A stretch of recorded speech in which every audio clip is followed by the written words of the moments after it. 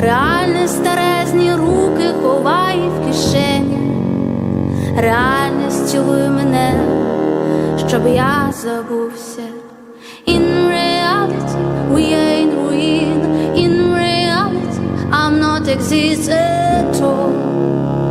Disappear in your heart. In reality, we are in ruin.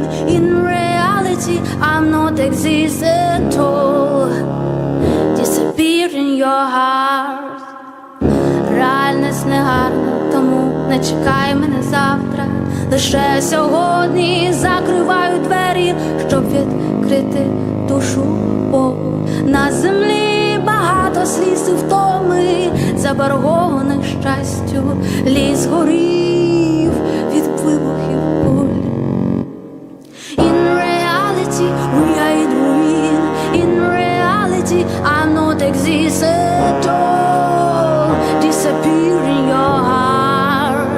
In reality, we are in ruin.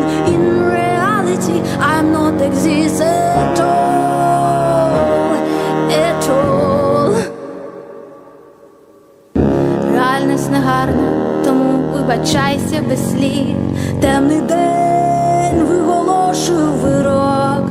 В прірві багато друзів, що підійшли у той світ. Дитиною вже не побачиш малюнок свій. Реальність не завжди гарна в усьому ти. Небезпечна душа, що бажає свободи. Візьми цю зброю, вбий ворога. Відображення своє, що готове гвалтувати дитячі мрії. Дитячі мрії. In reality, we are in ruin. In reality, I'm not exist at all. At all. In reality, we are in ruin. In reality, I'm not exist at all. Disappear in your heart. Ooh, ooh, ooh. Ooh, ooh, ooh. Ooh, ooh, ooh. Disappear in your heart.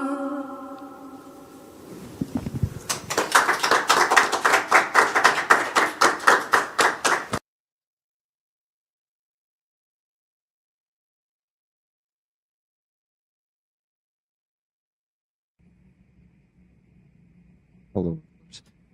Every time I hear Aziza's song, I just go very emotional. Like, wow. Her music, her singing, her energy and passion, they just penetrate my soul every time. And I cannot do but, well, maybe not cry, not every time, but my eyes are getting wet. And I really wonder if you feel the same. If you feel that penetration to your soul, just as I do. Okay, my dear friends, I am happy to see you all there in the chat and here in Kyiv sometimes, but mostly in the chat, today in the chat, at this second in the chat. Hi Rick, yeah, her voice is heart on fire, exactly. Pollen washed from my eyes. David in Grand Prairie, Texas. Welcome, David. Well, I have a voice message from Mangust. Just give me a second. I hope everything's okay and he's gonna be able to come. Just a second. I'll listen to it. I'll mute myself so you won't hear. Maybe it's private.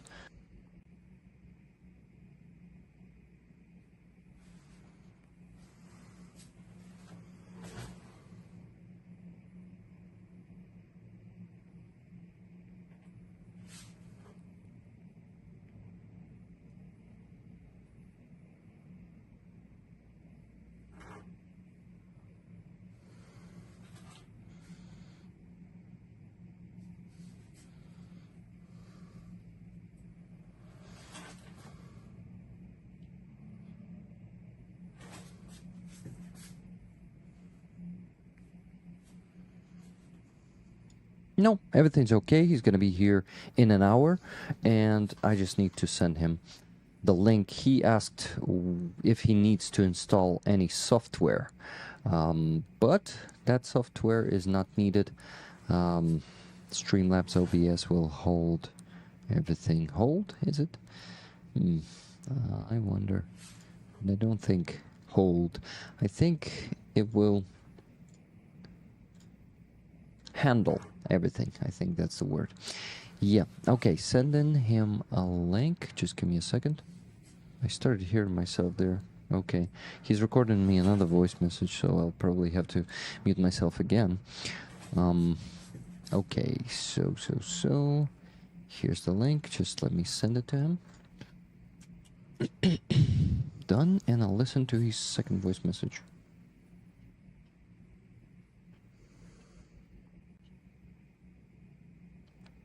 На жаль, раніше не вийде, бо я вже почав стрім. Я зазвичай запрошую гостей за годину після того, як я починаю. Вже всі вступні речуги про збори і так далі я розказав.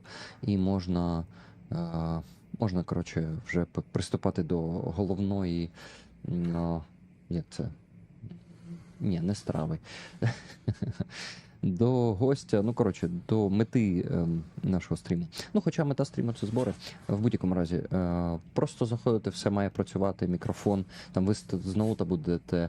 Якщо є гарнітура, підключіть гарнітуру, будь ласка, або, може, мікрофон у вас є. Хоча, кажете, якщо не займалися цим, то гарнітура, без гарнітури також буде працювати, просто, може, трошки краще буде звук. А так я зі своєї сторони можу відфільтрувати, видалити там шум, таке, то не проблема.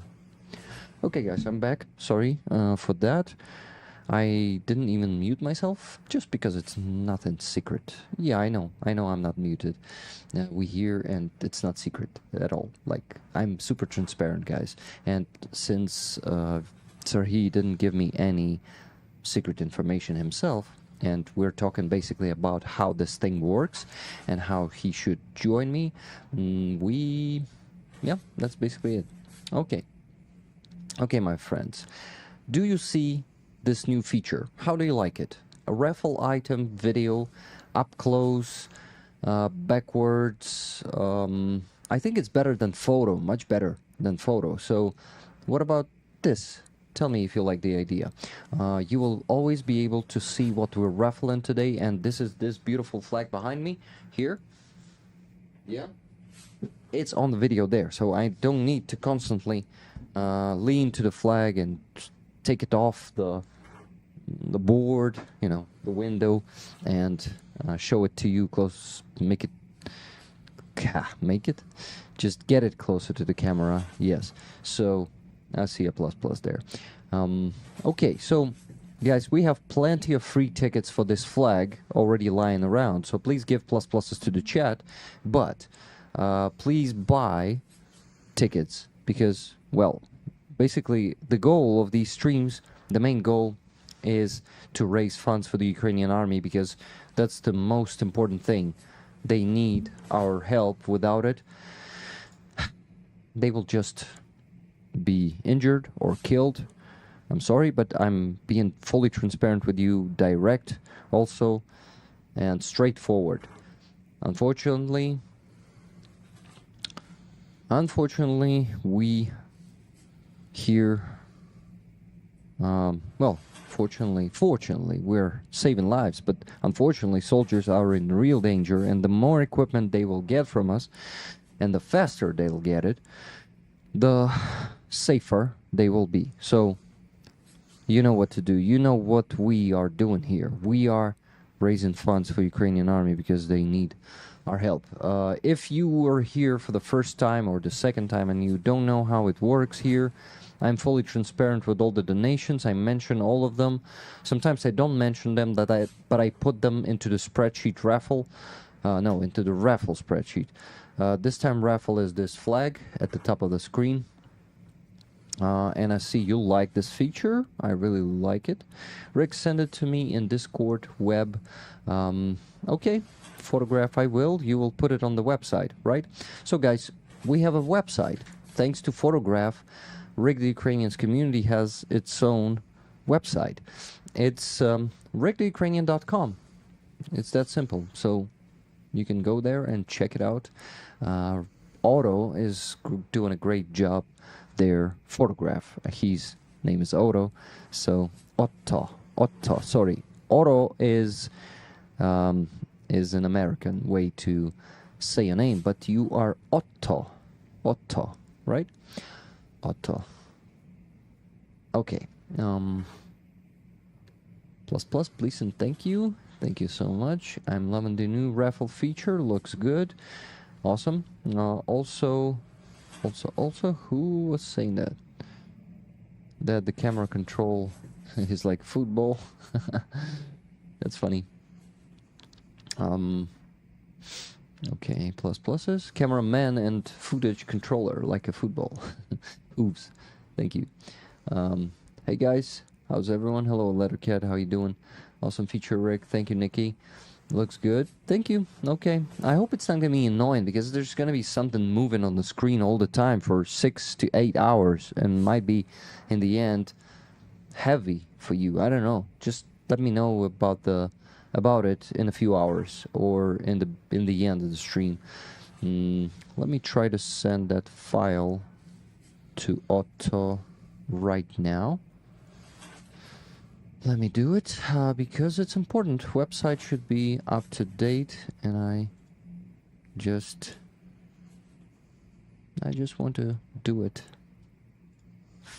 Okay, Otto, I wonder if I can send it as file in Discord. I don't think so.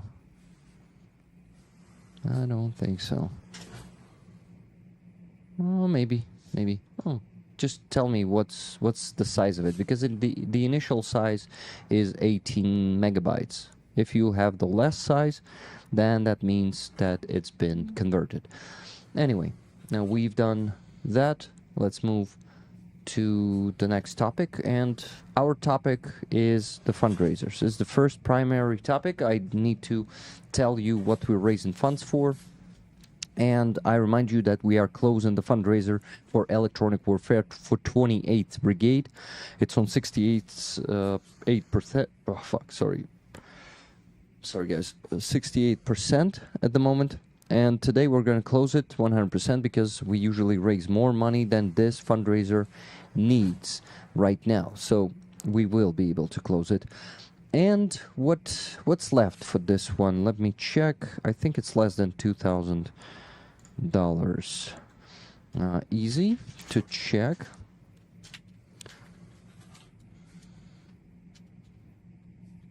Approximately $1,629. That's awesome. Also, we need to send, as always, $400 or $500 to Helena. And sound mixing is easy compared to video, says Hooves. You're right. Sorry, got distracted. So we gotta send money to Helena. She is a medic. I remind you, she's my friend. She is from Lviv Oblast, so she's a Halichanka, as we say here. And Halichanka is like, how do you call that? It's not inhabitant, but, okay, like folk.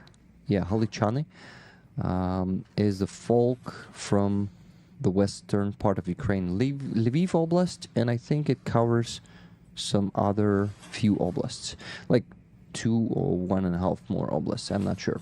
Hello, Kurt Brobaker. Brobaker.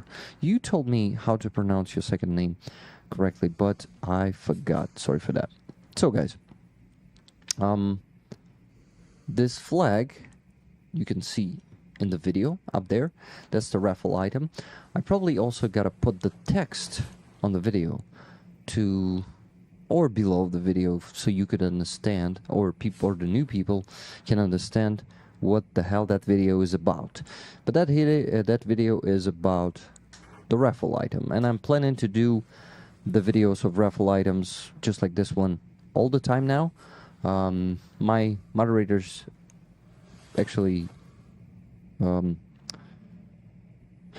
they were giving me an idea to place a photo of the raffle item there all the time. And what? I see an information about 18 megabytes. Awesome. That's good. So even if converted, so just a bit. And these items, yeah, I thought maybe a video, maybe, yeah, that's much better, much easier to see the details, especially if it's a big item like this one, and the signatures are small. With just a photo, it's gonna be shit. So you won't be able to see any signatures on that small photo. But with a video where I can do the close-ups, you can see everything. So yeah, that's enough of that, Rick. Now we go to the bottom right corner. We have the new sticker. Finally, I managed to provide the new item in the collection of weapons of Ukrainian victory. Let me go and show it to you bigger. Maybe just like this. Look at this. That's a Patriot sticker right at the screen, and it's cool. It's just the same style as the previous ones, and of course there's going to be a patch with a Patriot. Tell me if you're going to be interested in this one. But yeah, now we have a picture for a tier on my subscription platforms. Unfortunately, we still don't have we still don't have an opportunity, probably not an option, to place pictures here on the base, since it's now my main platform. Unfortunately, I cannot do it here, but they are in beta. You see, beta. They will provide this option soon, like in a month or two. I'm gonna be able to do it, but I can do it on Donatello, and here on Donatello you now see the Patriot. I'm happy, and we planned to work together with the designer who helped me to create Patriot. His name is Alexander. He's my former colleague from the company I worked before I went to full-time rolling, and he is a videographer. I think a designer is not his main specialty, but videographers can be really good at design too. So, I mean, graphic design. So he's good at this, and I think he did a really good job. So, Alexander, thank you so much. And yeah, and I want to say that I'm surprised how few money, if I can say so, how little money, I don't know how to correctly say that, he has taken for this work. I'm not sure if I should share it, but it was pretty cheap for me. So thank you, Alexander, you're amazing. And F-16, we actually planned to make this one in the next week or two. I mean, he's going to be working on that.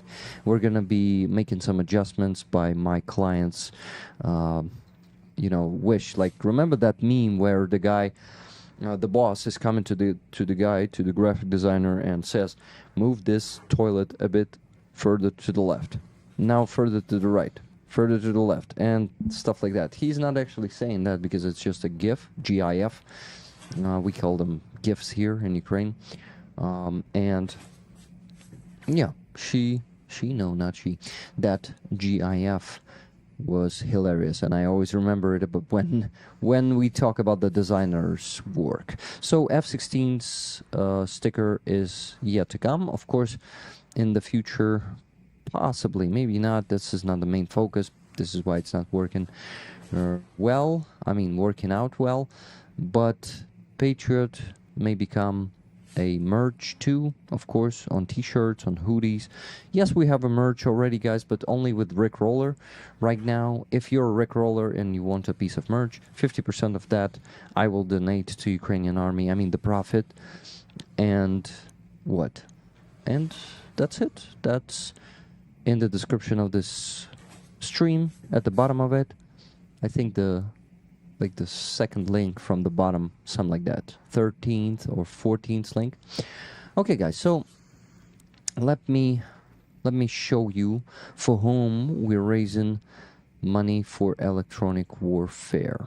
These are the soldiers of 28th Brigade, friends of Greg and Zhenya, and they acquainted me with that. By the way, if you like the song, then hey, I'm gonna let you down. Who's that? 4EW28T. Okay, electronic warfare for 28th Brigade, Martin, from Martin Bissek. Martin, thank you so much. You have yourself tickets with that, of course. And let me start to work on the spreadsheet right away. Rick, are you going to include the new Patriot sticker as a NAFA patch once the Javelin patch is done? Of course, that's the plan. That's the plan, and then F-16 after that, of course. So the tickets, but no, the video with Oles. Oh no, I also distracted myself with Aziza. If you like the video that you watched in the beginning, but you don't know who is this is Aziza Eskander. She is my friend. She's a Crimean Tatar who was forced to leave her home in Crimea and settle in Ukraine, in Odessa Oblast right now. I really want her to be able to come to live in Kyiv. She wants to do that, but she doesn't have enough money for that, because living in Kyiv is more expensive than living in Odessa Oblast, not in Odessa itself, but in the region. So it requires for her to earn more money. Right now she is, I don't know if she's earning anything at all, like from her music. I think the how do you call that platform, the dating platform that she's streaming on, which is called Big O Live, is not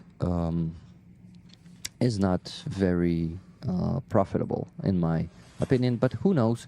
Anyway, she told me that it's not that easy for her anyway. So guys, I want her, to be honest, I want her to stream on Twitch, because on Twitch there's a whole segment, the whole niche of people who stream music, who are playing music, who give the live concerts, and people donate shitloads of money to them because they are fantastic. And Aziza is fantastic, and I think she will be able to gain much more audience and much more support than on that dating platform. That platform is not actually meant to be the one for musicians. So what Aziza needs is an equipment. That's not actually a request from her. It's what I thought, that we can actually, for example, raise funds for her to get a good laptop. What else can we get her? Microphone, streaming gear, you know? Good laptop, microphone, maybe also sound mixer, or like the gain. No, not the gain. The amplifier, you know what I'm talking about. Like, I don't know much about the stuff, the music, professional equipment, that's stuff. So, so that's an idea. What do you think?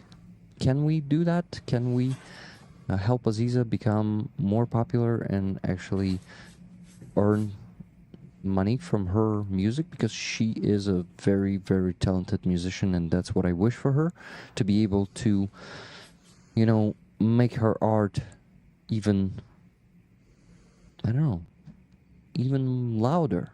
And yeah, Dick Dawson definitely could advise her. I know. Talk with Dick about exactly what she needs. I mean, I know that first of all she needs a laptop, like a portable, because she likes to travel and she needs to be able to stream her concerts from her laptop. And, well, from anywhere. This is why laptop is needed. Ideally, it should be Mac, but Mac, like good models, their price starts with $1,500. not yeah, not a cheap stuff, but all the other equipment, definitely Dig.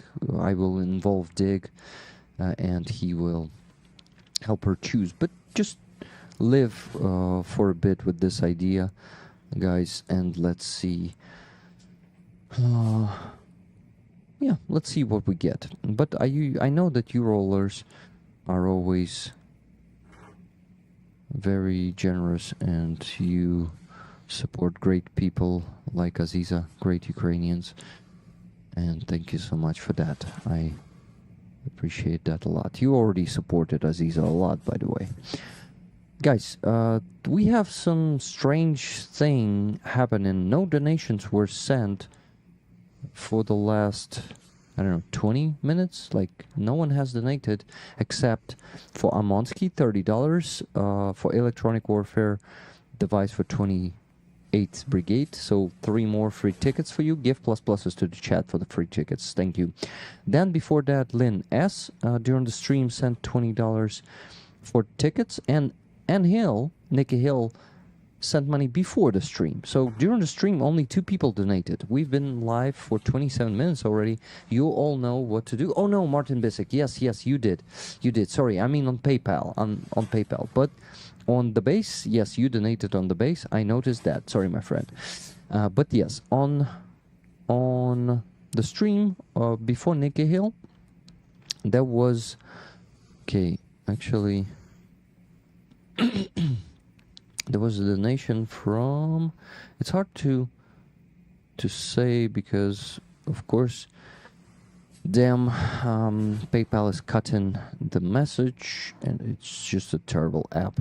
But that person wanted me to use only the nickname, not the real name, and nickname is being cut off.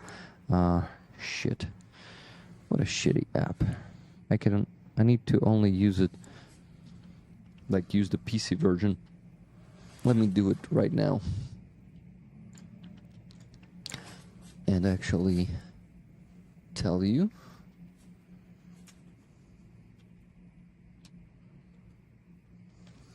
Let me log in to PayPal.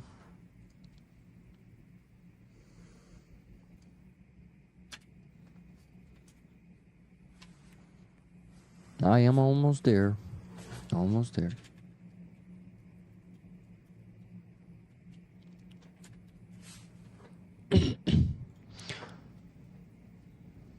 Okay. Yes, enter in. And what do we have here? I hope I'm not showing it on the screen. No, I don't, of course. Why, of course, Rick? You fucked up before. Okay, don't call me Snickle Fritz. Don't call me Snickle Fritz. Send $55, so 5 tickets for Snickle Fritz.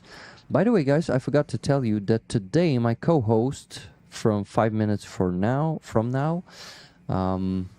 will be Lena. I invited her to join me today, and she's gonna be interviewing the Mangust, the commander of Azov, not of the whole Azov, but the reconnaissance unit in Azov. But he's a commander. He has men under his command, and yeah, he is gonna be also like translated by Lena. I also need Lena to ask questions because she always has something to ask, and I'm grateful for her help. She's awesome. She's awesome. And Rick, should Lena get some raffle tickets? Of course she should, but I'll ask her. I prefer to ask her because she understands that I think, well, I think we need to ask her. Just wait for 5 minutes, okay? But that's a good idea. I will definitely ask her. Are we about 50 people light? Do you mean like likes? Yeah, guys, please don't forget to like the stream because it helps with engagement. And And what? Which tank is on the flag? I think it's T-63. That's the new Ukrainian tank. Because it's not just T-63, it's T-63, B, V, something like there are letters there. That's an upgraded model. Basically, it has the new equipment. It's a Soviet tank, which was upgraded, and like thermal scope was placed there, some modern stuff that is in the modern tanks, and of course the active armor on it. You see, like the armor planks, like different. Well, I forgot the word for that, but anyway, it has the active defense. That's how we call it. Stupid YouTube keeps blocking my pro-Ukraine messages, says Lattercat. Oh yeah, it doesn't like Ukraine lately. What am I looking at? It's too easy for me to step in. I have to wait for my queue, says Fred Thornbury. Are you talking about the raffle tickets and donations, Fred? Because I know you love to join in the end, where we are not reaching our goal and the help is needed, and you just step in and donate some crazy amount of money. YouTube blocks words more so than messages. Okay. So guys, I switched from topic to topic as always, but you sent around 7 donations since I said there are not that many donations that came through. So I really need to start working on the spreadsheet right away. Just give me a second. Okay. What am I doing here? Elvin Archer, Rick just sent $30. Yes, my friend, I noticed that. I will mention that one also, as of course, as always. But what I need to do right now, I need to actually go and start working on the spreadsheet real quick before Lena is here. Okay, here's the spreadsheet. Is it the right browser? No, it's the wrong one. Here it is. Okay, guys, so about Rollers Fund. We have a fundraiser. I remind you that right now we have the NAFO truck campaign, and we need to close this one ideally in the next one day, because we were like talking about closing it in before the end of the September, or just September, the end of September. But the September is ending tomorrow, and I think we won't be able to do it if miracle won't happen today and we don't close it on the stream today, or maybe tomorrow. It's on 67% at the moment. We're on 25,669,092 euros, well, euro cents. So the goal is 38,000. We have 82 donations. We need to get at least to 100 donations, because that's the usual result of ours. Now we have a Floki patch here on the, in this fundraiser. For donating more than 100 euros, you can get the Floki patch. I mean, it's covered. Let me just, okay, I think Lena is already joining me. That's good. So just let me switch to this screen. Hello, Lena. How you doing? Hey, hi. Can you hear me? Oh my God, that's such a good sound. Well, Rick, it's your mic. Thank you a lot for giving it to me. I'm really happy. I'm beyond. I can't find my words to express the gratitude. Thanks a lot, because I have listened to my voice with this mic, and it's like totally different level. Thank you. Oh yeah. That's really cool sound. Well, Lena, I'm happy to see you here. Happy to see you for the second time today. First, it was in person. Yeah. And we really spent I can't say it's a good time on Free Azov, but very, I would say, productive time, right? There. Well, yeah, we've talked to families of people in captivity and also to some young people, like teenagers, and they inspire me a lot by, being there and studying for like our democratic values, human rights. Like I have, it's always a pleasure to be among them, even though it's not like the most pleasant experience. Exactly, because the topic of those rallies, those meetings every week is very. There was some. This is my phone. Sorry, the sound is coming from there. I think. I was like, "Who is speaking? What's happening?" But yeah, I wanted Is to anyone see. speaking? You were speaking on my phone here, Okay. so it was a bit confusing. Um, but yeah, I was saying that actually the topic of that is very sad, disturbing, enraging, and Yeah. yeah, tragic also. So especially when we spoke today to the mother of the captive who is there for 29 months, guys, from 36 Marine Brigade, Brigade of Marines, separate Brigade of Marines. It's just, she said that I did not translate, by the way, back then. I remember she said, we have no tears anymore. We just cannot cry anymore. We've cried all of our tears, and it's just rage that's left. We are very angry. We want to fight. We want to fight the Red Cross. That organization should not exist at all because it's totally impotent. And what I added to that is that organization is unfortunately seems to be working for Russia and being financed by Russia. It's not just impotent. It's like a spy-ish, like the organization who spies for Russia. Absolutely useless and biased. Biased. Well, not useless. That's what I argue with.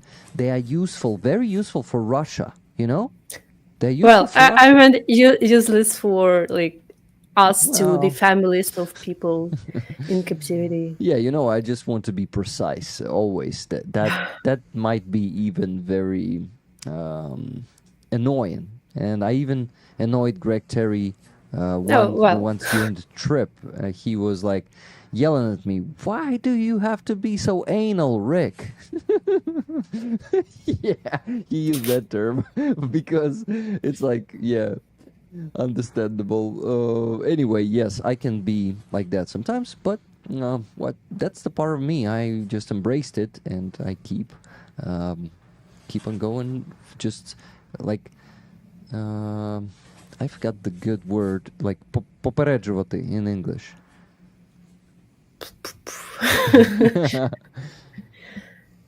Like, I tell people beforehand that I am like that, so be careful. yeah. I can be an asshole. Well, being specific is not a crime. It is not, but sometimes it can annoy you if it happens like every hour. And hey, you said there are 2 meters between us, but it's only 1.9 Point meters. Yeah, well, and stuff like that.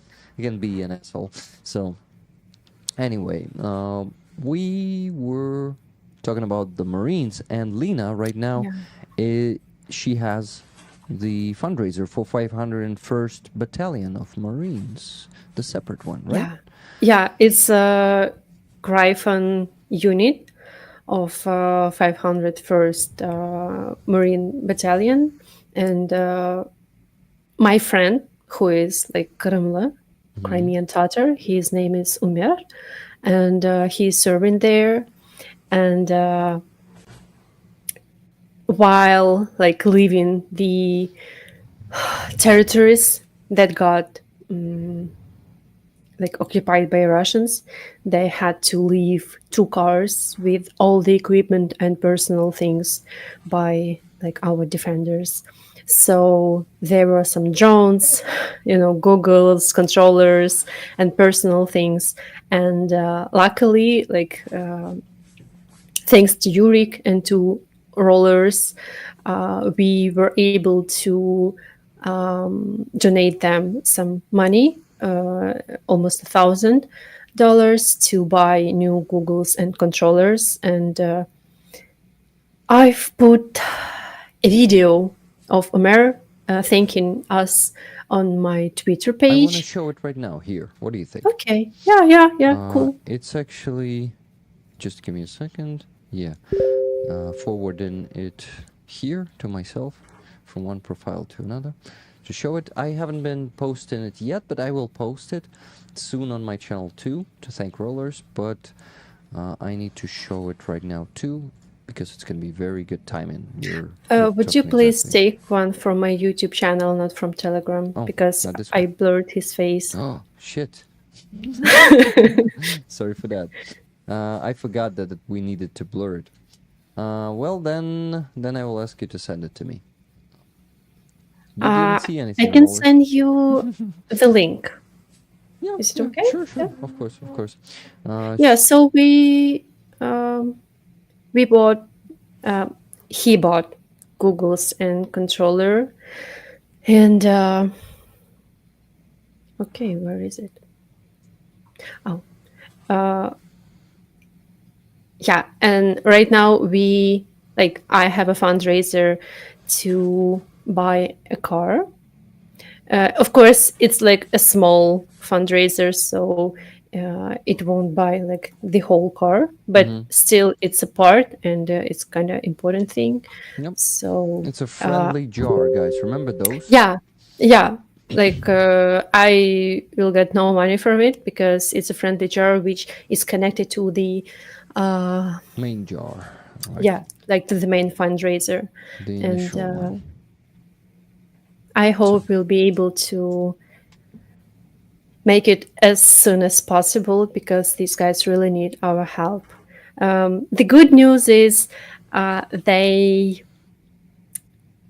are taking down Russian drones, which are called Zala. So they are doing the dronopad and Yes, they Nebesny are. Rusoris. Yeah, and Nice. I'm extremely happy because like I'm not an expert in this thing, but I think it's kind of hard thing, yeah, to take down the drone. So they are extremely proud of themselves. And a few days ago, I got a message from Umir saying, Rick, I'm gonna send you the link again. Yeah, that one did not work. Like, Let's check this one. yeah. So they said this Zala would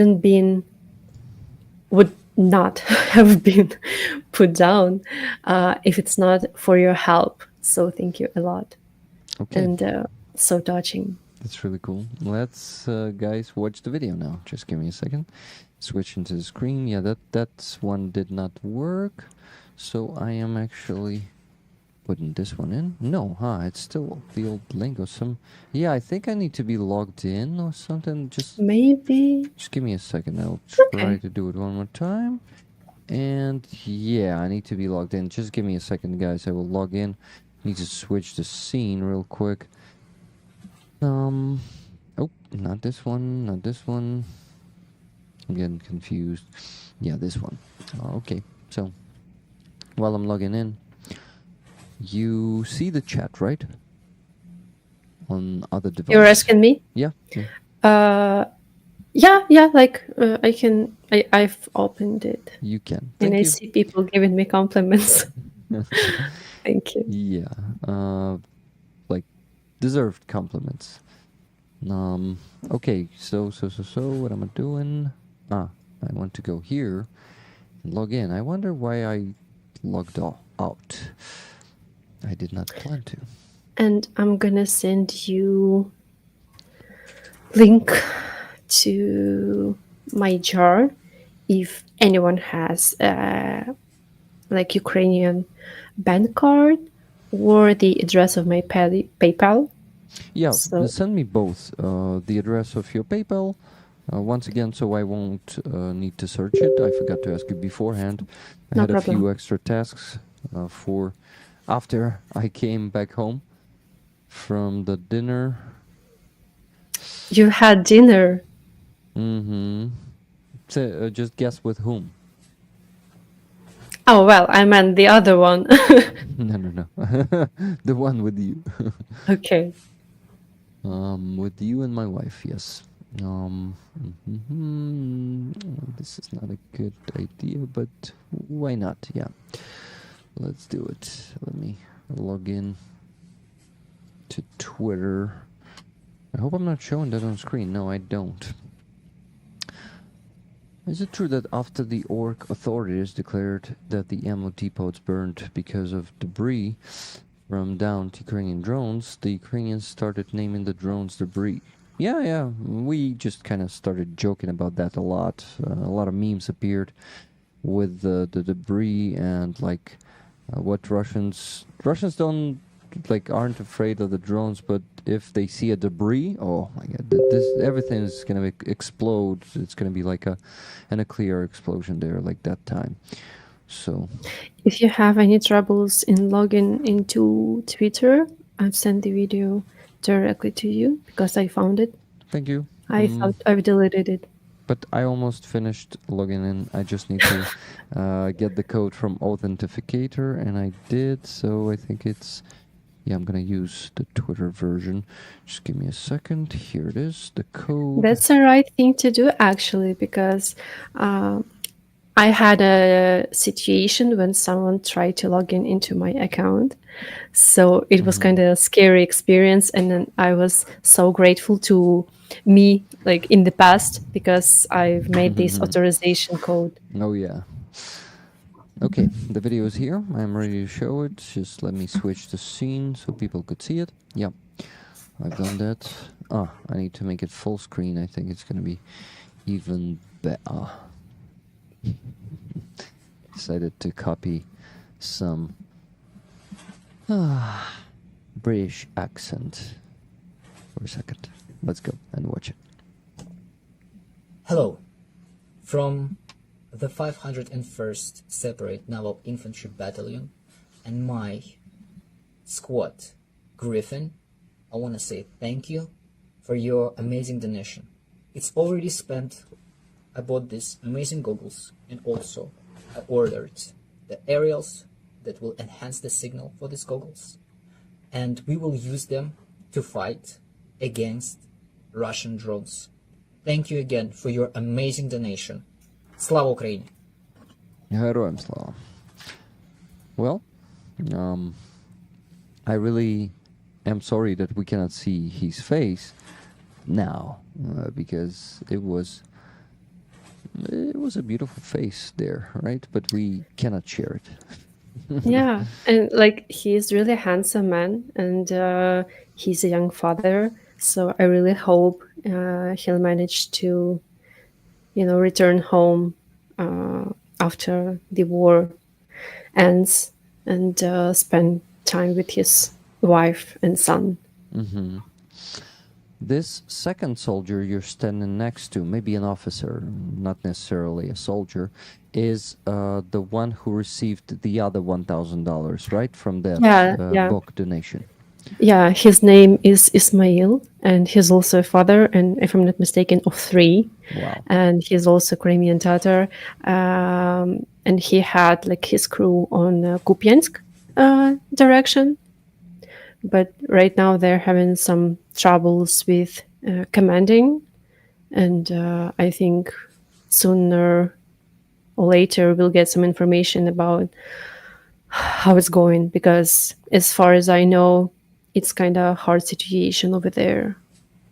Yeah, I actually know that close to Kruglikivka and this second village there, Russians are having a major breakthrough for the last few weeks, and well, one of the majors. They have the biggest one next to Pokrovsk and Mirnograd, but that one is, well, a bit scary because they can get close to the river, and they're really close. They're only one village away from it, and they will cut the supply line for Kupiansk, and Yeah. Kupiansk won't be able to receive supplies by that road. I think they still have the second one, but for that one they would need to cross the river, and that might be a problem. You know, it's much easier to deliver stuff on the bridge than on pontoon bridge. Yeah, so okay. You know what, Lena? I need to work with raffle tickets before our guest joins us, because people donated a lot of money, and I need to put everything into a That's great. spreadsheet. Yep, but they unfortunately, what? No, everything's good. Okay, I want Do you to. need me to do anything? Yeah, while I'm busy with that, I think you can talk to the chat and maybe share any information that you want to share. You always have something to share. But let me just mention those donations before I start working on the spreadsheet. So after Amonsky, there was Kai R with $20 for the soldiers of 28th Brigade and tickets for the magnificent flag, please. After that, there was Holy Oblation with $100 donation. Thanks for everything you do, Rick. Tickets for Silver Earth, please. Thank you so much for your donation, Holy Oblation. Then Curtis Brobaker, $20. 2 tickets for Pyro Kurt. Slava Ukraini. Героям слава. Then Elvin Archer, $30. Hi, 2 tickets for me and 1 for Roller. Thank you, dear friend. Thank you so much for sharing one of those 3 tickets, Elvin Archer. You're amazing. Then RF from USA, $10. 1 ticket, please. RF, happy to see you there, Rachel. How are you doing? I hope you're still there in the chat. I don't see you for the last, half an hour probably, so maybe not already. Anyway, thank you for your donation. After that, Just Jimmy, $20 for tickets, please, Rick. Just Jimmy. Thank you, Jimmy. Then Johanna from Finland, $101.45 with the comment that says, Dear Rick, this money is for the electronic warfare devices, and I would also like raffle tickets, please. The flag is just amazing. Rick, thank you so much for the stream. Слава Україні, героям слава. Lots of love. Johanna з Фінляндії. Дуже дякую, Johanna. $30 from Wella. A bit more from me. Tickets too, please. Thank you so much, Wella. After that, photograph, $20. Thank you, Otto. Raffle, if I win, raffle again. Video is up. If I win the painting, please send me the postage costs. Can be paid separate? CQ later. Okay, got it. Postage costs. Okay, will do. Laura S, $200. Tickets for the raffle, please. Thank you. Thank you so much, Laura. Next one is Daryl C. 3 tickets for the draw. Slava Ukraini. Thank you for your donation. Thank you for all of your donations, guys. And you know what? I need to put Lena's PayPal and Monobank jar to the description of the stream so we can close her fundraiser today. How much is it? 15,000 hryvnias, right? Yeah, I think it's kind of 360 something dollars. Left? Or in in general? In general. Wait. Yeah. Maybe a bit more? No? 41 hryvnia, $1. Well, you calculated everything already, right? You prepared. Yeah. So It was like $360. the information. Yeah, I prepared before opening the fundraiser. Okay, guys, but I think it's not a lot left to close my jar, but I think if we gather even more money than 1,500 hryvnia, it would be even better. yeah, 15,000. 1,000, right? 15,000. Sorry. So, guys, I will add Lena's PayPal and Monobank jar shortly, and please donate to her fundraiser to her jar and PayPal.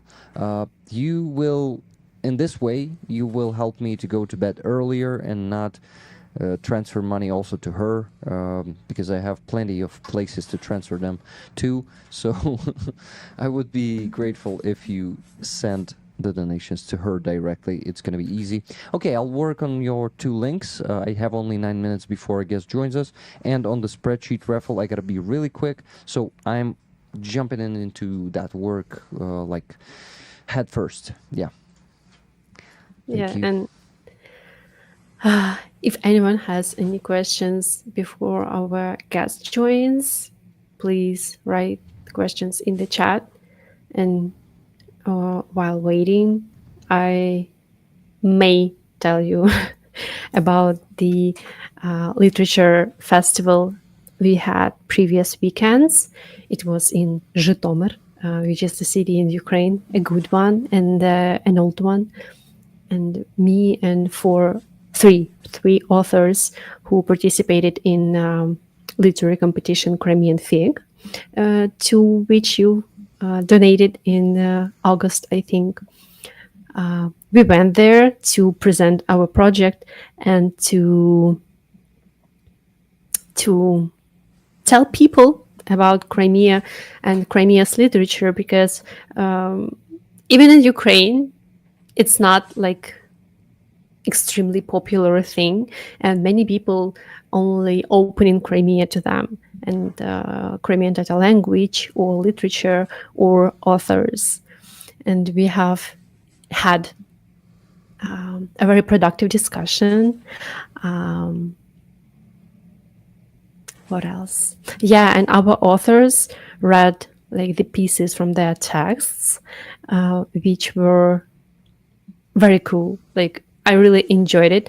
And as soon as we will publish the book with these works, I'll be happy maybe to translate some pieces from them and to show it to you or to post them on my Twitter account, because I think the world has to get acquainted with Ukrainian literature about Crimea or literature in Crimean data language. Yeah. And also, I think maybe in a few weeks, there will be a video with me released where I talk about Crimea and how I see its deoccupation. I've had kind of long interview, 40 minutes long, or maybe even an hour. And of course, it was edited and shortened a lot, but I think it will be very interesting piece. And I'm really looking forward to share it with everyone. I have no doubts. And please share, and I will share it with rollers when it comes out, okay? Yeah. Thank you. And guys, I just added Lena's PayPal and fundraiser jar to the description of this stream, and I gotta talk with you about Aiza. Now, I mentioned that it would be cool to raise money for her equipment, but it's not like I'm starting a fundraiser. No, it's just something for you to think of in the future, because it's a project for rollers found rollers, and Aiza is a roller. She's one of us, and if you want to make some extra contribution to her work, then please think about it. It's not like I want to start a fundraiser for Aiza. No, it's just something that you want. I will definitely contribute to that too. I will make a donation to that, but it's a side project to help a friend. Army comes first, and all the donations should go to Army first. Thank you for your I attention. can already see a donation by Lynn. Thank you, Len. Thank you a lot. And by the way, we've talked today with Rick about buy me a coffee, and why did Rick left it? Leave it. Yeah. Oh, did leave it, yeah, right. Yeah, did leave it. And I also thinking about leaving it, and I've opened base from Monobank, and I don't know if it will be convenient for people to donate over there, but let's see. Because I'm really looking forward to supporting Ukrainian developers and Ukrainian government, because base, to like get money from base, you have to pay some taxes, and I think it's like the best thing we can do for creators and, like, for example, streamers, because if our country protects us and like keeps us alive, we have to be fair and like pay taxes from Yeah. every income we have. Yeah, exactly. I can also see a donation from Brian and Johanna. Thank Awesome. you. Thank And you, I guys. love your comments on donations. Yeah, read them. Why not? I'm busy anyway right now. Then I'll need to put authorization code also Yeah, do on it, please. PayPal. Yeah.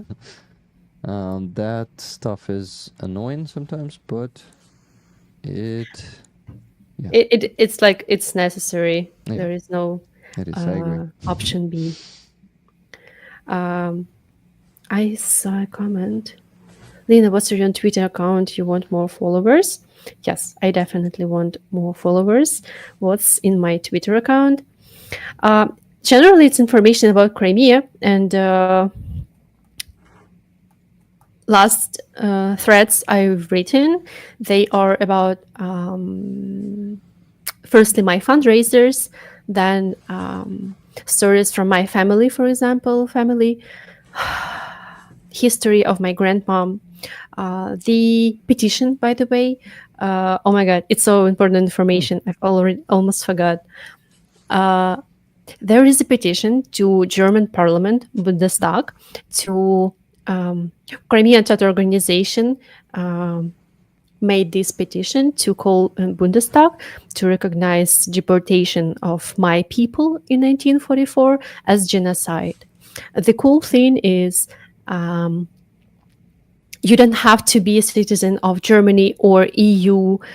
You can sign it with any citizenship. Like I signed it, people from America, signed it. So if you Google like petition Bundestag Crimean Tatars, I think you'll find a link. And it's really Nice. easy. It takes 2 minutes, and it will be a huge help because this recognition is about making the world fair. It's about being compassionate to people who suffered through genocide. And it's not like an ancient history. It was, for example, a story of my grandmom. She was deported when she was 4 years old. And I think it would be a huge support for her or other survivors or people like descendants, grandchildren of these people, to know that the world is not indifferent, that everyone outside over there support my people and survivors, and that we will do anything to prevent such thing happen again. So I will be very glad if anyone would sign this petition. Oh yeah, guys, please go and do it. I'm sure that at least 50 rollers will do it because these people are very active. Even Yeah, Yeah. I know that. Thank you. okay, I think a guest is joining us already. Just give me a second, guys. I'll switch to another screen and somehow place all of us here. I will manage, I'm sure. I believe in me. But, Serhii, тепер ми вас бачимо і чуємо. Вітаю. Як чути, якщо ще не розмовляв? Вітаю. Ні, ну, Добрий вечір. я Доброго почув вечора. статичний шум просто. І був впевнений, що ми вас чуємо. Окей, значить, ви ще за тиждень не натренували англійську, щоб вже наважитися розмовляти нею, ні? Я хотів би таку пігулочку, щоб за тиждень навчитися англійською згоден. Да, було б непогано, звісно. Але в принципі, що, ми будемо перекладати. Це Ліна, знайомтесь, вона Ай. з Криму, і вона може про себе розказати коротенько, якщо хоче. Трошечки. Я з Криму, я живу в Києві, кримська татарка. Помагаю Ріку з перекладами і не тільки. І дуже сподіваюся, що русня, по-перше, поплатиться за все, по-друге, зникне. No. Well, we also need to translate it. Нам тепер ще треба перекладати це. Lena said that she hopes that Russia... Well, first she told about herself a bit. Then she said that she hopes that Russia will disappear, and that what else? And that they will pay for everything that it did. I'm not even saying they, because it's some kind of it. Okay, Serhii, як почуваєтесь? Чудово, якраз за скільки там, за хвилин 40 тільки приїхав від пацанів, які вийшли з полону 14 числа. Емоційно поспілкувалися, там дружина запекла їм якраз смаколики, те, що вони раніше ми ще і в полоні мріяли, розмовляли, і на війні теж згадували їх, дуже смачні домашні. Тому вони були щасливі, що ми привезли, а ми були щасливі, що вони щасливі. Клас. Вони ще в лікарні? В госпіталі, можна так. В госпіталі. Ну, да, правильно сказати госпіталь.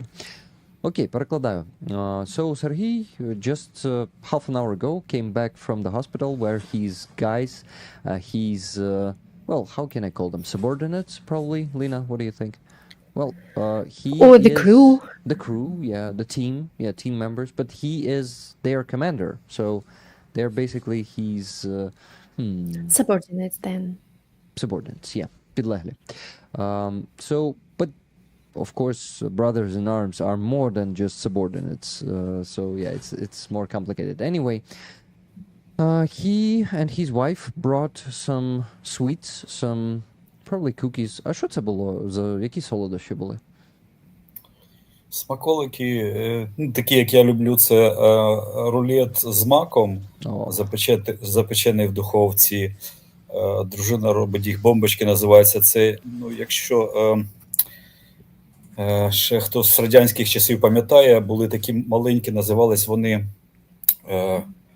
ногтики. Це маленьке печиво, яке ти кидаєш собі, і воно тебе просто розтає, просто розсипається. Таке розсипне печиво, смачне. З імбірем вона теж робила. Там, ну, ще як... Теж дуже смачний, домашня згущенка вариться, не куплена, а вариш самостійно. І це, якщо не помиляюсь, називається муравейник. Це з тістом. Да, там просто дивишся, і воно все коричневе. Кажу, де ж там тісто повинно бути? Кажу, да, воно десь всередині. Але дійсно це, ну, більше сущонка, чим там тісто. Дуже смачно. Якраз ми тільки їхали, вже верталися, і дружині скидують хлопці фото, що вже там почали, ну, там, знешкоджувати. А що знешкоджувати? Печиво, солодощі. Зрозумів. Okay, so I asked Serhii what sweets exactly they brought. What, well, not sweets, Lena, what other word can Tasty things. Yeah, tasty things. And Serhii started listing them, like poppy roulette, yeah, probably, I don't know if you use that, but poppy seeds, yeah, probably poppy seeds. The black ones that we eat, not those that we do something else with them. Anyway, that one also something with imbir. I think it's I google it. It's shortbread. Imbir. Shortbread. It's like пісочне тісто. Cookies from shortbread with ginger. Yeah, there are also some cookies that melt in your mouth. There are different tasty stuff, and he says that they already started eliminating it in the hospital. Yeah, during their stay there. What else he said in the beginning, that they had a, well, emotional conversation there, and I am eager to ask, if it's not a secret, what they were discussing. So, Serhii, скажіть, будь ласка, з приводу чого, якщо це не секрет, була емоційна розмова з хлопцями? З приводу чого? Ну, в мене, можна сказати, з'явився вихідний, бо я з госпіталя можу на суботу, в неділю поїхати додому, так як в суботу був марш в Києві, якраз там ми ходу робили, то в неділю ми там з друзями, я з дружиною взяв друзі, побратимів, дівчата, там дружина, дівчина знайома, і ми якраз вирішили туди. Це просто там навідували друзів. Hmm. Nice. So yesterday we were. Basically, it was not an answer to my question, right? Uh, okay, whatever. Yesterday, Azov servicemen had a march in Kyiv, right? And what? And Lena, what? I think I'm forgetting kind of the structure of the sentence. Do you remember? What's Serhii? I think they had a said march yesterday? and they went together, if I'm not mistaken. So they had a chance to speak to each other during like commemorating and or remembering like old times. Also, it was also during the march, right? Yeah, yeah. Okay. Okay. Thank you. Окей. Так. З чого почати? Чи чим продовжити? Guys, Question? Да. Ну, спочатку я хочу нагадати людям взагалі коротенько вашу історію. Я, в принципі, можу це сам швидко зробити, якщо ви не проти. Просто скажу те, що пам'ятаю з минулого тижня, коли ми з вами пересіклися на Фріазов. Serhii, yeah, guys, I want to share Serhii's story short, like in short, so you would know, if you still don't know who he is and what he went through, you will now know. He is a member of Azov Brigade, well, a serviceman of Azov Brigade. It's a National Guard of Ukraine. He served there since 2015. He joined that, back then it was a regiment. Maybe before that it was a battalion. Сергій, швиденько запитаю, до того, як Азов став полком, він же ж був батальйоном, мабуть, в якийсь момент? Да, це було 14-15 рік. Ага, і ви доєднались, коли він ще був батальйоном? Це якраз був кінець 15-го року, я вже зайшов як в полк. Ага, це вже був полк. It was the end of 2015, and Serhii and his friends, they were already volunteers in Ukrainian army. They were like in volunteering battalion, Dobrobat, we call them here in Ukraine. But then they decided that that unit is already a lower level than they need, and they decided to join the best, the elite, the regiment of Azov. Back in 2015, it was already a regiment, and Serhii, after that, served in Azov regiment. He was in Mariupol when the full-scale invasion started, and he was defending Mariupol, and then Azovstal. He told me how he was breaking through from encirclement in Mariupol to Azovstal itself. He was wounded there, and I actually forgot to ask him about his injuries and how bad it was, and how was it for him to spend time on Azovstal. That's going to be my next question. But to finish this, then he in Azovstal, on Azovstal, they received the command, the whole garrison, yeah, of Mariupol received the command to go into captivity to preserve their lives. And Serhii, as his other brothers in arms, they obeyed the command and they went there. Serhii spent 4 months in captivity, in Russian captivity. I did not ask him much about that either on Free-Azov stream. If he wants to share, I would love to know. But he was exchanged in 4 months, so he spent 4 months in captivity, and in September, it was, if I'm not mistaken, not 13th, maybe 19th of September 2022, he was exchanged together with his, if I'm not mistaken, only one of his guys. Скажіть, будь ласка, Мангуст, тільки Андрій Електрон разом з вами був обміняний, чи ще хтось був? Ні, як перша партія, коли мене міняли, це 21 вересня 22 року, я з групи один був тільки обміняний. Але з роти розвідки там було, якщо не помиляюсь, близько 9 військовослужбовців, командирів загалом, а Електрон і Тейвас, вони вже вийшли 6 травня 23-го року, так. Ага, тобто вони все ж таки пізніше. Я чомусь думав, Так, що вони майже рік разом. пройшли. Ага, so his guys came back from captivity, were exchanged only in about, well, almost a year. They've spent in captivity almost a year. So I think 7 to 8 months later, then Serhii was exchanged, and they were getting what? No, that's not what I wanted to say. I wanted to continue Serhii's story. He was rehabilitated for 4 months, if I'm not mistaken. Скільки реабілітація ваша зайняла? 4 місяці, ви казали, чи більше? 5 місяців. 5 months, yes. 5 months, and then he went back to service, of course, as... Well, I did not expect anything else.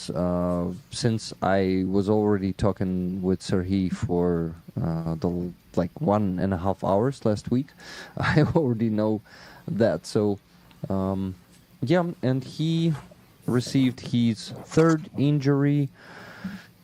Oh, I don't remember when was it. Коли ви отримали останнє поранення? 10.06. 10 червня. Так.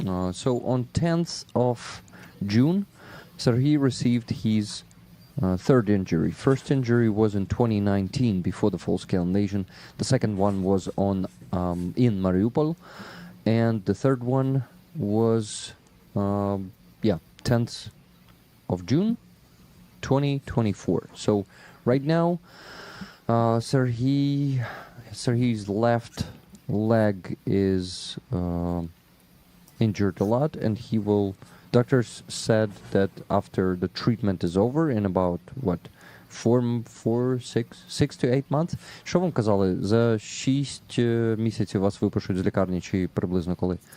Це, з того числа, і коли ми з вами спілкувалися, це якраз було в четвер,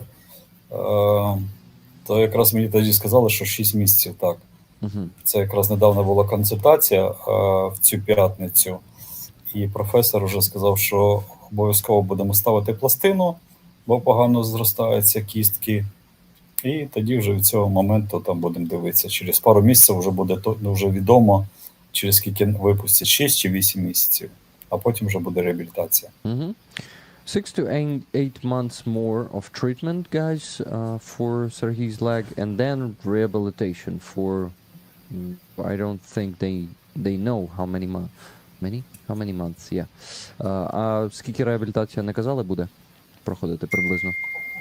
Важко сказати, чесно кажучи, бо крайня якраз то, що в мене до цього було, то якраз воно зайняло 3 місяці в мене.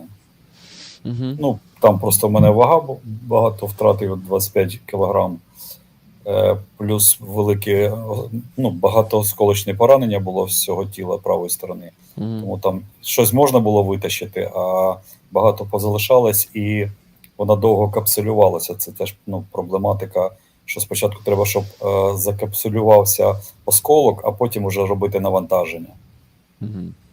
Окей. Стоп, а ви зараз про ногу говорили? Щоб там? Я казав про, коли я вийшов з полону, я тоді ж теж був поранений. І якраз момент такий, що повністю ще не закапсулювалися осколки, і вони якраз не можна було робити реабілітацію. Треба дочекати, що вони зробилися капсульовані, і потім можна вже робити навантаження. Я просто ж питав за це поранення. Скільки... Кульове? Да. Важко сказати. Я навіть про це чесно не питав. Сказали, що там вся ця процедура займає більше року. Зрозумів. Yeah, so about more than a year from now, or approximately a year, all the treatment and rehabilitation will take. That's what Serhii told me, and he was also saying that the first injury, well, the second injury, the shrapnel wound of the whole right part of the body that he received in Mariupol was, some of the shrapnel was left in Serhii's body, and they said you need to wait until all of it will kind of be capsuled in your body. So the rehabilitation can start only after that. So that's it. Silver Earth in the chat says that she signed the petition and dropped the link in Roller's chat. That's awesome. Thank you. То Ліна казала, що є у неї петиція, щоб Бундестаг визнав геноцидом депортацію кримськотатарського народу. Яких років? 30-х? 44-го. 44-го. Да, і вже люди в чаті почали ту петицію підписувати. Так що дякуємо людям. Thank you. Thank you. Okay. So what are we talking about? I wanted to ask a question, and I will say it in English first, and then I will ask it in Ukrainian. So I want to ask Serhii, how was it in Azovstal, on Azovstal? How was it for him? Could he move? How bad the injury was back then? And yeah. Serhii, англійською зрозуміли чи ні? Ні. Тоді питаю українською. Коли ви отримали поранення в Маріуполі і були на Азовсталі, наскільки було серйозним поранення? Чи могли ви рухатись, чи могли ви продовжувати службу? Чи вам довелося лежати в бункерах Азовсталі? Я отримав поранення 12 квітня, якраз це перед переправою.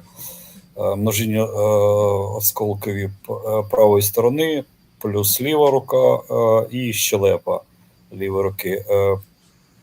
Тоді ще ходити нормально міг, бо якраз була евакуація до адреналіну, ти ще не зовсім організм активований, і ти максимально ще можеш рухатись. Буквально там через пару годин вже нога почала затікати, там повитаскували щось позажимали, позатягували. Але потім я більш-менш передвигався, але вже бойовиком на Азовсталі я не був. Тобто я перемістився 15 квітня через цей прорив, який був 15 квітня на Азовсталь, і тоді я вже знаходився безпосередньо на бункері. Угу. Де-неколи там виходили до командира на бастіон, чи інші бункери, які були магазин 20, котру потім знешкодили ракету, і багато хлопців загинуло. Невеличко переміщався по заводу, але це дуже мало. Там перев'язки такі. Угу. Зрозумів. Ліно, можу тебе попросити перекласти? Угу. Дякую. Поки займуся таблицею. Дякую. Угу. Serhii said that he was injured on April 12th of 2022, and he was injured in several places in his body, but he was able to walk, and he says because of adrenaline he was able to move, and on April 15th they could break through Russian militaries and go to bunker where they were finally safe. Сергію, а можете, будь ласка, останні пару речень повторити? Про пересування, мабуть, що... Так. Угу. Пересувався, я ж кажу, не дуже багато, це було перев'язки, чи визивали на командний пункт, не більше. Тобто я не сильно був мобільний такий. Дякую. But after He was in bunker. He didn't move a lot because like it was a limited space, and all his movement was dedicated to going to get some medical care, to get some bandages or to talk to like the commanders of the unit. Yeah. Це все, так? Супер, Так. дякую.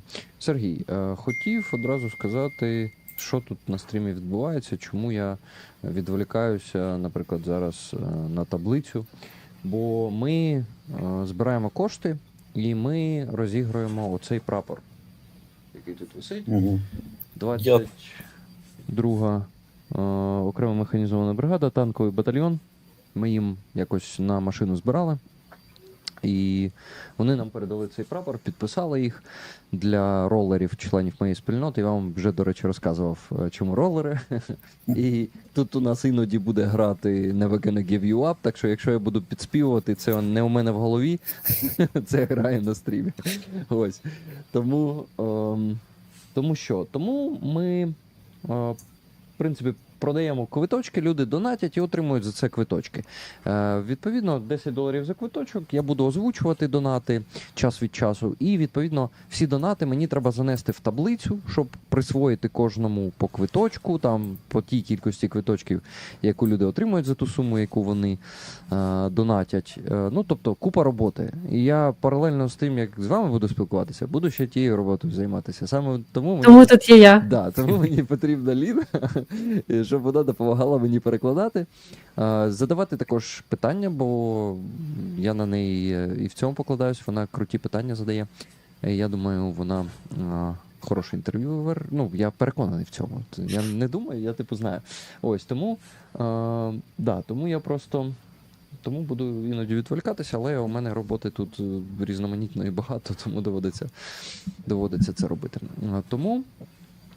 Тому що? Ще хотів запитати за Азовсталь. І перед тим, як ви будете відповідати, перекладу на англійську, щоб люди розуміли, про що ви будете казати. То хотів запитати, чи можете ви поділитися взагалі своїм досвідом на Азовсталі, коли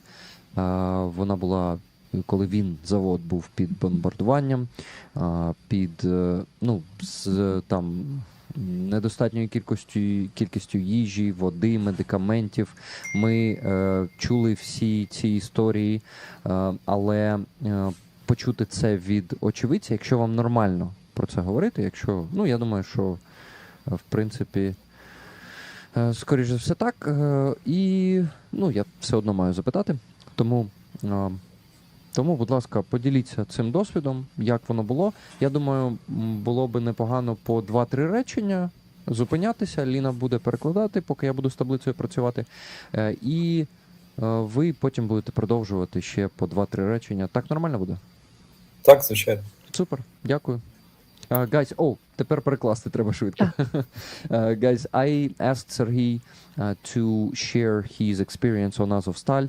How was it without the proper quantity of food, medicine, water, and under constant bombardment of everything that Russians had? We heard of it, right? But it's always priceless to hear it from the survivors of that, of those events. So, Serhii, можна починати. Дякую. З приводу Азовсталі, всі кажуть, і це воно дійсно правда, що дуже мало було як води, так і їди, погано було з боєприпасами. Мається на увазі це міни для ствольної артилерії. Що хочу сказати з приводу їжі. У нас там був один, так називається, магазин 10, де їжа знаходилася. Вона була розкидана по різним точкам, але це саме, можна сказати, загальний такий склад був, де попало 2 ракети, і із 4-поверхової будівлі там залишилась просто груда каміння, там, цеглини. І якраз от на ці груди ми залазили, і ну там наші побратими залазили і відкопували їжу. Угу. Окей, дякую. Ліна, перекладеш, будь ласка. Так. So Serhii says that they had very limited supplies of water and food, and also of ammunition, and it was hard. And they used to have a warehouse. It was called like a store 10, and they had all the food and supplies over there. But after the missile hit that storage, it was ruined and turned to like debris. So they had to climb to that mountain of debris, and they had to dig to find some food or water. Crazy. Так, це є. І саме велика проблематика була, це завод знаходиться в низині від правого берега, і якраз з цієї сторони працювали снайпера, і це дуже було небезпечно. Тебе не тільки криє артилерія, яка не сильно, можна сказати, влучна, а от коли працює снайпер, дійсно ми знаємо, що це, ну, ще перший постріл, може він десь буде поруч, але другий, третій точно треба уходити, бо другий, третій тебе вразить. І це неодноразово було. До нас там приносили пацанів, яких там вразили, бо ми дуже близько були до цього бункеру. І на наш бункер якраз декілька разів приносили поранених пацанів. І тут момент такий, що ти просто в цій цеглині ковиряєшся, зрозуміло, що це час, по-перше, це треба швидко зробити, максимально це робиться вночі, хоча там вони підсвічують там сигнальними ракетами світовими, але швидко намагаєшся знайти, що тобі потрібно, бо там, ну, якщо консервно, просто тіче там, чи просто потекло, тобі треба знайти щось ціле. І максимально швидко відійти, бо ну, тебе побачили, зорієнтували, поки відбили дистанцію до тебе, є якісь там 10-15 хвилин. І треба зразу робити ноги звідтіля.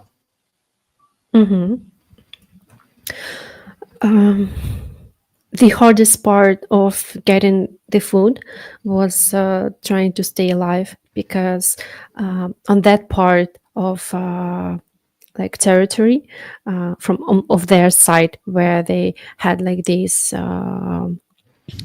mountain of debris and some food under it, it was not also the artillery of Russians, but also they had snipers working on that side of the territory. So every journey to get some food was like a battle, not only for food or water, but also for your life, because it's already dangerous to go under artillery shelling, but it's extremely dangerous to go while snipers are working. And Serhii says that the first shot may not like strike you, but the second or third will definitely injure like in the best case, because probably you might be also killed by that shot. So it was dangerous because they had to look for food among that debris, and of course it's time-consuming activity, and since it happened in the night, they had to use flashlights to find some food, and of course, because of missile hit that building, many food supplies were not ruined, but like Buried. not buried, like пошкоджені. Damaged. Yeah, damaged. So, for example, the cans with meat or fish, they could be wet, and the food from it would be outside, so they had to find a new kind of food. And as I said, it's extremely time consuming, and since they use flashlights, the snipers can see them, and of course their guys try to shot like two Russians to protect the crew who is looking for food. But it is very difficult and horrible, because to get some food you would definitely risk your life. Так, Сергію, це я. Цей момент я пам'ятаю, бо недавно якраз згадував, до мене звернулася мама загиблого побратима, якого якраз і принесли після цих подій, коли вони намагалися достати їжу, відкопати її, відшкребти з цієї глиби. І на них спрацювала артилерія. Один зразу загинув, двох до нас донесли, в бункер занесли. І я пам'ятаю, що він якраз звернувся до мене, бо я його так не впізнав. Я його раніше знав, але вже на Азовсталі він був худенький такий, плюс ще лазив вже в пилюці був, і дуже важко було впізнати його. Він потім сказав: "Я Бублік". Я такий: "О, Бублік". Він каже: поможіть, йому вже почали оказувати допомогу. І він каже: "Пристрели мене, бо мені боляче". Кажу: "Та в тебе легке поранення, там буквально нога була зацеплена". І йому попало в бочину невеликий оскол, видно, по дирочці, вроді невеликий. Я кажу: "Та нормально все буде, зараз тебе на железяку затащимо, тобі допомогу ти отримаєш, і все буде чудово".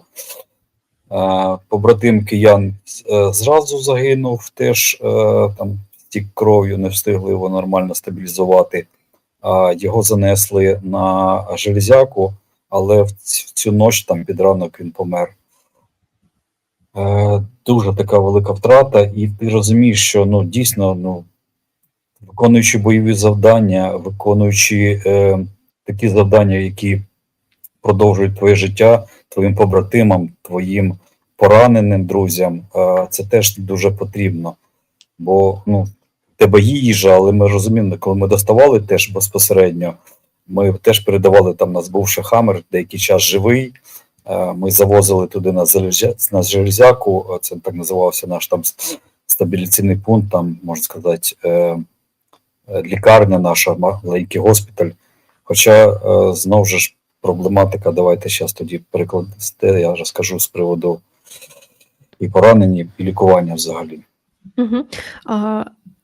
Той хлопець, якого не змогли врятувати через крововтрату, можна ще раз його позивний? Киян. Киянин, а Бублік, це якраз його донесли, але він потім вже на столі хірургічному помер. Угу. Well, Serhii was talking to a mother of one guy who was also in Azovstal, so he told that guys he knew and who died, they died during the process of finding food, because as I said, it's extremely dangerous to find some food under artillery shelling and sniper work. And unfortunately, he knew people who not only were injured but also died. For example, a guy, Bublik, His call sign was Bublik. What did I say? You did not say call sign. You just said call sign. Bublik. Yeah, sorry. Just specify.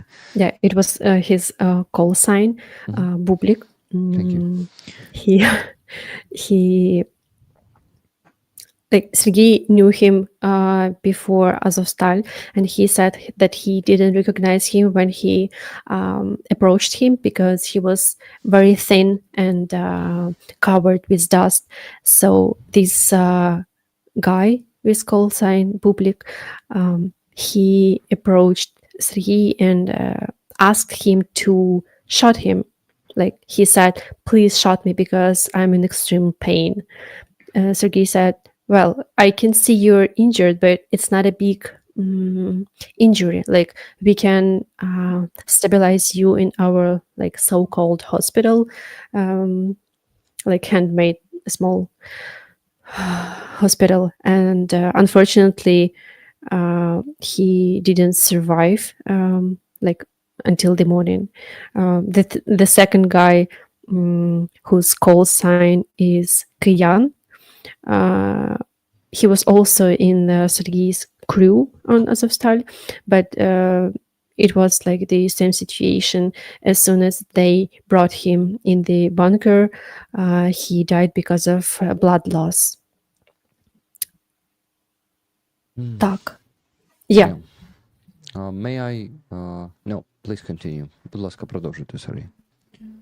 З приводу нашого госпіталю, вже давно вже було зрозуміло, що в нас мало ліків, майже немає бейсболів. В цьому плані дуже дійсно була проблематика велика. І нам в цьому, взагалі для поранених дуже класно допомогли. Це лікарі, які прилетіли на гелікоптерах, і ті, які були з Маріуполя. Вони робили неймовірні речі, неможливі, такі моменти, що ми просто дивувалися, коли приносили поранених. Не знаю, чому це так, але у нас не було надії, що він виживе. І потім кажуть, ні, там він живий, нормально, все. Ми такі, боже, невже? І реально це круто, хоча ти розумієш, що немає ліків, таких серйозних обезболів, що коли заходили там на поверсі, щоб не на вулиці було, щоб не було зрозуміло, що це за приміщення, щоб бінти не висіли на вулиці. Вони висіли в коридорах, сушилися, бо не було стерильних, там, нових, свіжих, їх вистірували від старих там, чи померлих, чи котрі вже рани зажили, там забрали, їх стирали і сушили. Звісно, як згадуєш ці там радянські фільми були там 44-45 років, коли показують, що там дійсно там сушаться ці бінти, бо немає чогось іншого. І це вражало, що в 21 столітті взагалі, що є війна, і що ми не можемо нормально допомогти там пораненим. Ліна, якщо хочеш, я можу перекласти цю частину. Я трошки підзвільнився тут. Я це вже записала, то можу. Все супер, добре, дякую. Serhii says that unfortunately it was obvious from the very beginning that they have lack of medicine and how do you call обезболивающие? Painkillers. Painkillers, right. And they were extremely lucky to get some doctors from Mariupol and that one who came by helicopters. Serhii, а ті, які на гелікоптерах, вони звідки були? Я точно не знаю, з якого міста, але це були хірурги, круті, реально. Це лікарі, я скажу, що це військові, але я знаю, що вони прилетіли і вони дуже велику користь зробили. Плюс ті були, які в Маріуполі не могли виїхати і зразу теж перейшли на Азовсталь. Все, зрозуміло. So yeah, they were doctors from Mariupol who couldn't leave Mariupol, and also the doctors, surgeons, military medical crew who came by helicopters. And Serhii says they've done unimaginable things because no one could believe that they can do a lot without painkillers or medicines they needed, but they did. And when they thought that some guys would not survive because of lack of medicine, these doctors just made some miracles and they cured these people. But unfortunately, the conditions of that bunker were still hard to live in because, for example, they had bandages, again, very limited amount of it, and after using them, they had to reuse them because they didn't have enough sterile bandages, so they couldn't even dry them outside.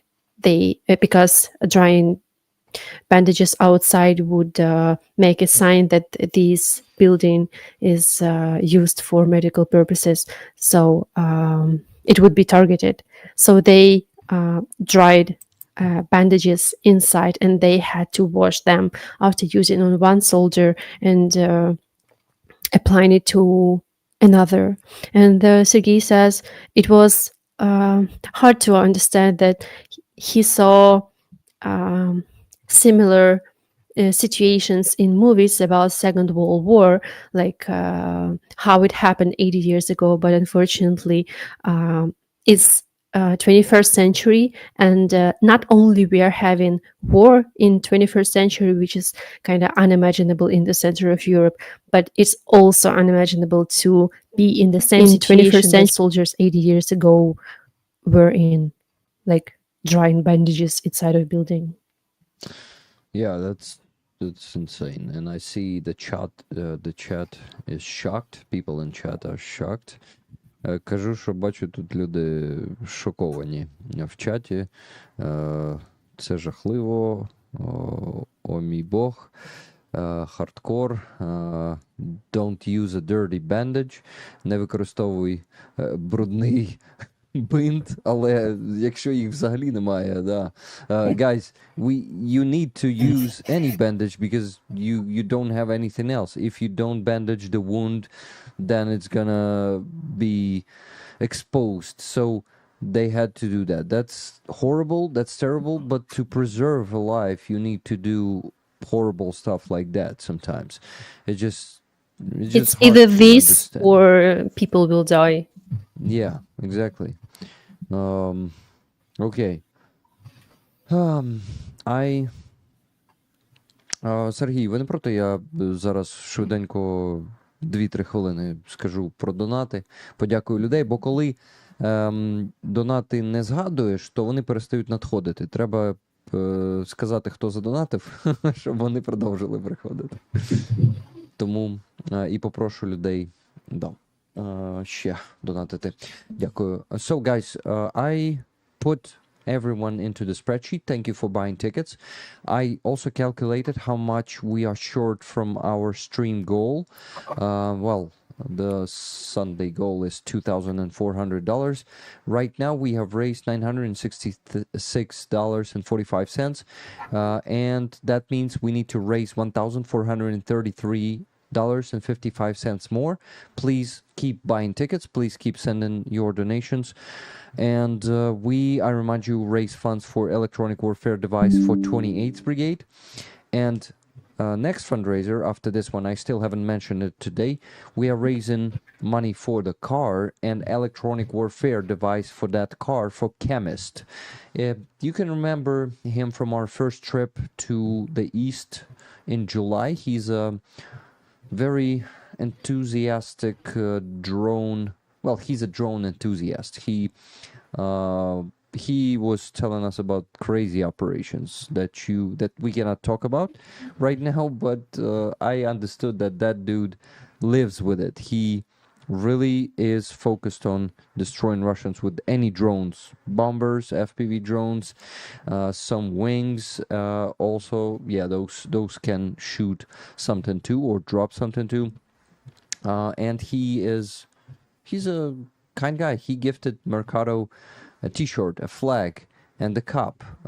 A flag to me right there. He saw us for the first time and he gifted me a flag and a t-shirt. That's crazy. That flag, by the way, guys, is lying there on one of the shelves waiting for us to start raising funds for Chemist, which is the next fundraiser. We're gonna already donate to that one today, and that flag is going to be not the next item. It's going to be the item after the next. We have some crazy hurricane outside. I better close the window just a second.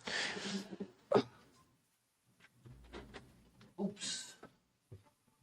Flag is falling a bit, but yeah, so we got to support our soldiers, so please keep sending your donations. Please, I just received a donation, and it's $1,000 from Mr. Kaplan.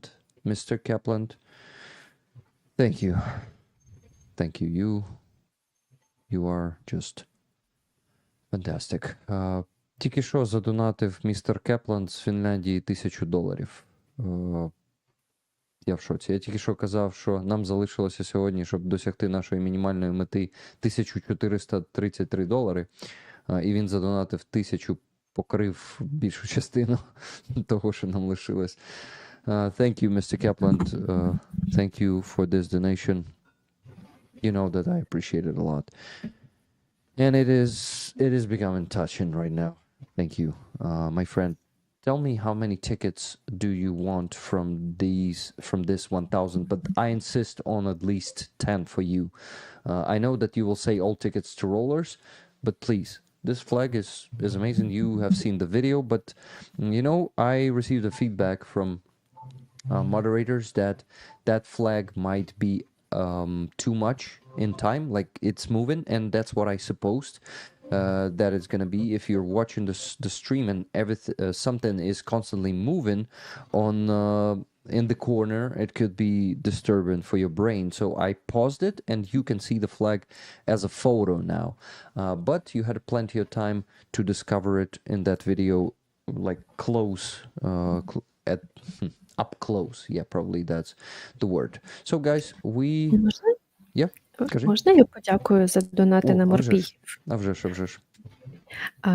Since the beginning of stream, I've received several donations. As I said, it was from Lena, Brian saying donation for Fundraiser, thank you. It was from Joanna saying, dear Lena, this money is for your fundraising. Many thanks for the stream. Слава Україні, героям слава. And from Leon saying слава Україні. Oops. Okay. Yes, PayPal and the is last the one best. is and the last one is from Lotta saying Fundraiser.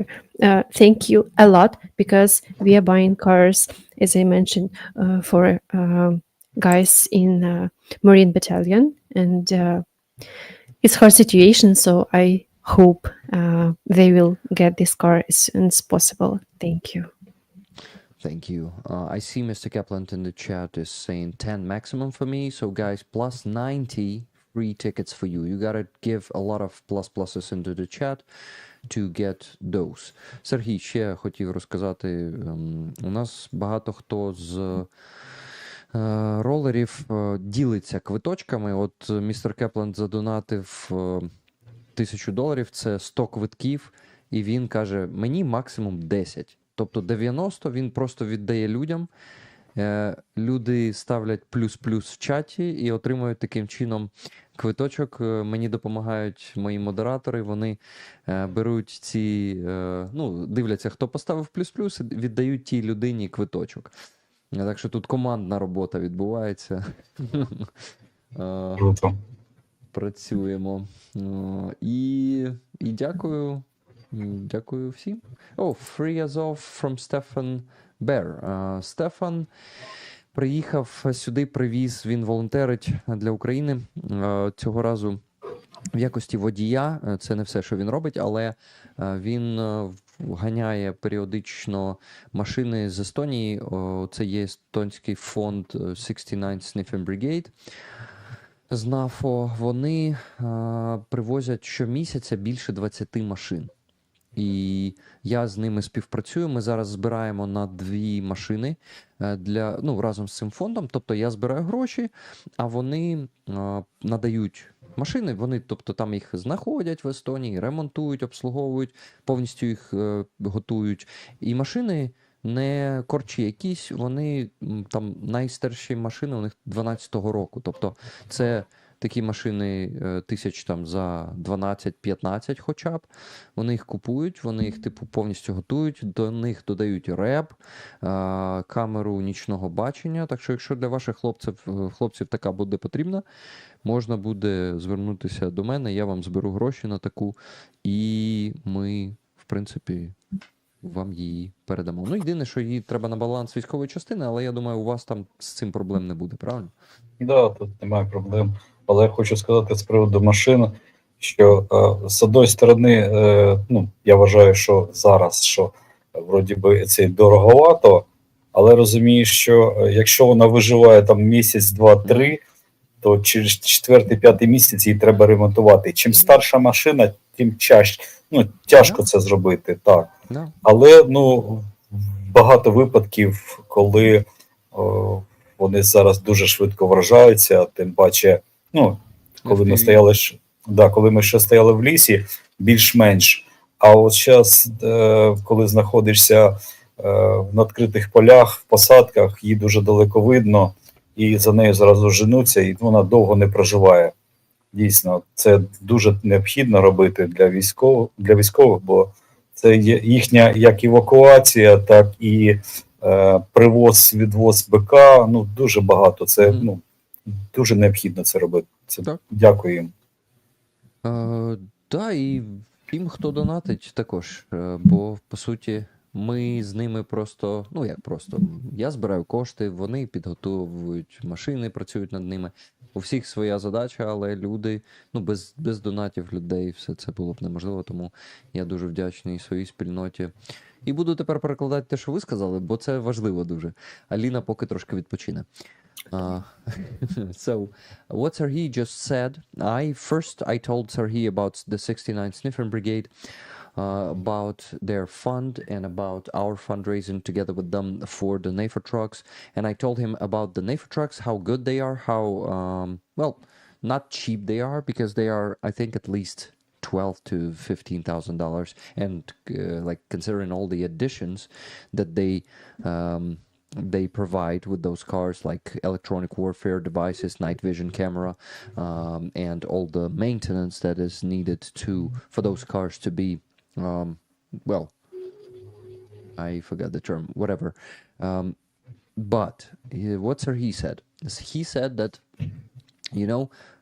first I thought it might be not so good that they are so expensive, but then he says, but on the other hand, I think it's important for them to be in good shape, because the older the car is,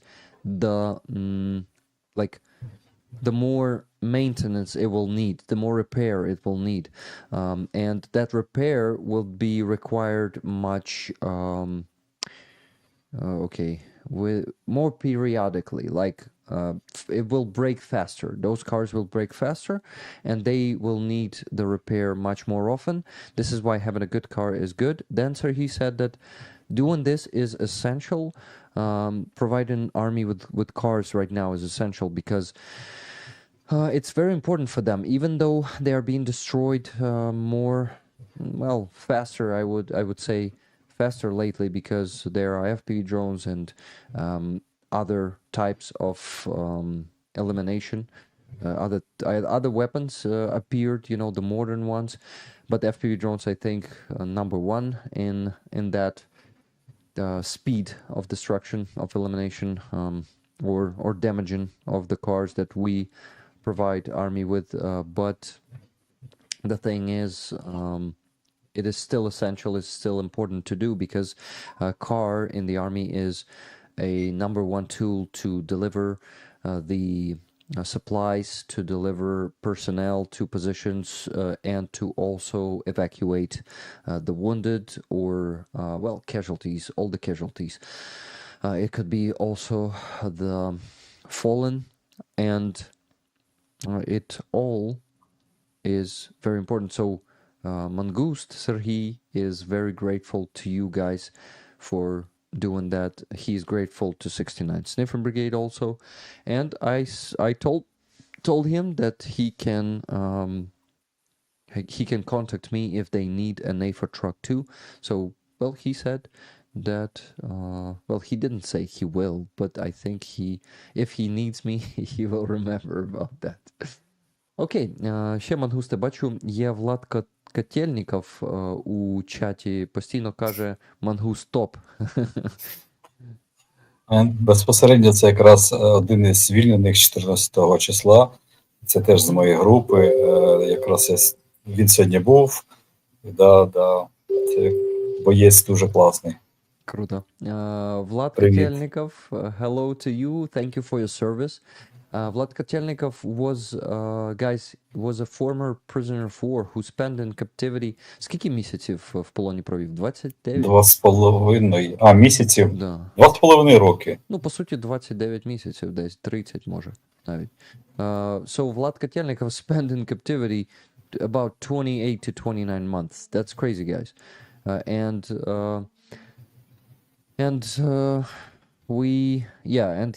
What Serhii said that it's also a very good warrior and a cool guy. So he said hi to Vlad Kotelnikov. What's his call sign? Який його позивний? Чеки. Chucky. Nice. Is it like the movie, the horror movie? Це з як там жахівчики вони називаються українською? Страшилки. Фільм жахів. Да, фільм жахів. Не знаєте? Ну, я думаю, це не звідтіля. Я думаю, що це все-таки... Мені щось хочеться, щоб це був Чак Норріс. І він якраз футбольний фанат, він там і ходив, ну там, гралися між командами, там, футбольними фанатами, тому я думаю, що це більше все-таки з рукопашки. Ага, прикольно.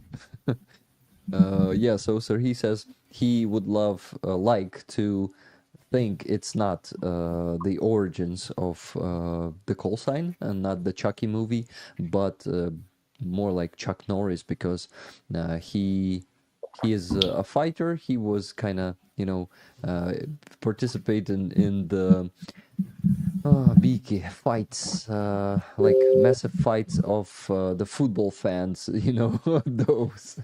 So he is a fighter. This is what Serhii thinks the origin of that name is. Окей. До речі, Сергій, у вас, якщо є можливість на іншому пристрої читати чат, я це потрошку роблю якраз. О, супер. Я бачу, що ви дивитеся, але ж я не впевнений, це той чат чи ні. Це добре. Тому я бачу, точніше, я радий, що ви бачите слова, бо люди... хтось пише I'm so glad you are home. Я дуже радий. Олександра, мабуть, рада, що ви вдома. І хтось пише... Хтось дякує за службу і так далі. Тому я радий, що ви читаєте чат. Guys, I asked Serhii if he's reading the chat. He said that he's doing that bit by bit. So I said I am happy that he's doing that. Okay. What else I want to say? I want to say that Mr. Kaplan is the only one who donated after I asked you guys to send more donations. So please, anyone else would be happy to receive a few more so we could reach the minimum goal. Hey, Keith Kane. Never gonna run around and desert you. That happened. Сергій, це сталося. Кіт Кейн намагається стати підписником на Бейс. Це, до речі, знаєте, цей сервіс, вони українська альтернатива Патреону та Buy Me a Coffee для підписок. Для таких контент-крієторів, там, стрімерів. Хороша платформа, вітчизняна, Бейс називається. Від Монобанку. Від Монобанку, да. База українською. Просто, щоб ви знали, якщо вам колись буде цікаво. Я перший раз взагалі на стрімі питав навіть з якої програми зайти, не користувався. Може, в майбутньому буде. Так, в принципі, так багато військових, до речі, заводять їх собі люди, які хочуть їх підтримувати. Якщо вони медійні, то непоганий спосіб оці платформи використовувати. І так, типу, Buy Me a Coffee не дуже добре до України останнім часом поставився і просто, типу, не дають нам там нормально виводити кошти. Я трошки з цим поборовся, вони передумали, вже дають, але все одно, я не можу, наприклад, як ФОП, як цей підприємець, я не можу виводити кошти з Buy Me a Coffee, тому що раніше я робив це там через платіжну систему, вони її вже не підтримують, тому я не знаю, воно вам треба чи ні, я це почав розказувати, але в будь-якому разі, таке, є така українська альтернатива, якщо хтось буде питати, називається База від Монобанку. Ось, вибачаюсь, якщо це було тему, але хочеться послухати ще історії з Азовсталі. Мені насправді хочеться завжди їх слухати, і я думаю, що вам є ще що розказати. Тому, будь ласка, продовжуйте. Ліна буде перекладати. Ну, Ліна, дякую тобі. Без проблем, я тут для цього. Ну, не тільки для цього. Але я швидко якраз користаюся цією можливістю і збігаю у вбиральню, тому буду через хвилину. Дякую, я буду слухати тут. Тож, Сергію, якщо у вас є якась історія, яку ви хочете розповісти. Ну, розказали про їжу, розказали про госпіталь. У нас життєвий момент був це як готувати з того все, що є, що пацани знайшли. І це було теж і цікаво, і моментами напряжно, бо не завжди можна щось було знайти.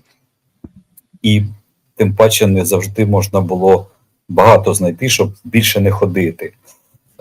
Ми чергували там на кухні, готували їжу, це взагалі нас майже завжди було це ліпьошки, ми самі їх робили на воді. Там, якщо є цукор, класно, нема, ну то й нема.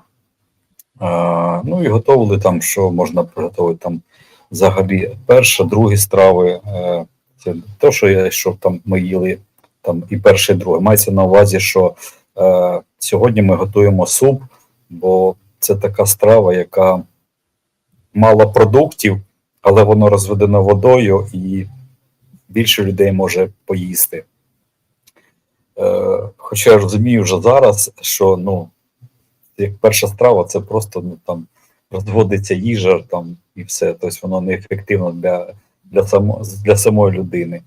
Але тим не менш, в такі моменти вона ефективна, тому що багато людей, мало харчів, і ти можеш трошки там забити свій шлунок один раз на день чи два рази на день, як вийшло.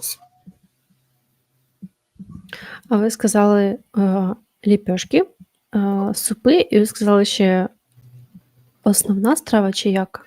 Ну, ми готували як і супи, як жидкого, так і каші якісь варили, ну, щоб нормально було поїсти, мається на увазі. Наскільки людей за один раз вдавалося приготувати? У нас в бункері, якщо не помиляюсь, було близько 40 людей. Це було і придані наші сили в нашому бункері, він називався ІПАРТ, і плюс наша рота, хто залишився вже живий. Бо ми коли зайшли вже на Азовсталь, це переправилися 15 числа, то в той момент це якраз був наш крайній загиблий, ну він був не один. Цей Глаз загинув на переправі, Віктор загинув, Віктор кажу, Гард загинув, хто там ще загинув на переправі, начебто і все. І з того моменту у нас були поранені, так, пацани виходили, працювали в різних напрямках, ми завжди були, мабуть, як спасателі, а ну, у нас загиблих не було в цьому випадку. Добре. So we continue talking about food and how did they manage to find some food for them. Since the April 15th, there were around 40 people in the bunker, and it was hard to find enough food for all of them because I've already explained the food situation and how do you get it. It was a small amount of food, and unfortunately it wasn't a big choice. What do you have to cook? So sometimes they had to think a lot about what to cook, considering all the product like things they had. They cooked a lot flatbreads with water and flour. Sometimes they didn't even get sugar to make it tastier. So it was like a very flat flavor. They also cooked soups a lot because soups require a small amount of food like vegetables or any other products, but you can cook you can make a big pot of soup with small amount of food. But Serhii says it wasn't very effective because soup is mainly water and people were still hungry, but still it's better than nothing. They also cooked some porridges and like they had 1 or 2 meals per day, never 3, mostly 1 or 2. And yeah, as I said, it was 40 people in that bunker. Так, це я, Сергію. Ще згадуються такі моменти, коли були продукти, да, ми їх там знайшли. Це як сири, великі шайби, якщо б бачили в магазинах, да? Великі шайба цього сиру, але вона спліснівіла, каже, Рашфорд, типу, модне це крутий, і ми дійсно не могли, щоб його не брати і не їсти. Ще придумали такий напій, це кава була, ми називали там кава по-японськи чомусь, так сказали, це кава з медом. Якесь порівняння з чай ще зрозуміло, але коли там кава, але воно нормально заходило, ти просто пофарбував кавою воду, там воно легесенька така, можна сказати, там трошки коричнева і трошки там меду трошки, у нас було там така пластикова банка 5-літрова, але потроху вона там закінчувалась. З приводу ліпьошок, це теж такі були моменти, ти коли починаєш їсти ліпьошку, ти так, ага, сьогодні солі не було, зрозуміло, тобто вона солодка, там, знаєш, це відкладаєш уже там, водою гарячою чи там з чимось, щоб просто попити, як, перекусити, типу, десерт якийсь. Якщо це вона сольона, то ти її там з кашою їси. Про сир. Я правильно розумію, що ви знаходили шайбочку сиру з пліснявою, який мав бути з пліснявою, а не той, який запліснявий? Це просто як голландський сир, великі шайби, да? Просто голландський сир, але він уже спліснявів, ти його ріжеш, і він навіть всередині з пліснявою. Ми такі, це модний сир, крутий, будемо. Тобто, звичайно, що тут ніхто там не вибирав нічого. Що знаходили, то і їли. Тобто звичайний жовтий сир. Жовтий сир, да, але він був з плесенью. І ви знаєте, саме цікаво, це такий тонкий момент. Велика епідемія світу, коронавірус. Но коли почалася війна, ми бігали мокрі, грязні, холодні, там, коли вже в бункері сиділи. Чомусь ніхто не хворів нічим взагалі. Тобто ні температури не було, ні якісь приводу, що тебе коронавірус взагалі ні.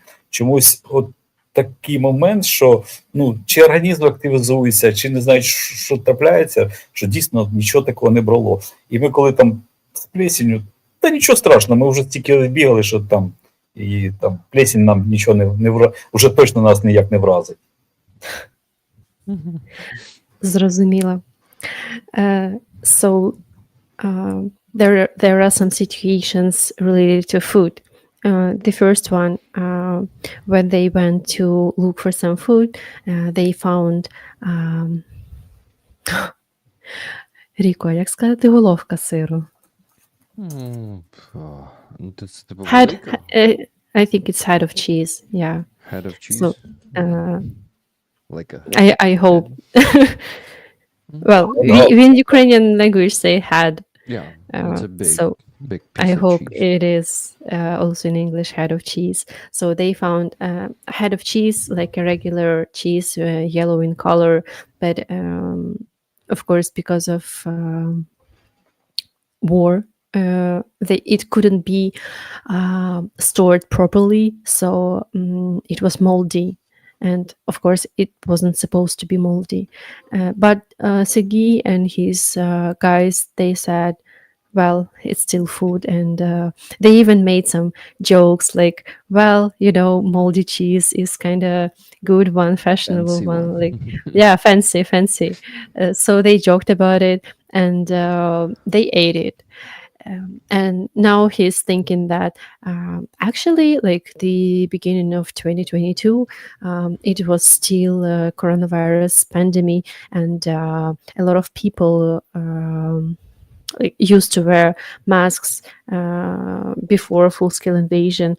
And I think it was like still relevant in the beginning of full-scale invasion. So it was like a pandemic in outside world, but in that bunker where everyone is sweating, coughing, like living 24/7, no one got ill.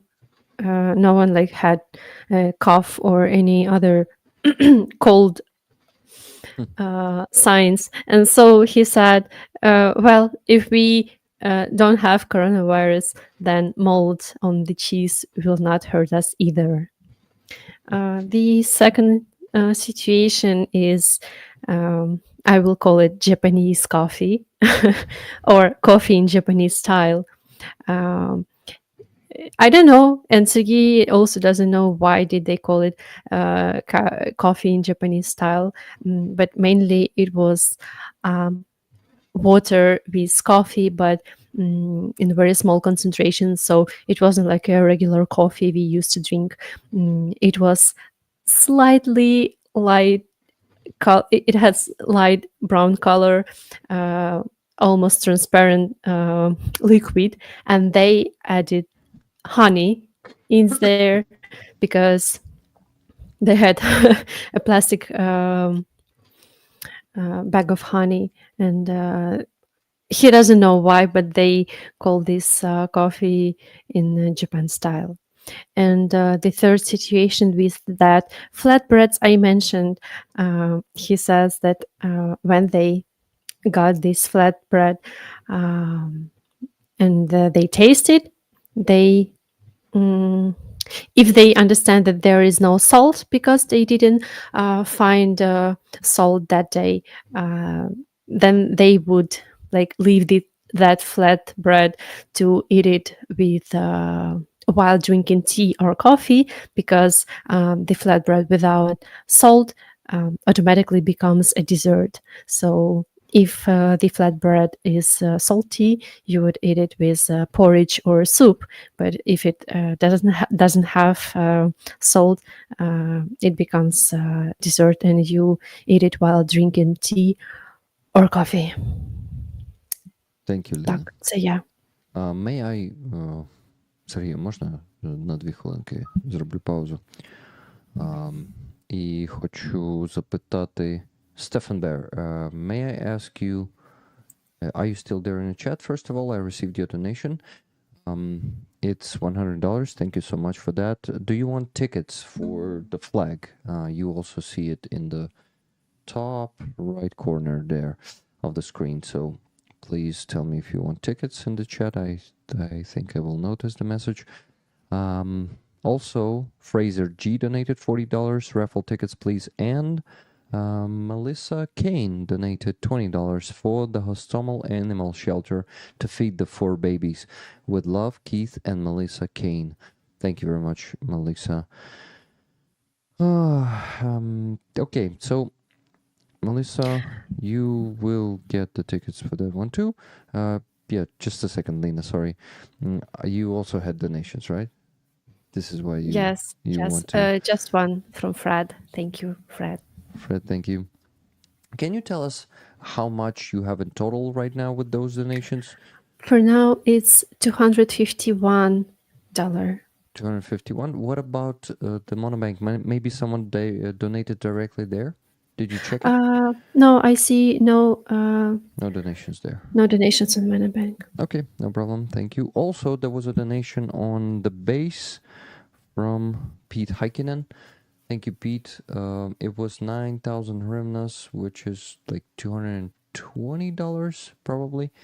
Yeah, thank you very much. Let me read the comment there. It was funny. Okay, where is it? Boys need toys. If you buy cars and electronic warfare mean that, that might be funny. Or maybe not. Serhii, ми оце на обладнання збираємо, і Піт Хайкінен задонатив 9 тисяч і написав: хлопцям потрібні іграшки. Це смішно чи ні? Ну, дорослим хлопцям, дорослі іграшки, це мається, ну, я сприйняв би це так. Це озброєння чи ще щось на озброєння. Там теплоприціл, каліматор.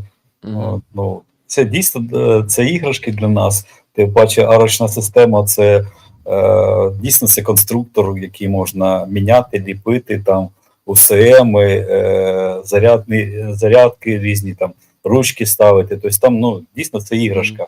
І чим хлопчик доросліше, тим іграшки стають більш дорогими, більш цікавими.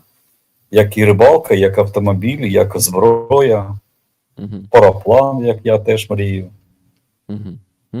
Ви літаєте, да? На параплані? Так. Чому якраз я хотів сказати, що ну, я раніше на інтерв'ю казав, що хотів би прийняти участь в звільненні Маріуполя і хотів би також прийняти участь у звільненні Крима. Бо якраз там перші польоти були якраз в Криму, я якраз здавав екзамени, і Крим для мене це теж таке, як парапланська точка, яку дійсно можна приїхати і відкайфувати майже в будь-яку погоду, крім дощу. Тобто там є різні локації, і ти можеш там з різних місць в різну погоду, крім дощу, літати. Це дуже круто. А в дощ можна сховатися в кафешці біля Бахчисарайського палацу зі смачними чебіреками. Я бачу питання в чаті. Чи були діти в вашому Давай бункері? тоді ми перекладемо спочатку те, що сказав Серhii. Okay, guys, I will translate what Serhii said. First of all, I asked him if he thinks it's funny, the comment, boys need toys. And he smiled at that one. He says, yeah, the boys are getting older. And if we talk about military, for example, for AR system, your additions are toys. There could be the sights, they could be the handles, or thermal scope, you know, or many additions. It's basically a constructor, and you can assemble yourself anything. And the older you get, the more expensive the toys are getting. And the same is with cars or well, paraplanes. I'm not sure. Serhii, не знаєте, як англійською параплан? Параглайдинг. Paraglide, I think. Yeah. So, Serhii, then I asked, "Wow, are you paragliding?" And he said, "Yeah. I said on one of the interviews that I want to,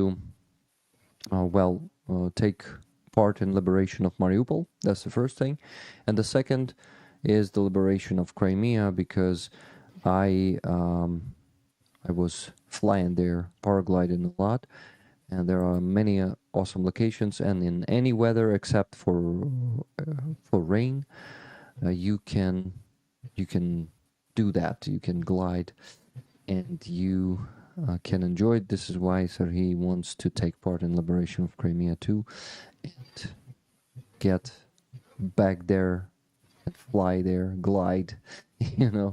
So. Бажаю, щоб так і сталося, щоб ви і прийняли участь, як хочете, і потім політали там в своє задоволення. I said to Serhii that I wish him to accomplish both dreams, make both dreams come true, and to take part in liberation and to glide as long as he want there in Crimea. Тоді May I have a comment? питання, да? Actually, I've got a donation on Monobank jar, but I'm not sure if it's from someone from the stream, because before the stream I posted this jar again on my social media. So even if someone donated, thank you. А хто це був? Написано? From Kukuruzka with love. А кукурудзка намальована емоджі, ні? No, just написано from Kukuruzka with love. Probably it's from your community. Maybe. It doesn't feel like our but who knows. Okay, so there was a great question about the kids on Azovstal. Yes, Сергію, розкажете, бо я знаю, що там були діти на Азовсталі. Розкажіть, чи ви зіштовхувалися з ними там? Ні, безпосередньо ні. Тим паче, я вже в той момент був поранений, не зовсім мобільний, але я знав, що є декілька бункерів, де знаходяться окремо цивільні. Бо ми, коли харчі приносили на Железяку, то сказали, що частину будемо передавати якраз цивільним. Я точно навіть не знаю, де вони знаходилися, але знаю, що там передавали по станції, що була проблематика, що їх перед евакуацією вразили там біля бункера, трохи їх завалило, то теж людей туди витаскували і допомагали, щоб їх там відкопати, бо дуже багато завалено було. Треба було як зверхні викапувати, а вони зовнішні викапувалися. Це, такі моменти були, так. Serhii, Serhii, we asked about children, and he said that personally he didn't interact with them because they were in different bunkers, but whenever they brought food to so-called hospital in the bunker, the people from there said that they will bring some of the brought food into to other bunker with children. And unfortunately, there was a situation that a few days before that people from other bunker had to go outside, if I'm not mistaken, to be released, right, Rick? Ще раз, будь ласка, хто саме? Коли завалило, він каже, що мало відкопуватись, це вони мали вийти, щоб бути, вийти На евакуацію. Якраз евакуацію. І, там, я не пам'ятаю, як точно це було, але їх коли викопали, тоді вже продовжилася евакуація. Та евакуація цивільних, коли тільки цивільних, евакуювали? Так. Більше нікого не евакуювали. Тоді, потім ми вже виходили в полон. В полон, да. Це є різниця. Вибач, Ліно, перебили. Yeah, все нормально. So he says that there was a situation where he knew that there were children in some other bunker, and unfortunately it was before that evacuation of civilians only, where they had a date to be evacuated, but the day before, Russians shell on that building, and they got stuck in the bunker. So people, rescuers, had to dig from both sides, from inside and from outside, to dig them up from that debris closing the entrance in the bunker. So in conclusion, no, Serhii didn't had children in his specific bunker. Thank you. I will look for more questions. Just give me a second. I think it might be... Yeah, there is a question from Keith Kane. When you recover, do you have plans to be training younger soldiers? I think your strength, courage, and wisdom would be a great comfort to new recruits. Thank you for your service. То питання від Кіта Кейна. Він з дружиною вони підтримують Україну. Доєдналися, до речі, до моєї команди модераторів, допомагають мені зараз. І він питає наступне: коли ви пройдете реабілітацію і зможете повернутися в стрій, чи є у вас в планах тренувати молодших, younger, це типу молодих солдатів? Я думаю, що ваша сила, courage, хоробрість та мудрість будуть великим, comfort to new recruits.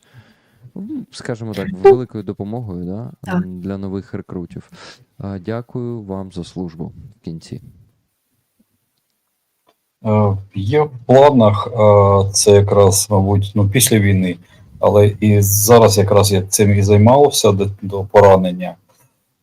Там, з своїми побратимами, і досі, я думаю, вважаю, що достойно натренували людей, які потім достойно себе показали як в штурмах, так і в оборонних діях. Там, і це, знаєте, як ознака того, правильно ти робиш чи неправильно. Чи якщо невдалий штурм, то значить ти десь не доробив, щось там, не нормально розкрив тему, не нормально підготовив. Якщо, дійсно я слідкував за тими людьми, кого тренував, там, як відео, стріми є, і ти дивишся, і дійсно приємно, коли ти бачиш свою роботу в ділі, і коли там побратими твої всі вертаються живі, да, не зовсім, може, цілі, там, поранені чи контужені, але ти бачиш результат, і ти задоволений ті діями, які ти вклав в них, і ти бачиш вихлоп, зворотній результат, так можна сказати. Yeah. You've already translated the question, right? Yeah, you've read it. I did, yeah. So Serhii says that he has already trained younger soldiers like before he was injured, and he says that the quality of their work is like a sign for him. How good did he? It's some kind of a Streamlabs either bug or my Ultra has been updated. It could not be updated. I don't know what the hell just happened. Tell me if it works. I'm waiting for my guess, but I think that we might not be able to add them. Okay, let me try to do this. Start collab cam. Yeah, my Streamlabs Ultra did not update the plan itself. So I need to buy it manually now. That's fucked up. Oh my god. Okay, let me buy it then real quick. Ліна, є проблема. Коротше, ця система використовує, щоб доєднувати гостей, треба купити ультра, типу місячний план. І для цього, типу, воно зазвичай само оновлює, типу, списує кошти. А цього разу воно не змогло списати кошти, і я просто відвалився. Тобто, воно просто не дало мені продовжити стрім, бо у мене більше гостей, ніж в безкоштовному варіанті. Це пиздець. І ти тепер будеш платити? Тепер мені треба заплатити, щоб Сергій зміг приєднатися. Я зараз йому скажу. Може мені від'єднатися, щоб ви вдвох були? Давай. Тоді я тобі напишу. Коли це ти швидко. заплатиш. Це швидко, я зараз там. Добре. Хай буде він, типу, краще. Да. Пиши мені, пиши. Да, супер. Дякую.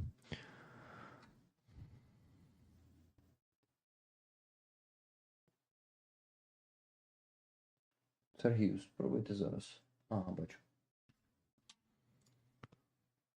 Окей, ви не могли під'єднатися, да, я так розумію? Декілька разів. Тому що я зрозумів, в чому проблема. Оця от програма, завдяки якій я стрімлю, вона бере гроші для того, щоб я міг підключати одночасно більше, ніж одну людину, як гостя. І чомусь воно не змогло списати автоматично кошти, щоб оновити цей план. Він якраз закінчився під час стріму. І воно тупо зупинило стрім, не дало мені можливості продовжувати його, тому що, бляха, я їм грошей маю заплатити. Да. Коротше, що мені треба зараз робити, терміново це заплатити. І після цього ми зможемо нормально продовжити. Я зможу Ліну назад запросити. Почекайте тоді пару хвилинок. Так, звичайно. Супер. Ви поки, може, в чат подивитесь, якщо якісь Якраз питання. дивлюсь там. Супер. Так. Чому воно не працює? О, працює. Добре. Guys, I basically said to Serhii that Streamlabs Ultra, which gives me the ability to invite more than one guest at the same time and have them on the stream, it did not update automatically for some reason, and I have to pay. But right now, their service is not working correctly, so maybe they got hacked or something. I don't have the possibility, like it's not loading the payment page. Crazy. Well, it's a sign that I finally need to switch to vMix and abandon this not such a professional system. Кажу, що я вже давно хотів перейти на vMix, це професійна система для стрімів. Ця така, типу, аматорська більш для геймерів. А там, типу, можна всякі такі серйозні вже штуки робити. Професійні. І давно хотів перейти на ту систему. Мабуть, це знак. Я не можу зараз. Я заходжу на сторінку оплати і не грузиться сторінка. Тобто просто не працює по ходу сервіс у них, тому і не змогли оновити. Окей. Буду пробувати намагатися ще. З часом, може, запрацює, а поки давайте тоді вдвох спілкуватися. Без Ліни. І що? На чому зупинилися? На їжі чи на дітях? На дітях? Ні, на тренуванні. Тренування було question, да, питання було. Да. Так, ну наче Ліна переклала половину, да? Десь так приблизно, і потім ми застрягли. So guys, the question was about training. The guys, Serhii was doing that before he got injured, and he's planning to do it, and it's always for him important and very encouraging when soldiers are getting back from the battlefield and they are doing like after action review. Правильно, ви ж робите after action review по натівських стандартах. Це типу, ну, як рев'ю того, що відбулося під час бою для... Так. Ну, це якраз перед операцією ти робиш планування, різні варіанти планування, що за чим відбувається, потім, коли це вже проходить, як воно не було. Класно, супер класно, там все рівно там чи погано, там середньо, все рівно збираються командири, збираються підлеглі, якщо це там розвідка. І ми оглядаємо, часто буває таке, що якщо це не нічний час, ми записуємо це на камерах з FPV, з дронів, з мавіків, і пошагово якраз уже продивляємося, що відбувалося. Там, по можливості, хто куди дивився, чи контролював свій сектор. Ну, взагалі, навіть якщо ця робота ідеально пройшла, все рівно ми це перевіряємо. Це дуже ефективно. Бо в тренуванні ми то слідкуємо, теж записуємо, і потім теж проглядаємо це все.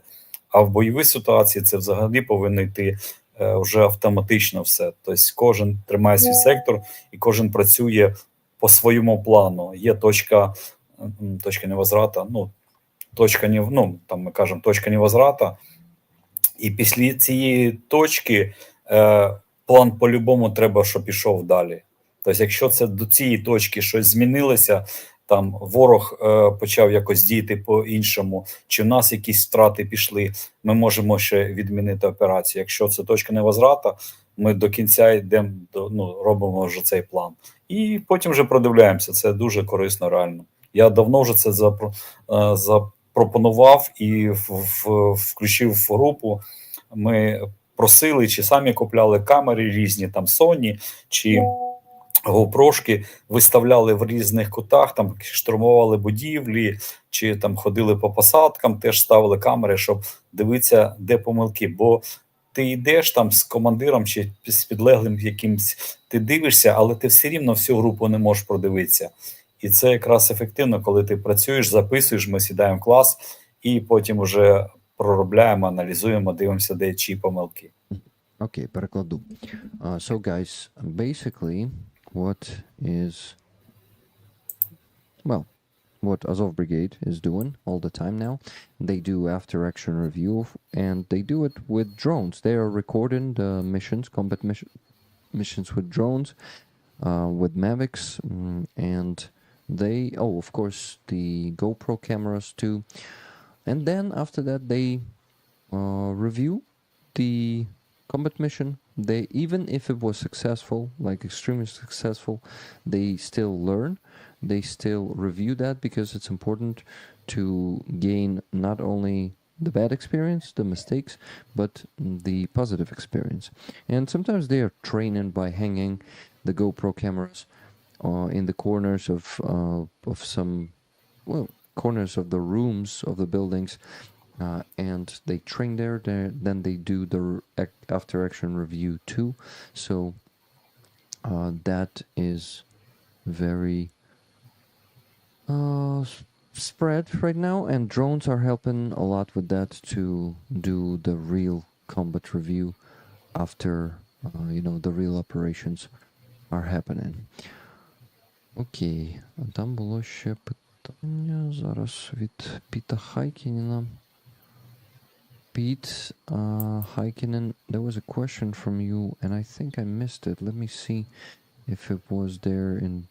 No, it was not redirected to Discord. So please let me know if you want to repeat it in the chat, and I will ask Serhii that question. I also want to mention the donations that came through. One donation from Tune Ottoson for Stomel Shelter. 2 tickets, please. Thank you, Tune. So we have already $40 for Hostomel Shelter. Знайомі з Hostomel Shelter, Сергію? Ні. Це притулок для тварин в Гостомелі. І на початку повномасштабки їх окупували. В принципі, росіяни там поставили техніку навколо, вони не стали там вбивати тварин або мародерити, але вони їм не давали, відповідно, нікуди дітися з Гостомеля. І там тварини помирали, на жаль, бо не вистачало їжі, води, але не в таких кількостях, як в іншому притулку, де тварин просто закрили. Тут були наглядачі, чи як їх назвати, співробітники притулку, і вони багато тварин врятували. І ми їм, в принципі, кожного тижня намагаємося також скинути якийсь донат. Вони там, їм не вистачає фінансування, у них купа боргів. Їм там на місяць треба близько 1 мільйона гривень, а вони збирають тільки 400-500 тисяч. Тобто реально проблеми, тому намагаємося. І у них є така система, якщо у вас є знайомий бізнес, бізнесмени якісь, там малий, середній бізнес, то у них є янголи притулку, тобто це компанія, яка стає їх янголом і всього 10 тисяч гривень на місяць їм донатить. І це якщо вони там поставили собі мету, якщо вони 40 таких янголів наберуть, то це вже буде величезна для них підтримка, і вони зможуть лишатися на плаву. Я думаю, що є ймовірність, що у вас є друзі з бізнесом, і, можливо, у них знайдеться там зайвих $250 на місяць, щоб підтримати притулок. Я буду дуже вдячний вам за це. Намагаюся шукати для них спонсорів. Це не дуже виходить, чесно кажучи. Що думаєте про це? Ну, це теж дуже потрібно робити. І мені здається, це повинно робити ще інформаційне поле робити по всій країні. Мгм. Бо це не один притулок, і тварин дуже багато, і дійсно ми повинні за цим як слідкувати, так і допомагати. Mhm. Yeah, Serhii says that it's important to support shelters, animal shelters too, and we need to also create the informational space in our country and around the world to that it is also important to support them. Я, до речі, цей почав запитувати вас, але мені треба купити ту фігню і доєднати назад Ліну. Так що зараз сконцентруюся на цьому пару хвилин. А поки що, я думаю, що ми можемо поки що зробити? Може що? Що ми можемо? Не знаю, я взагалі через цей технічний збій трошечки випав. Так, добре, я тоді швидко зараз це зроблю, просто не буду більше потякати. Я думаю, я знаю, чому так відбулося, бо там я оновлював карту. Окей, зараз. Да, я б тоді просто отак от зроблю.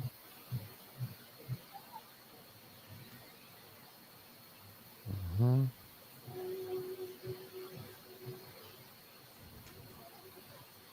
Окей.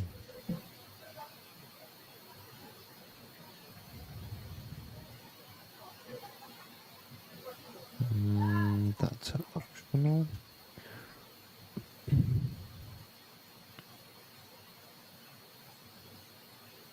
Okay. No card. No. Має. Вийти. Ні, треба ще зайти в профіль.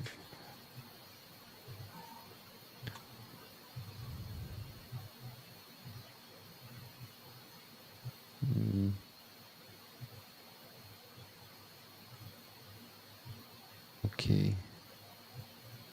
Не виходить.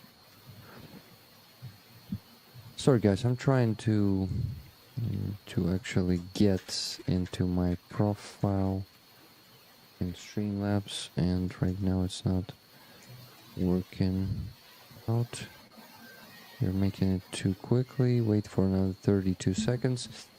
Getting really messy here, the stream. I'm sorry for that, but technical difficulties are happening, and this time it's a big one. And yeah, вибачаю, Сергій. Зазвичай воно списує само, і я взагалі таки це вперше стикаюся з таким. Треба вирішити це якомога швидше зараз.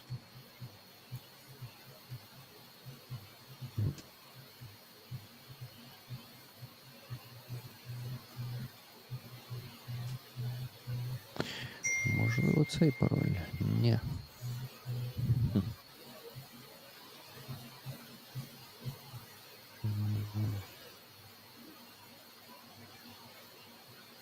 Ага.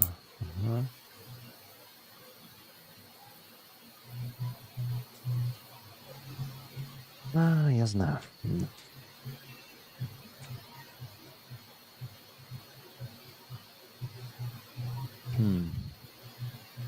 Ні, я не знаю, виходить.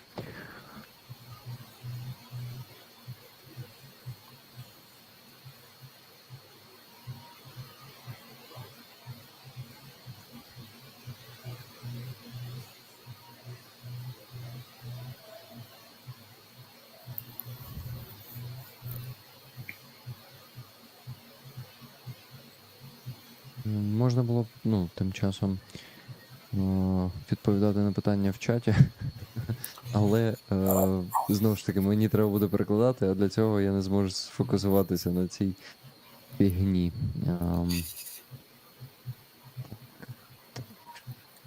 робити? Ні, ну ви тим часом читаєте ж чат, да? Навіть якщо ви не відповідаєте. Читаю, так, але ж тут моменти такі, що ну, читаєш і не розумієш, може це не наш чат, хоча бачиш, що там ну, і пишуть і про вас, в частності, там, і про мене там теж Влад виходить, теж пише, і ти розумієш, ну, ж якось смішано це. Угу. І дивуєшся, ну, про що люди пишуть, не зовсім розумієш. Угу. Що, пише... Elvin Archer пише: No worries, Rick, you're doing great. Типу, не переживай, Рік, ти непогано справляєшся. Поки що в мене не виходить з цим справитися. Так. Окей, можна спробувати. Та ні, оцей довбаний Streamlabs ID, його би... Окей, підемо, значить, інакшим шляхом. Це треба просто оновити пароль. Бо я не можу просто зайти в цю систему. Окей, зараз роблю.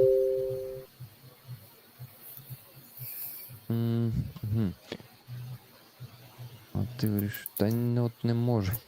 Ліна пропонує такий варіант класний. А можемо зробити так, щоб ми з Сергієм під'єднались, а ти поки вирішував питання. Так я ж як хост, я не можу від'єднатися. Блін. Так, окей, зараз. Та ні, Ліна, я думаю, що я так розумію, що ти дивишся зараз, я зможу швиденько з цим впоратися. Якого хріна російську мову ти мені пропонуєш? Довбана програма. Окей. Ага, я знаю, тут треба зайти просто з'єднатися.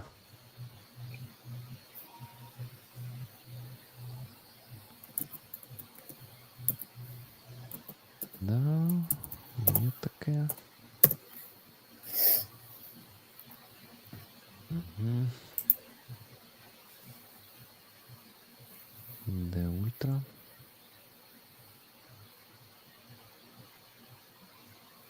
Все одно.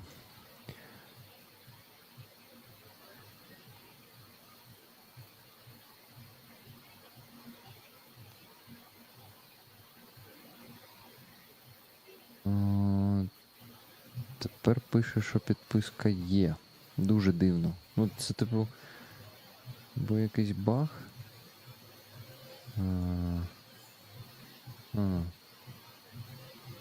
Цікаво.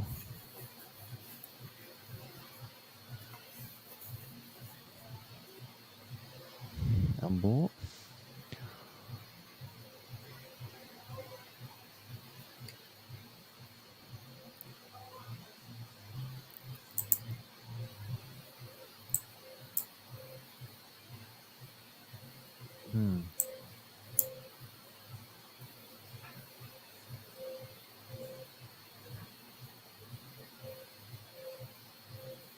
Окей. 12-го... Ага. Ні, це виходить, що це просто глюк програми. Вона пише, що у мене ще до 12 жовтня є підписка. Мені треба... Я не знаю, що мені треба зробити. Ліна, а спробуй під'єднатися ще раз. Дасть воно тобі чи ні?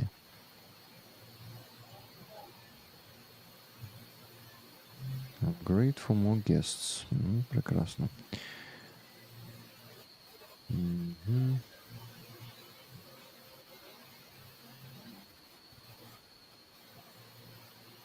Угу. Окей.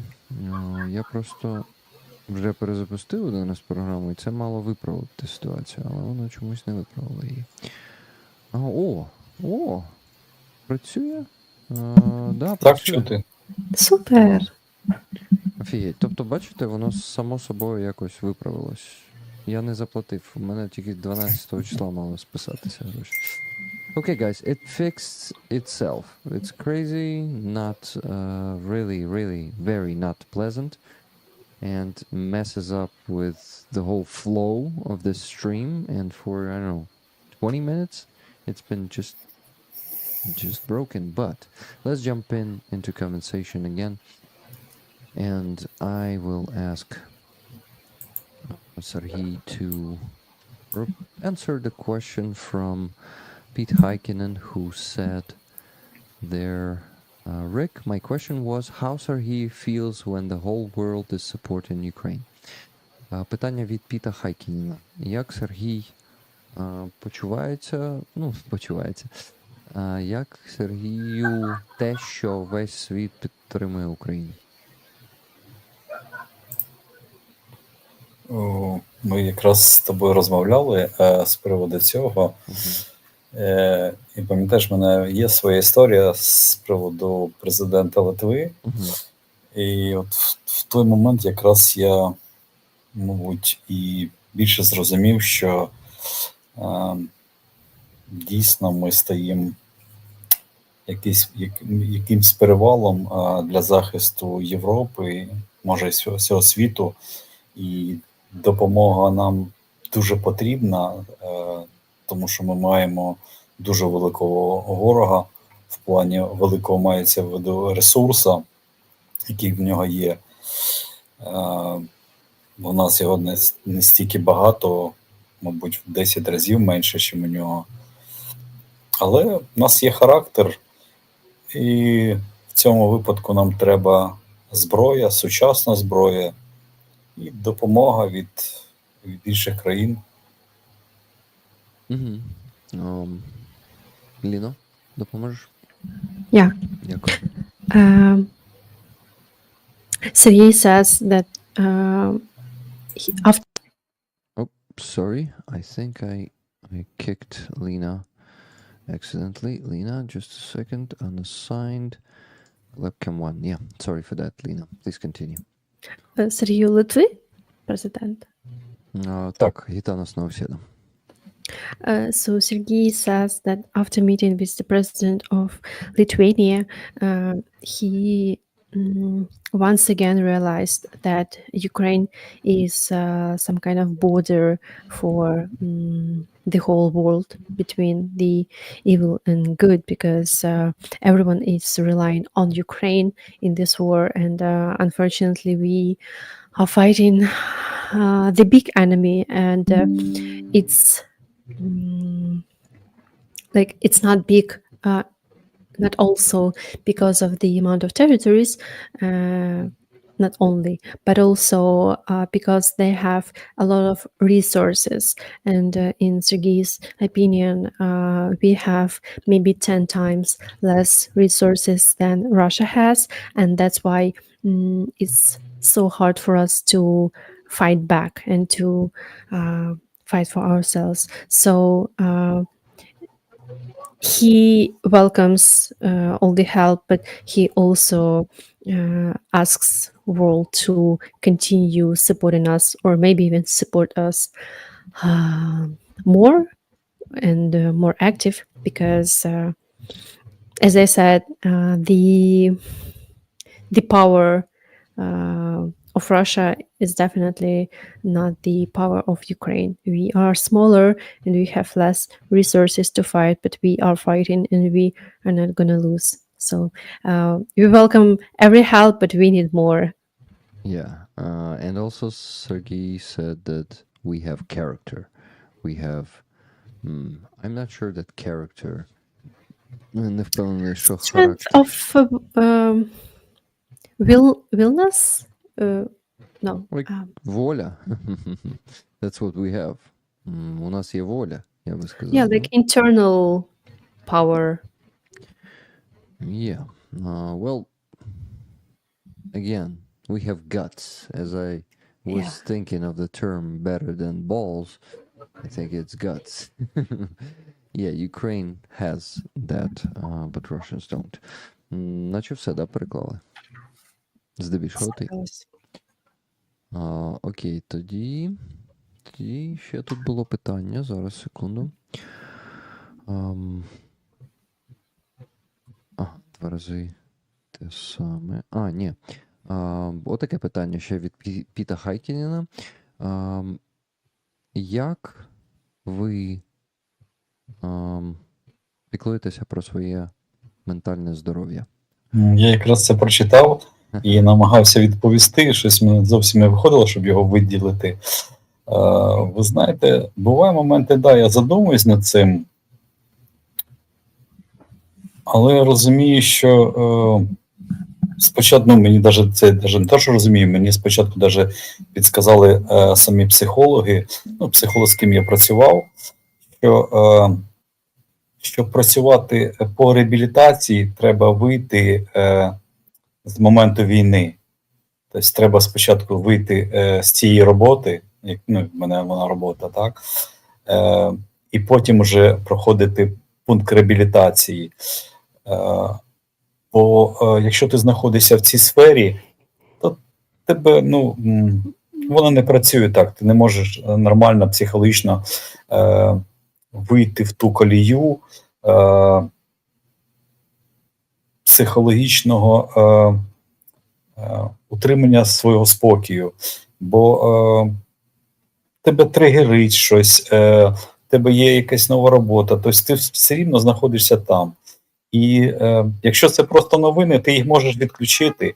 А якщо в тебе робота, ти не можеш цього зробити. Тому буває моменти, що я хочу десь відключитись, там думаєш про щось, там плануєш там про вихід в гори чи там на рибалку, там намагаєшся трошки помедитувати, але ж ну, от ти це зробив, тобі краще стало на якісь там годину-дві, але тебе воно все одно повертає чат повідомлення в групі, там побратими пишуть там про своє, і ти знаєш, що да, можна допомогти чи треба допомогти. І ти все рівно в цій роботі. Навіть зараз, коли ти поранений, все рівно там пацани пишуть, там є там проблематика. Сьогодні якраз мені і мій побратим написав, типа стріляє з пістолету, водить по вертикалі все класно, водить по горизонту, що робить. І ти все рівно розумієш, що ну, ти знаєш як, і ти все рівно в праці. Оце кажу, спочатку треба вийти, а потім уже реабілітуватися. Це саме головне. Тоді я надію, що після того, як закінчиться війна, там вже можна подумати про своє ментальне життя, свою ментальну стан свій. Дякую.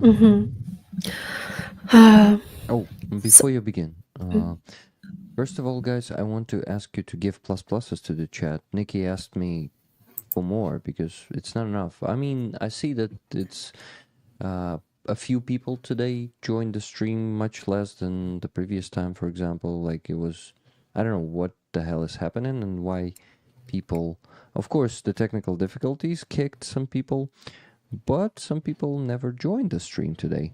I noticed that. So maybe, I don't know, the stars aligned or something like that. It's not a problem, but more pluses because when we had 150 people in the chat, that's what I'm talking about. We were easily getting that number of pluses for the free tickets, guys. And I also ask you to keep donating because we are getting close to reach our goal, and you can get more tickets for this awesome flag that you can also see at the top right corner right now. I also need to mention two donations. Katie asks $40 and Willie Mad Glass $50. Both Raffle, Willie Mad Glass with a comment for the people fighting the orcs for all of us, +5 raffle tickets and Putin Huilo. Exactly. Thank you, Willie. Thank you for always making us smile with Putin Huilo and not forget what that fucker is. And what else I wanted to mention, I just noticed that in our NAFA truck campaign, I need to show it on the screen real quick, just a second. We've stuck. For 4 days, there was not a single donation there, guys. Maybe for 3 days. Yeah. Oh no, it was one donation in 3 days. Yes. 100 euros were added there. It's important to finish it as fast as possible. I really ask you to please donate to that campaign. We still, we are on 67%. We still need to raise about 12,000 euros, if I'm not mistaken. It's a big sum of money. And for not doing that, To get to that goal, for donating more than 100 euros, you can get the patches. That's a Floki patch, and there's also a patch. Sorry, guys. It seems I'm upset right now with all the technical difficulties and stuff, but I need to get pull myself together, put stuff like that. You know what I mean? By that, I just need to ignore all the difficulties and soldier on. That's what I'm gonna do. I just need to show you this in this browser, the patches that you can get. If you still haven't donated to this campaign, here are the two patches, Floki the Fighter and Stinger. And you need to get them, because Floki, I remind you, is my cat who passed away last year. I shared the story of her on my channel. It's not posted yet, but it's posted on the second channel. There's a video where I share the story. It's about 20 minutes long. Go and check it out. My second channel is in the description of this stream. It is there, and the story is very sad and touching, and this cat, even after her death, is capable to raise funds for Ukrainian army. I really am happy that she is doing that for the second time now. So please get either one of those patches or both of them. And I also want to thank Kobe Jack for 5 gifted memberships, and Johnny Nedregard for 22 Norwegian kronas. And before that, I noticed your super chat, but I did not thank you for that. Thank you, Johnny, for the second super chat today. Also, thanks to everyone who donated memberships today, who gifted memberships today. I just don't want to interrupt my guests, so I don't thank you or mention them. I will try to get through all of them a bit later.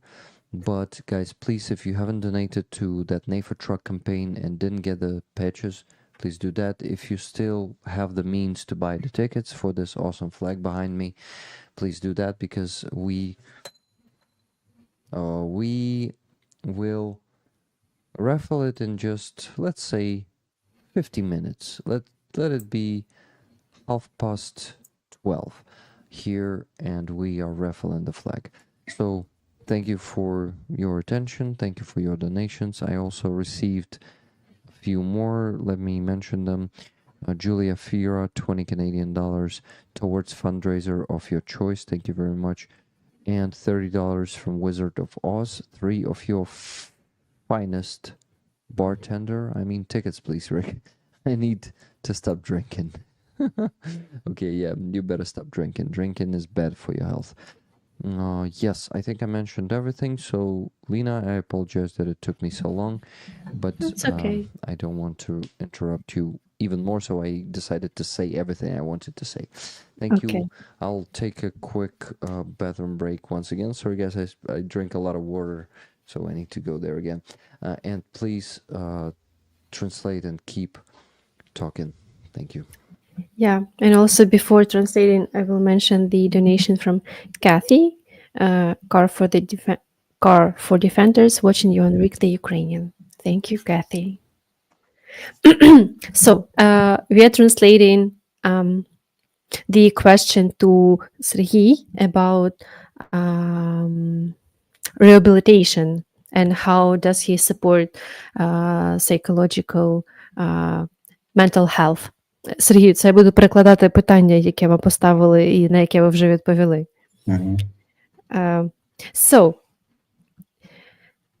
I'll start with when Rick asks this question to Serhii, he said that he has already seen that question in the chat, and actually he didn't have like an immediate answer, because this one is kind of hard because of few reasons, and the main one is that psychologists who were talking to him said that you can like recover mentally from everything that happened only after all the triggers disappear. And of course, triggers will disappear after Ukraine win this war. So he says that even though he tried to get some activities to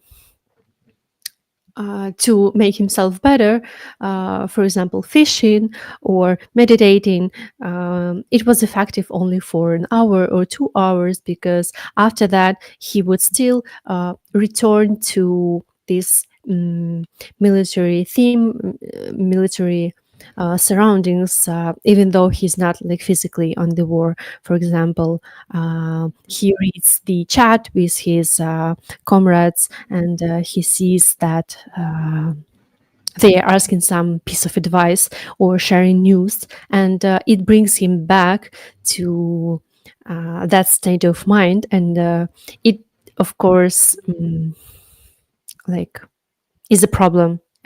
It is a problem, and it. Oh my god, I forgot this word. Like stops, prevents quick mental recovery and this process. So unfortunately it is like so to recover mentally, to care for his mental health like fully, he needs to be completely out of the context of war. And of course it's possible only after Ukraine win this war. But Serhii mentioned that he used to do fishing and meditating. Сергій, а що ви ще робите, окрім рибалки і медитацій? Ви що ще сказали робите, щоб полегшити такий ментальний стан? Даже не Або знаю. що вам подобається робити в цілому, не про ментальний стан, окрім парапланів і того, що я вже сказала? До параплана ще дуже далеко, тим паче з таким пораненням. Ну і моя мрія ще не здійснилася мати свій параплан. Я якраз, коли був у полоні, я там записав собі 6 пунктів планування такого, щоб вони здійснилися там після полону. Але, ви знаєте, це дійсно дуже мало часу буває, тому що якщо ми кажемо про зараз, що зараз роблю, ти постійно знаходишся в госпіталі і лікуєшся, і в мене є план, наприклад, я там вранці встаю, резинкою займаюся гімнастикою, точніше, тяну ногу, ступню, потім мені план прочитати 10-15 сторінок книжки, потім повторити. Що ви читаєте? Зараз якраз закінчив, як правильно воно називається.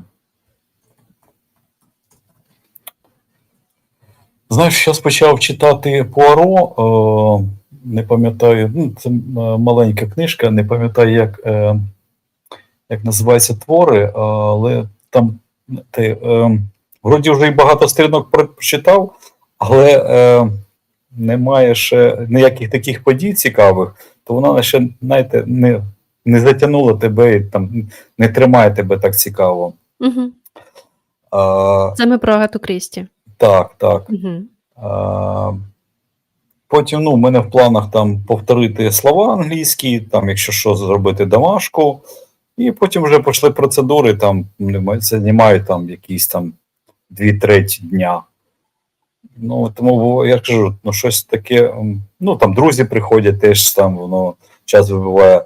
Це з приводу якогось релаксу, це більше, мабуть, вдома. І то я намагаємося з дружиною поїхати в кіно, подивитися якісь сучасні фільми, відпочити, де-не-де, коли траплялося раніше з'їздити до друзів. Зараз прийшли побратими, я вже 3-й тиждень, кожні вихідні їжджу до них, спілкуємося, кайфуємо, згадуємо. Якраз ми з дівчатами назад їхали, хоча ми побули там буквально, може, години 3-4. Вони кажуть, блін, ми так класно відпочили. Я кажу, так ми просто між собою спілкувалися, більше це пацани.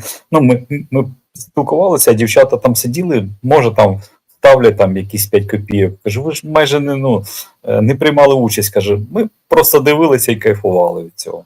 Тому зараз сказати, що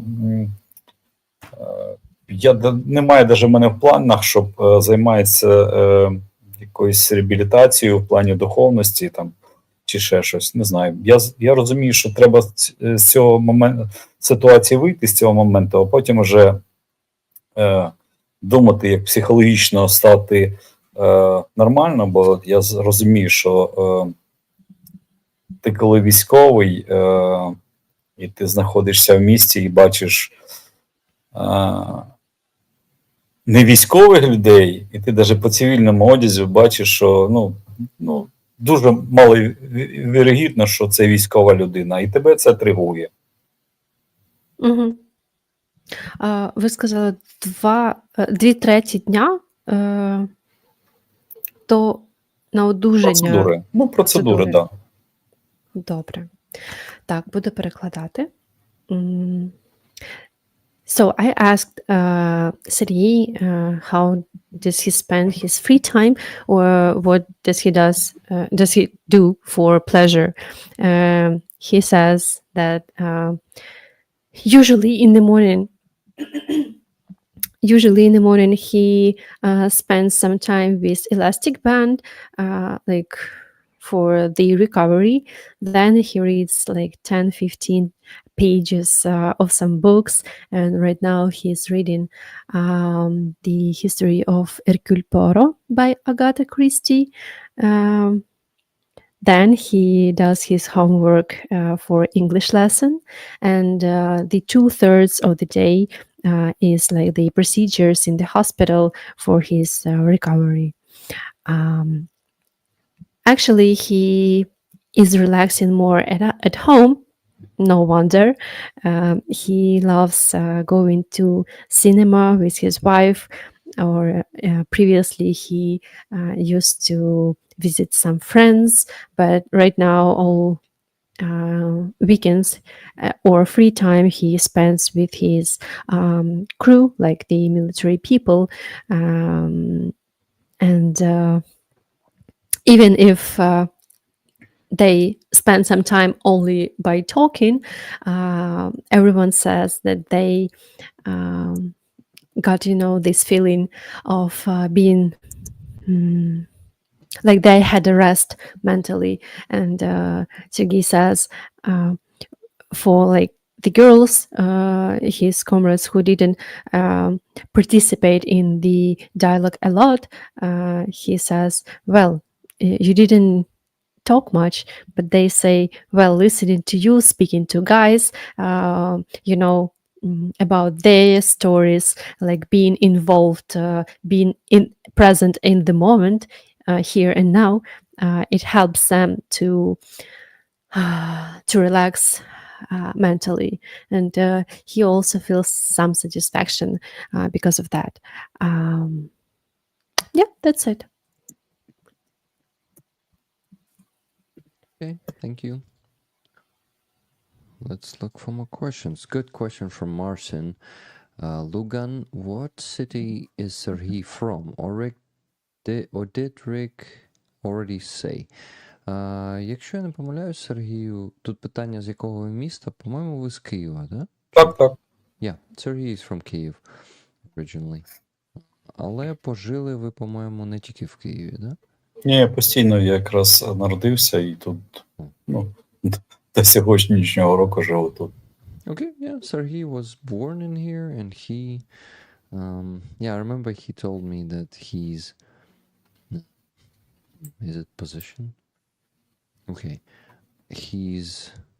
no, not position. After Maidan, he realized that he needs to become active and really start to defend his country, take actions.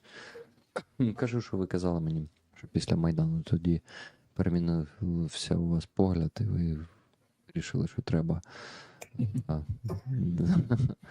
Що треба. Ну, точніше, не після Майдану, під час Майдану, коли він почався в 13-му році, правильно? Да, якийсь тумблер включився і все.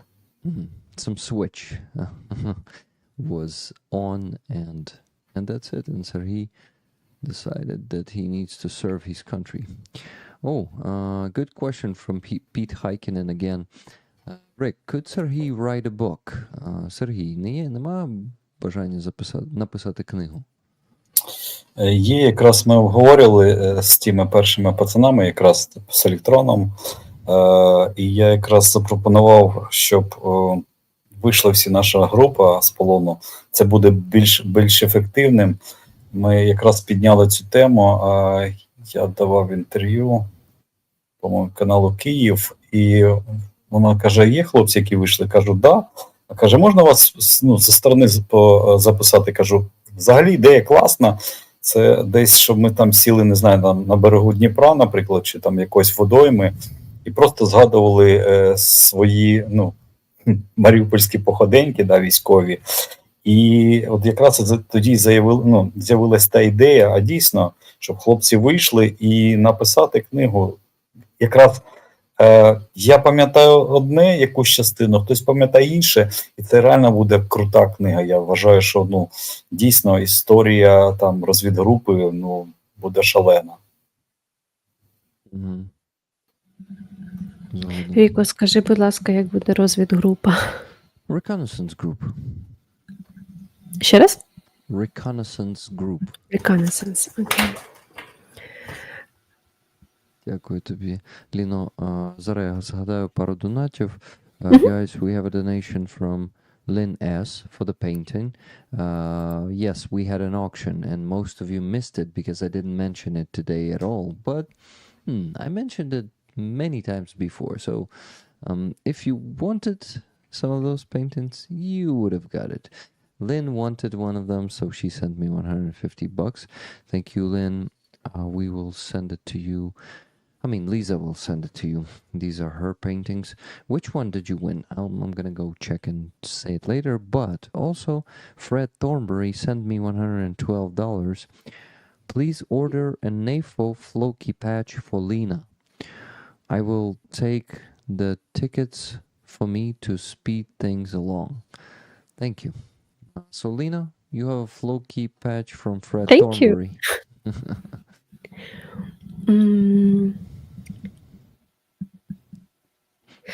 Yeah, about book. Serhii says that yes, he had these thoughts, and actually he would definitely like to write a book. And I think he has this idea of writing book with his crew, like some members of it, because during the interview, for example, he realized that he has some bright memories from some parts of like Azovstal journey or other moments of the war, and his members of his crew had brighter memories from another situation. So he thinks that they should definitely write a book altogether, not just by himself. Сергію, я побачила коментар. Люди кажуть, якби ви написали бук, я би там 100% хотіла би її прочитати. Да, якраз це теж прочитав, але намагаюся людям відповісти щось, щоб, вказати, хто це написав, щоб дати йому повністю відповідь. І в мене не виходить там не про книжку, не про їжу, я бачу, там пишуть про там, де людина знаходиться, американська революція, теж читаю, але щось, не знаю, як справитися з цим. Просто написати можу, але конкретно відповісти людині не зовсім. І якраз от згадав, крайню книжку, яку прочитав, це була книга не епізоди Черчилля, по-моєму, епізоди Черчилля. І ви знаєте, я дуже був здивований, наскільки була ерудована і різноманітна людина ця. Мене так це здивувало, що ти його знаєш вроді би з одної сторони, наскільки цікавий він був, до старості енергійним. Мене дуже це вразило, я такий під впливом досі, хоча це, мабуть, пройшло майже місяць, але от там я тільки от згадав Черчилля, зразу такі напливи, там людина, яка приймала участь в створенні танку, і допомагала літакам. Тобто, я кажу, я згадую цю книжку, мене дуже потрясає зараз, аж мурашки по кожі, наскільки це емоційно для мене було. Зрозуміло. Зараз перекладу.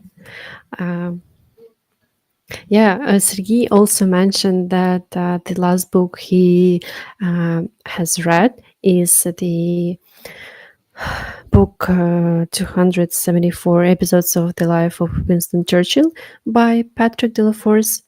And he says that he is strongly impressed by this book. And even now when he's talking, he has goosebumps because it was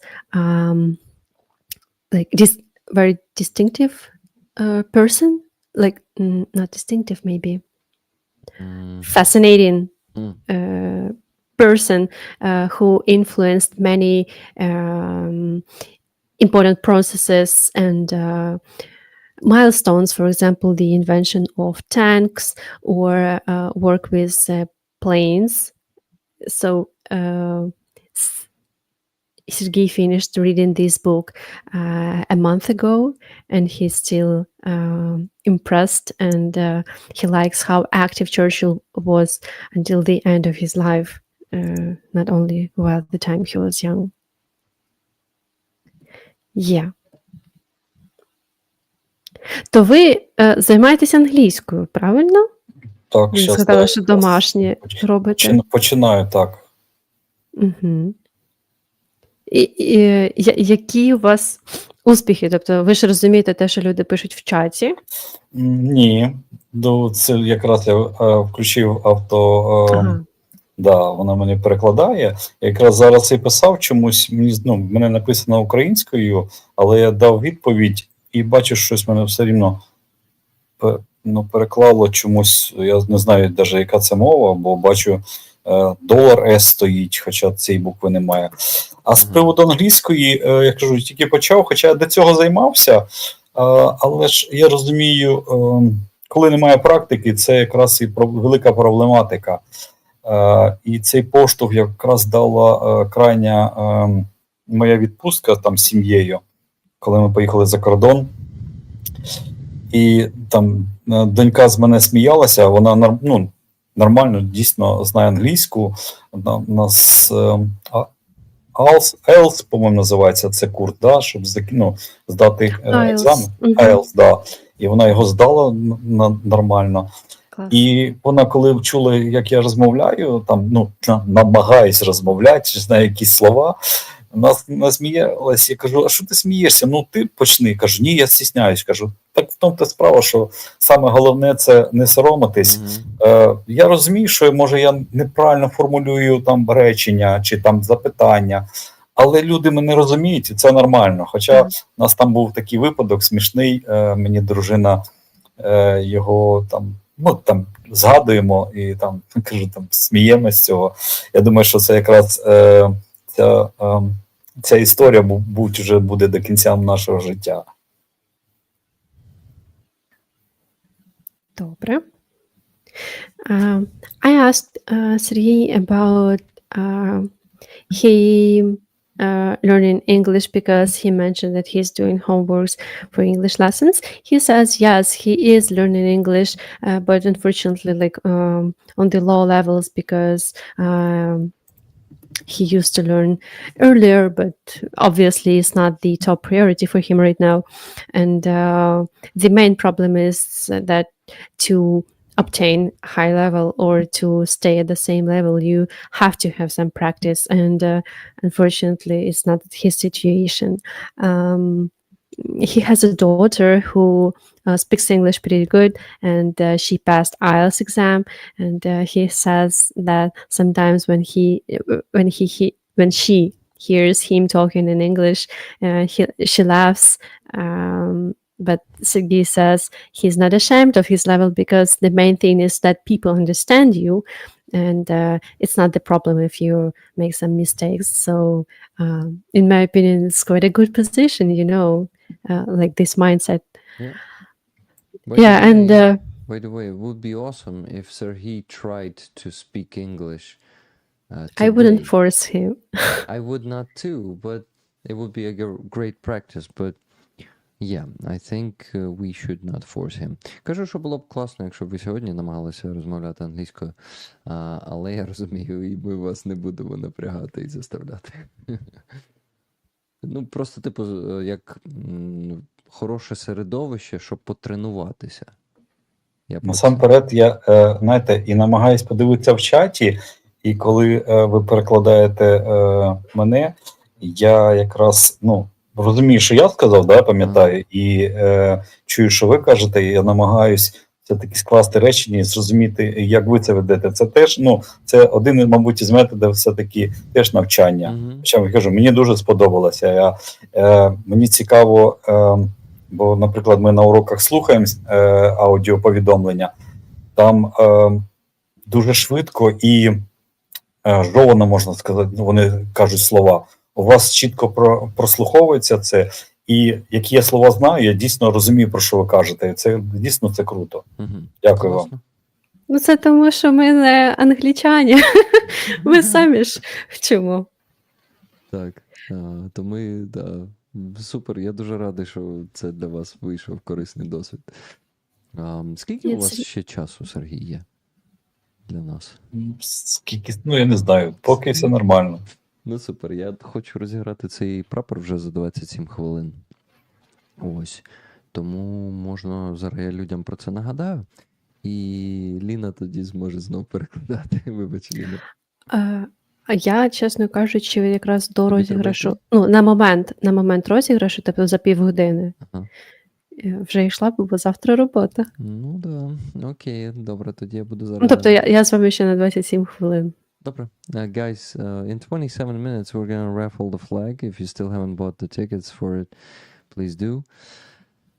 Serhii, raffle, я постійно кажу raffle, це розіграш.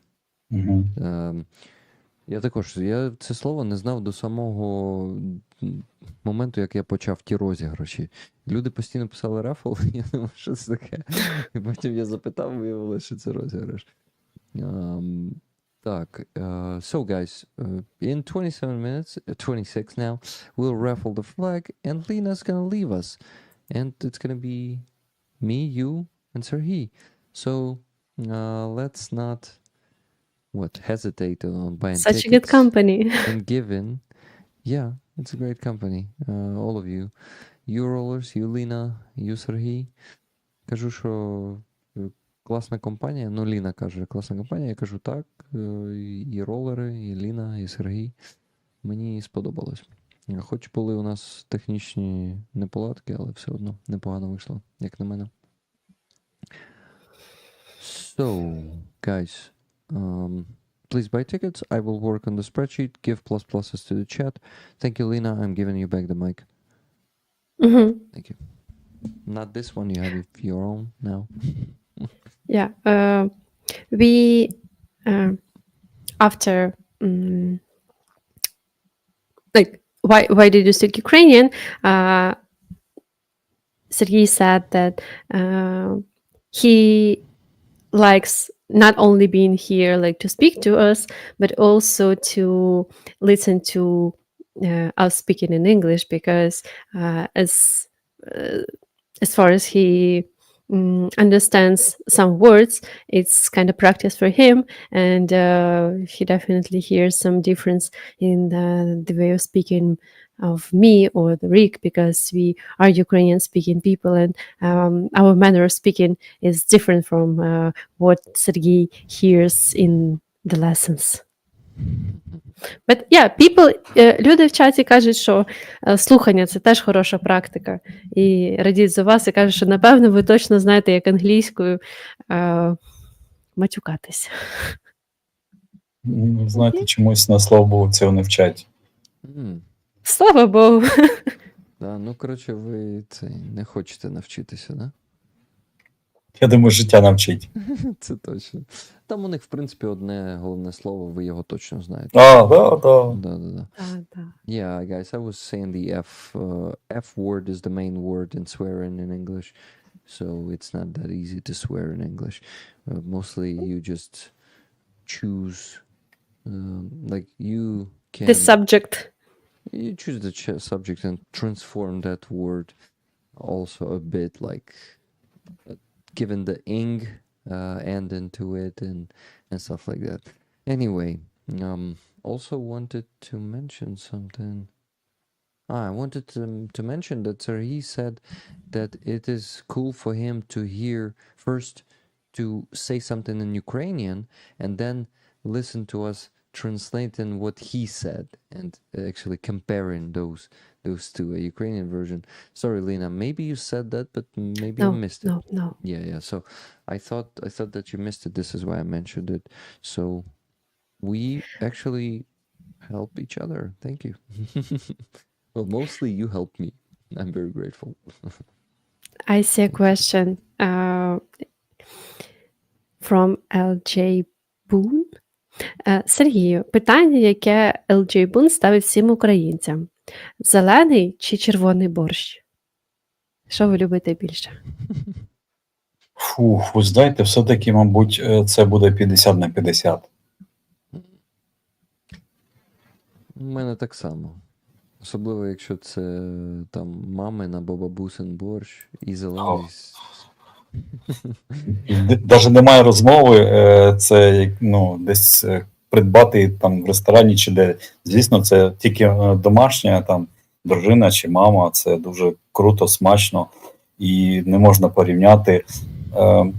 Це, ну не знаю, як порівнювати, не знаю, там морозиво і ковбасу, вона різна, і хоча це і перша страва, так, але воно ну, настільки кардинально різне, що не можна сказати. Ні, може, і люди є такі, що люблять щось одне, там, чи більший відсоток, але для мене це точно пополам, бо це цікаво. Угу. Добре. So Serhii says that it's 50-50 but 100% is homemade, not from some restaurant or whatever. He says that 50-50 because green borscht and red borscht are different. Like you cannot compare them. It's like ice cream and sausage. Yeah, homemade borscht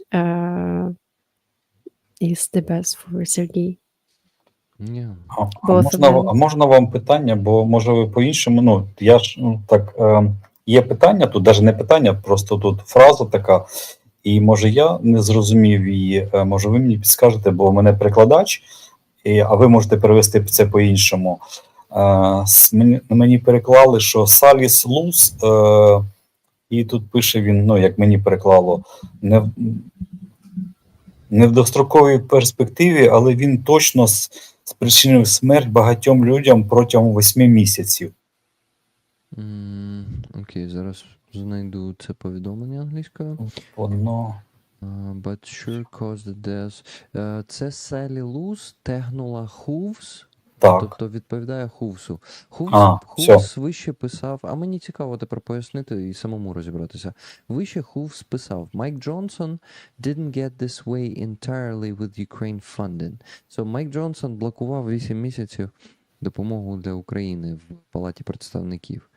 І Салі пише, що not in the long run, ну це типу не вдовгу, але він, напевно, спричинив смерті багатьох людей протягом 8 місяців. Це однозначно. Якщо б нам приходило більше військової допомоги, ну, взагалі вона приходила, насправді це не 8, а 12, це вилилося в 12 місяців з усіма затримками поставок, навіть коли вже проголосували за пакет, то за ці 12 місяців однозначно дуже багато життів було втрачено просто тому, що не вистачало чим стріляти. з гармат, або навіть для мінометів не було мін. Нічого, в принципі, мало було дуже. Дякую, що ви ну, для мене реально відкрили цей момент, бо ну, якась, не знаю, чомусь я от вперся в цей текст, і мене це, знаєте, як зупинило, я його там навіть зупинив, щоб вона стрічка не бігла, не розуміючи, про що це кажучи, але підсвідомо мене щось воно зупинило. Дякую, що ви так розказали, що дійсно це дуже корисна інформація, і це болюче дійсно, що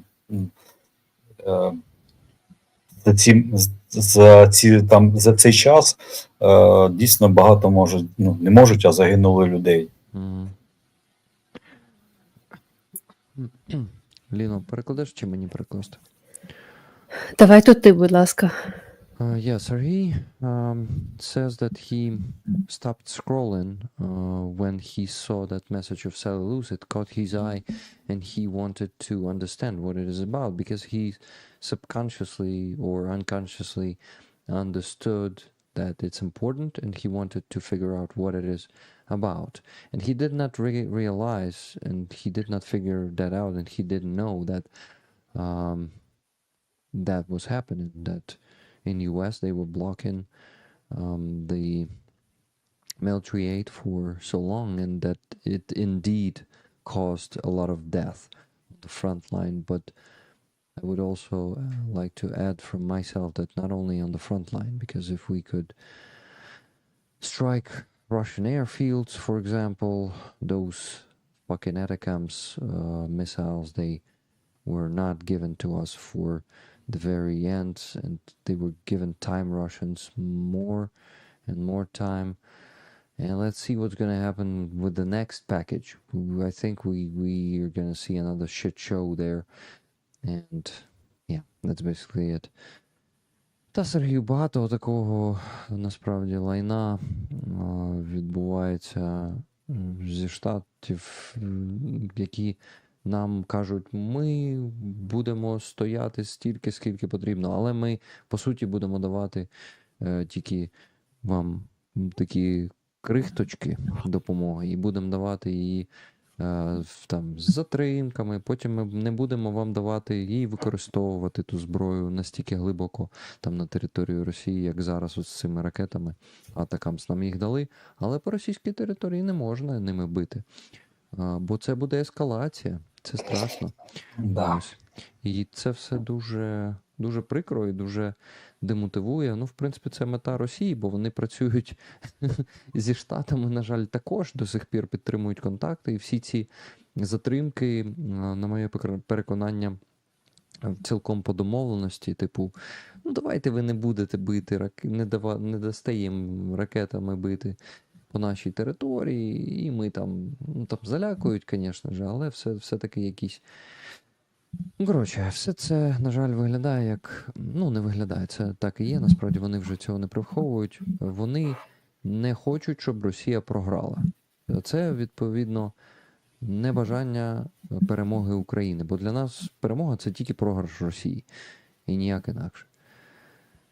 Тому, да. Перекладу швиденько людям, що я казав. Guys, I was talking about, well, basically my usual rant about US not wanting our victory and not helping us in time enough, holding all those restrictions and stuff like that. Якщо у вас є що на це відповісти, Сергію, буду радий почути.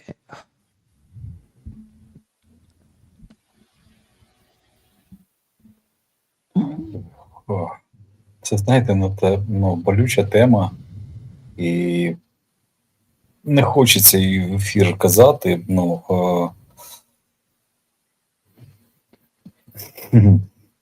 дійсно це небезпечно.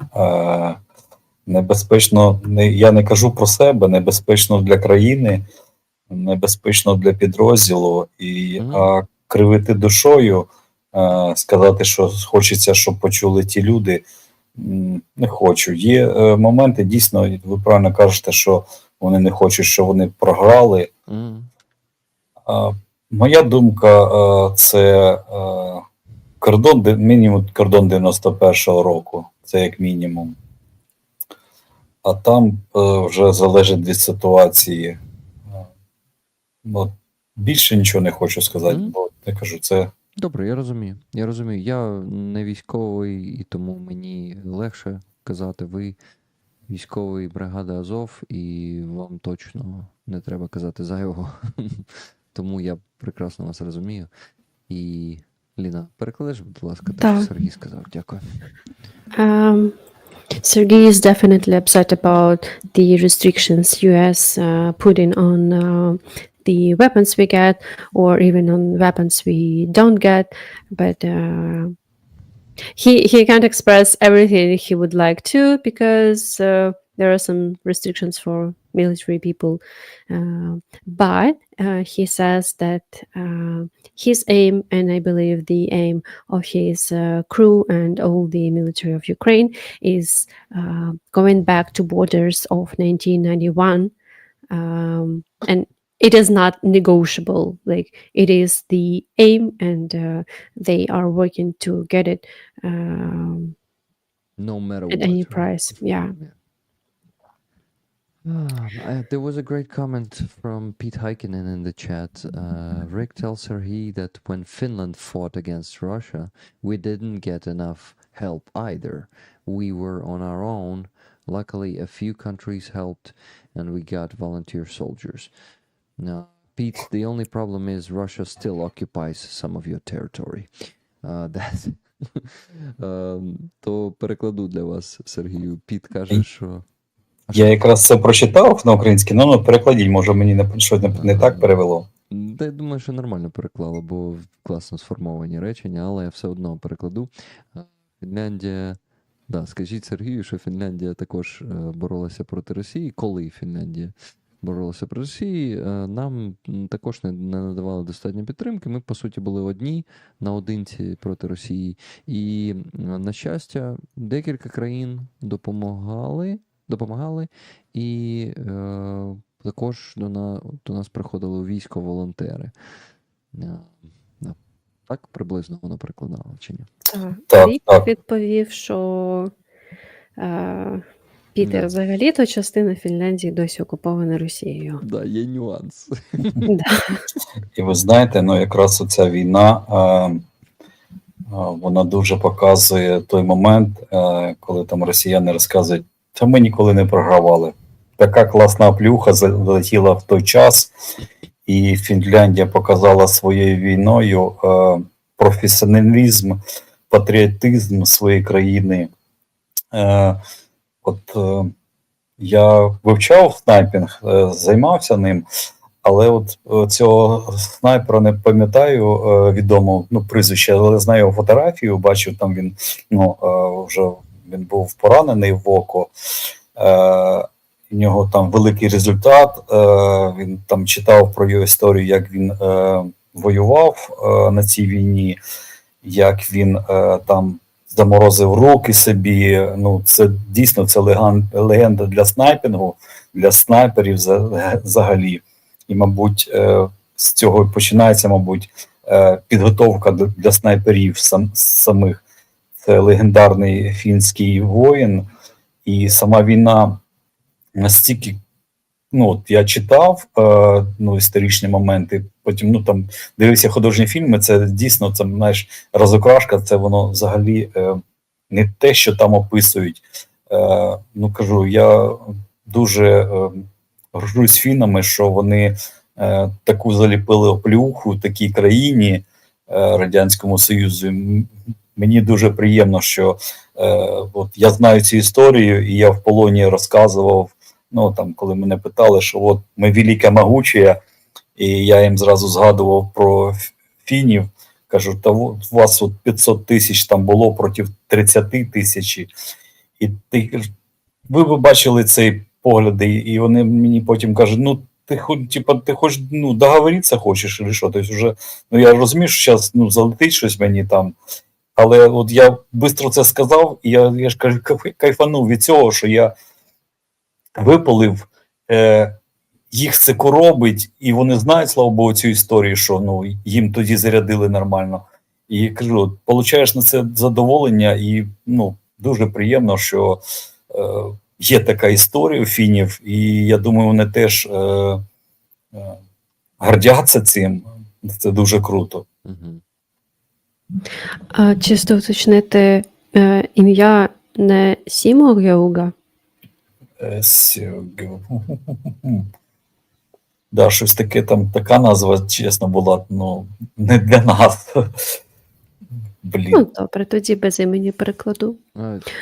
Чекай, Руні питає, який для розіграшу зараз лот у нас.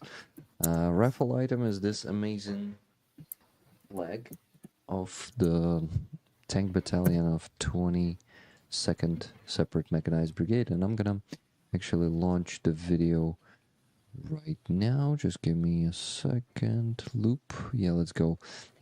Not watch. I'm gonna show you the video right now. I made a video and it is playing right now. Look at the right, top right corner, the signs, the details. Lena, giving you back the mic. Thank you. Угу. Сімагуягі. Та. Да. We translated to Serhii the message of Pete saying that Finland fought against Russia as well. And Serhii said that he likes that there is a fact in history that Russia didn't get what they wanted during the war with Finland. And he's happy that Finnish people? Finns? No? Sorry. he's happy that Russians who brag right now about undefeatable strong Russia actually were defeated and suffered a lot during that war. And even in captivity, when he was talking to Russians, and they once again bragged about how big and strong Russia is. He mentioned to them that there was a situation when 500,000 of Russians fought with 30,000 of Finns, and they didn't succeed. And Russian military were so angry that they even tried to intimidate him, like, do you want to get some trouble by saying that, by mentioning that, because they were angry because they knew that fact. And Serhii reminded them that Russia is not undefeatable. And he also likes the story of Simo Gauga. Sorry if I'm mispronouncing his name. The famous Finnish sniper whose call sign was White Dad, if I'm not mistaken. So once again, Serhii loves this page in history, and I would say it inspires him. We also have here Johanna from Finland. I did not interrupt you, right? No, I finished. Okay, thank you. Because I thought so. This is why I started talking. The war time in Finland was so hard in every way that, for example, after 1942, the Finnish population could only eat an average 1,000 kilocalories. Everybody was losing weight, average 4.5 kilograms. That's crazy. Перекладу для Сергія. Йоганна з Фінляндії каже, війна, точніше, в часи війни в Фінляндії так було складно в усіх відношеннях, що, наприклад, після 1942 року населення Фінляндії могло їсти в середньому, я так розумію, на день тільки 1000 кілокалорій, і всі втрачали вагу в середньому 4,5 кілограми. І таке було ще пару років опісля. Це наступний, да. Наступний коментар. By the way, Pete Heikkinen, I hope I did not offend you with that comment about the Russia occupying your territory, because you totally disappeared from the chat after I said that. Кажу Піту Хайкініну, що сподіваюся, що я не образив його коментарем про те, що Росія зараз до сих пір окупує їх територію, бо я не бачу його повідомлень в чаті з тих пір взагалі. А з приводу фідів, ви знаєте, ну там ми теж обговорювали цей момент, і якраз от робота їхніх малих груп, як снайперських груп і взагалі груп знешкодження, вони там працювали по тилам, знешкоджували тили їхні, забезпечення. Те ж саме і в нас там в 21 столітті, в 24-му, 23-му роках, там навіть в 22-му роках теж малими групами працювали по росіянам, що вони дуже здивовані, знервовані від цього. Але ну, і розвідка, і взагалі там патріоти працюють, і це дуже круто, що є моменти історичні, які вони повторюються, і це дуже приємно. Угу. Ну, тут ще ж тактика в Росії не міняється з сторіччя в сторіччя, по суті. Ви знаєте, вони все-таки на цій війні Вчаться, да. Вчаться. Це, в цьому в сенсі це погано дійсно для нас, але ж, що робити? Ні, я мав більше як першочергове. От коли вони вторгалися, у них все було як в 20-му сторіччі. А от тепер вони навчилися, однозначно. На жаль, вони вчаться зараз і швидше якісь впроваджують там і технології нові, навіть вже переганяють там в деяких дронових технологіях нас. І так, всякі тактичні там заходи, на жаль. Ви підтверджуєте це? Згодні? Так, це є, і тим паче, що країна-агресор поставила на рейки заводу виготовлення FPV-дронів. Це не дуже важко, але навіть наша країна чомусь не може це зробити. Хоча ми, як бачимо, у нас з'являються дрони ці, і ми розуміємо, що це волонтери роблять, це роблять різні організації, і це дуже круто. Ти дивишся і так, як, дійсно, тут не треба багато якісь там станків чи ще щось такого, що просто налагодити цей забезпечення це, і люди будуть робити заводи, які є, які можуть це виготовлювати. Чомусь ні. І от ми, чесно, тільки я не знаю, чи це в 23-му, чи в по-моєму, 23-му році відкрився патронний завод в Україні по 5,45, 5,56. Майже 10 років війни.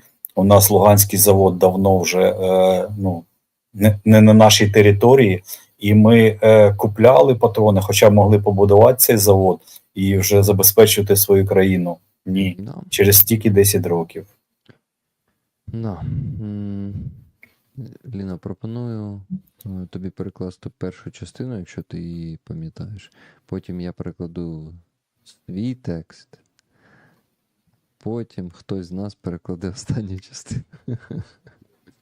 А нагадай, що було в першій частині? Так, в першій частині казав Серхій про те, що фіни... Щось про фінів. Малими групами працювали. Да, малими групами працювали, і що, ця тактика і до сих пір запроваджується на нашій війні. Да, так. І, відповідно, ми потім, точніше, а потім я сказав, що Русня просто що Русня вчиться, да. Який діалог.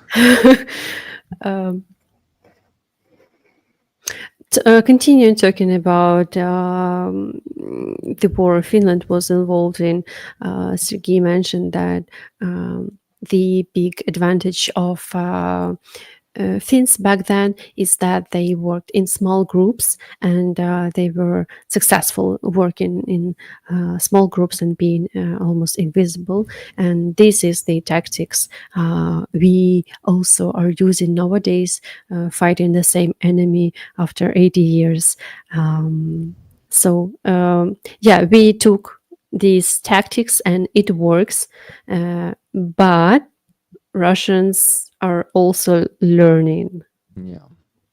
So then I said, like, no, first I said, but Russians are, well, that they use the same tactics that in, like, for centuries, same tactics for centuries, like in 20th century, for example.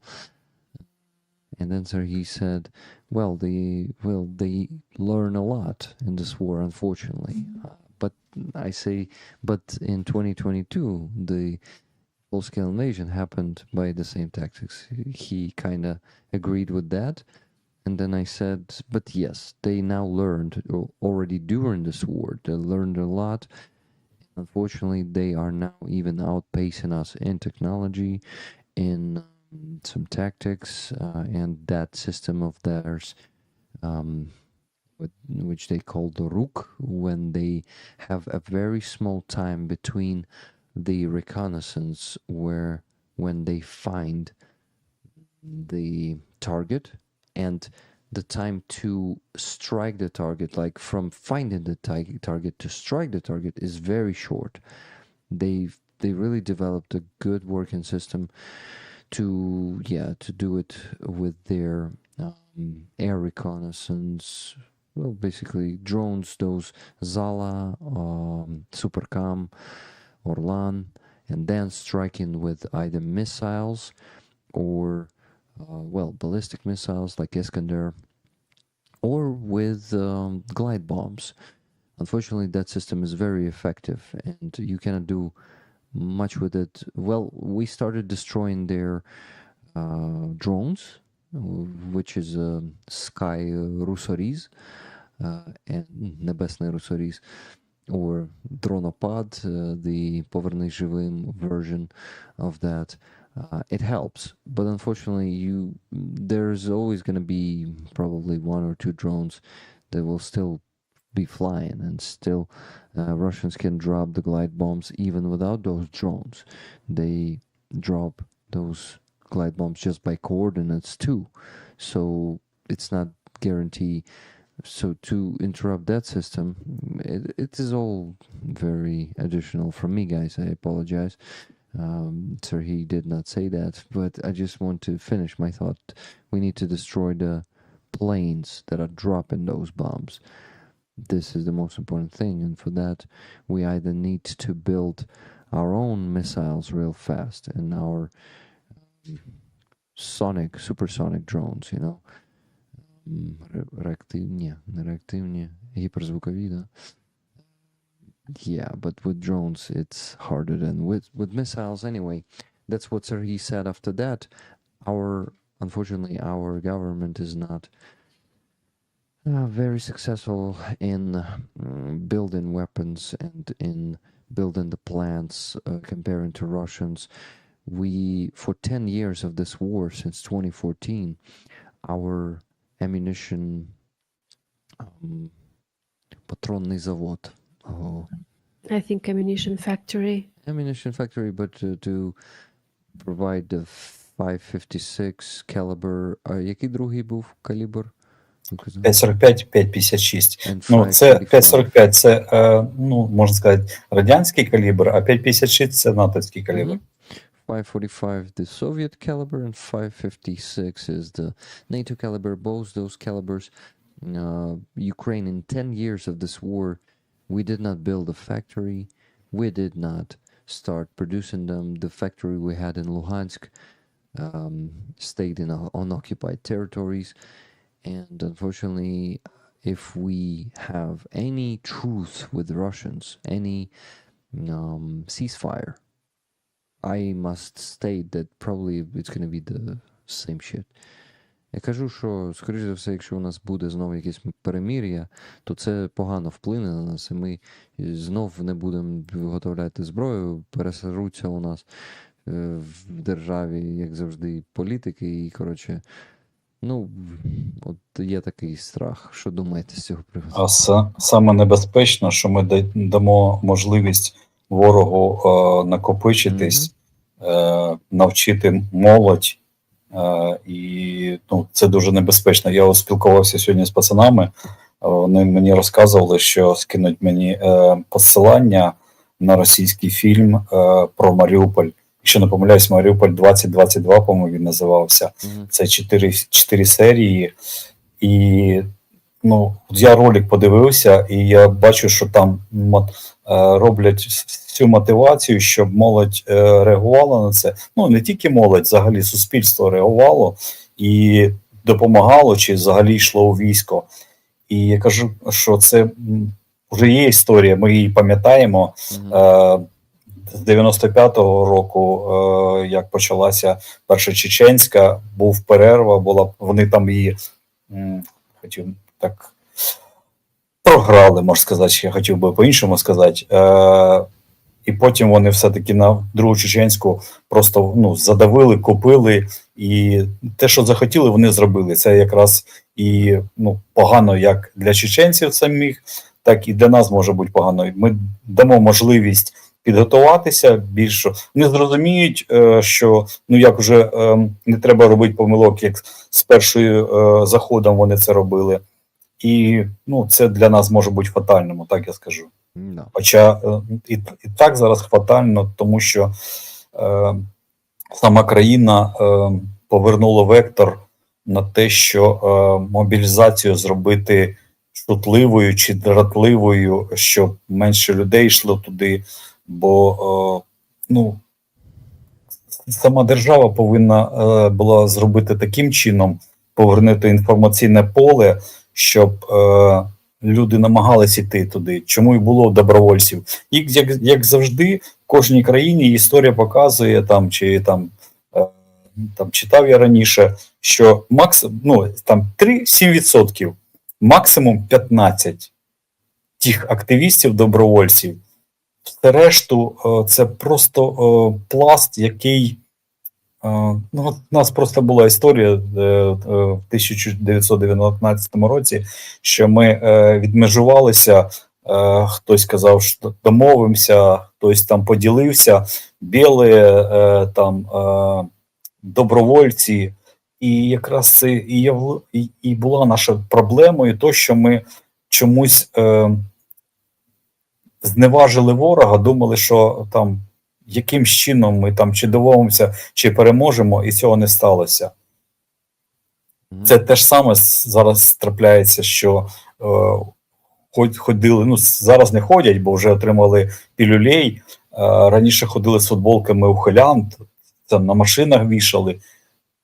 Це не жарти, реально. Ми закінчуємося, і більше приходять людей, хто попадає зараз війська, ти спілкуєшся, кажеш, я отримав повістку, але я зрозумів, що краще піти в Азов. Чому? Раніше чого ти не пішов? А тому, що повістки не давали. Зрозуміло, що це якраз та маніпуляція, що його ЗСУ можуть закинути там буквально на слідуючий тиждень в окоп. Тут тебе пронавчають, будуть тобою займатися там місяць-півтора, потім ще на виході тебе зразу не будуть залучати, щоб ти адаптувався під вистріли, постріли, розриви. І потім маленькими групами в колективи будуть ставити. Це нормальна, це нормальна практика, це правильно психологічно. Відношення до людей не сформували у війську просто в ЗСУ. От є і в ЗСУ приклади адекватних бригад і командирів. Але є оці, я вибачаюсь, треба перекласти. Вибач, Ліна, тобі треба йти. Ти хочеш з цим допомогти? Я хочу першу частину перекласти, а про мобілізацію вже лише у вас. Добре. Давай. Добре. Дякую тобі. Зараз. Дай мені щось сказати швиденько. While Lena is gonna be translating this, I will do the raffle, guys. Я розіграш проведу, поки ти будеш. Але це буде недовго. Ні, я Ну, знаю, я а говоритиму швидко, я недовго. там хвилину і... Добре. Ну, коротше, подивимось, встигну я чи не встигну. Коротше, thank you for buying tickets, guys. You cannot buy tickets anymore. Those tickets from the last donations from Cinnamon and Marcin are also put to the spreadsheet. You can see them, so everything is there. And Johanna, yes, we reached the minimum goal today and even exceeded it. So thank you. Save your extra donations for the next week. Дякую, Ліна. So, continuing speaking about how Russians learn, and Rick mentioned that if you're gonna have truth with Russians, it will be bad. Serhii agreed, and he said that it would be a good opportunity for Russians to have this break, and I think they are really looking forward to have it because their resources are also not limitless. So he thinks that if the truth happens, they will learn, they will have a rest, they will accumulate new power in more people, and he even says that his crew sent him a link to a film made by Russians about Mariupol, and he says that its main goal is to mobilize people in Russia to make them want to help the army, to join the army, and to give their resources for Russian military people. So Russians are not only working on the battlefield with people, but they also trying to accumulate power from like people. So the truth must not happen at any case, because it would be the same thing that was in Chechen wars in 1990s, where Russians were feeling like they are losing the control of their situation in the first Chechen war, and then they had a break, and even though it's supposed to be like a peace and no one would fight again, because people usually, when people agree on something, they think that they can rely on others' promises. So Chechen people were thinking that they're having the peace, and meanwhile Russians were accumulating power and trying to get more and more resources to finish what they didn't finish, aka destroying their enemy completely, 100%. So we cannot have a break in this war in Russia, because they don't want peace, they want to eliminate Ukraine fully. Exactly. Thank you, Lena. That Yeah. was awesome. And I can press the spin wheel button and you will know who is the winner also. Sure. Before you go. Okay, Yeah. guys, the timer has got to 0. And let me spin the wheel. You bought 572 tickets. So let's see who's going to be the winner. Oh, there's even a sound today there. Some clicks and... Number 48. Ooh, some nice music there. Okay, guys, let's go and see who is on number 48? Was it? Yeah, probably 48. 48. Yeah. So on 48 we have Secular Sekai. Wow. Sekai is the winner of this flag, guys. He's bought a, what do I call that thing?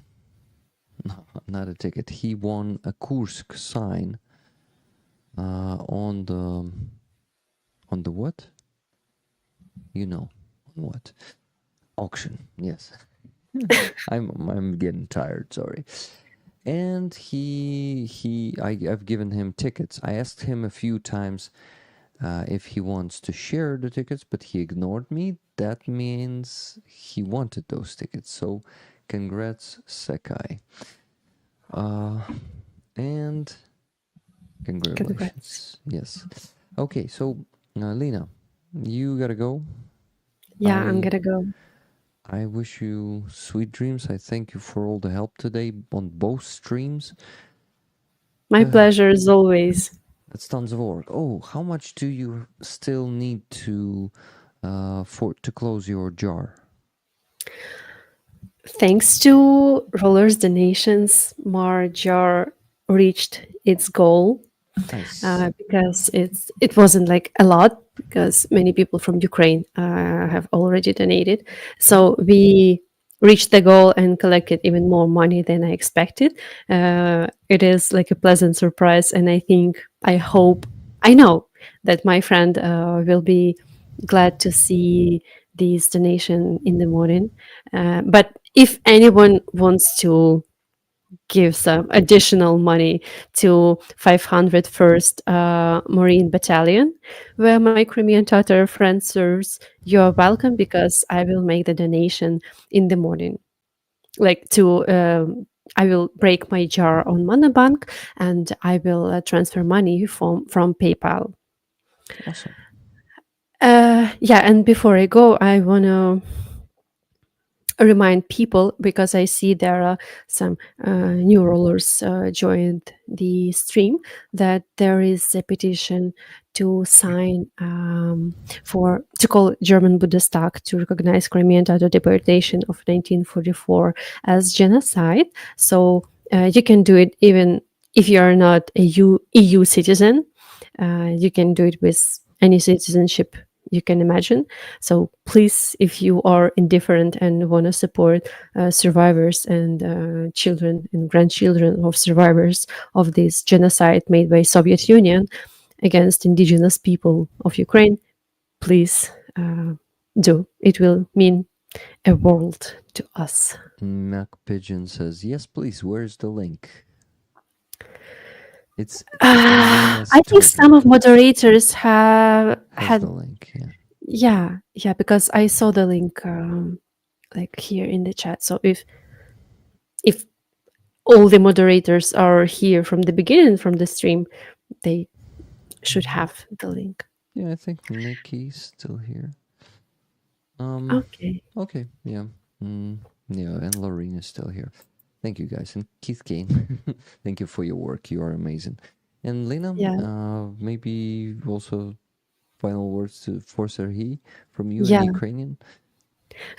Сергію, я вже мушу бігти, але я дуже рада, що змогла сьогодні долучитись і поговорити з вами, бо багато про вас чула, і дуже приємно було спитати вас не тільки про військові такі штуки, а ще й про дізнатись вас як людину. І дуже сподіваюся, що з вами все буде добре, і ми побачимо ще вживу. Навзаєм, дякую. І швидкого одужання. До речі, Сергій ходить на Фріазов, і у тебе Так, буде я шанс щось там подумала, що мали би перетнутись там, напевно. Ну, не так часто буває, бо часто більше їжджу до пацанів зараз, але так. Супер. Теж приємно познайомитися. See you soon. See you soon. Okay. Good night, rollers. Good night, Lena. Thank you for being with us. Bye. Окей. А що там 48-й? Це відомо, хто це? Да, Secular Sekai. Це наш ролер з, ну, він каже, з Північної Америки. Він просто там між декількома країнами їздить. Ну і в Штатах він в тому числі буває. Бо я бачив список якраз, що він там, не пам'ятаю, ну там дуже великий взяв. Шматок, да? Да, шматок такий. Молодець, цікаво. Ну так, люди, от якщо роблять великий донат, то вони багато квиточків отримують. І вони, відповідно, мають більше шансів. Ну, так лотерея працює, по суті. Окей. Ну, прапор крутий, мені попався йому класно, реально. Я трошки почитав, там було відео підйом, підписи там всякі, дуже круто, реально. Да. Прапор крутезний, він буде щасливий. Guys, we were talking about Sekai and how lucky he is, and yeah, Serhii really enjoys how it is built here. He says, I see it's a long list of his name there. Good job. Like, yeah, good donation. And more chances. And I said, basically, the lottery works this way. The more you buy tickets, the more tickets you buy, the more chances you get.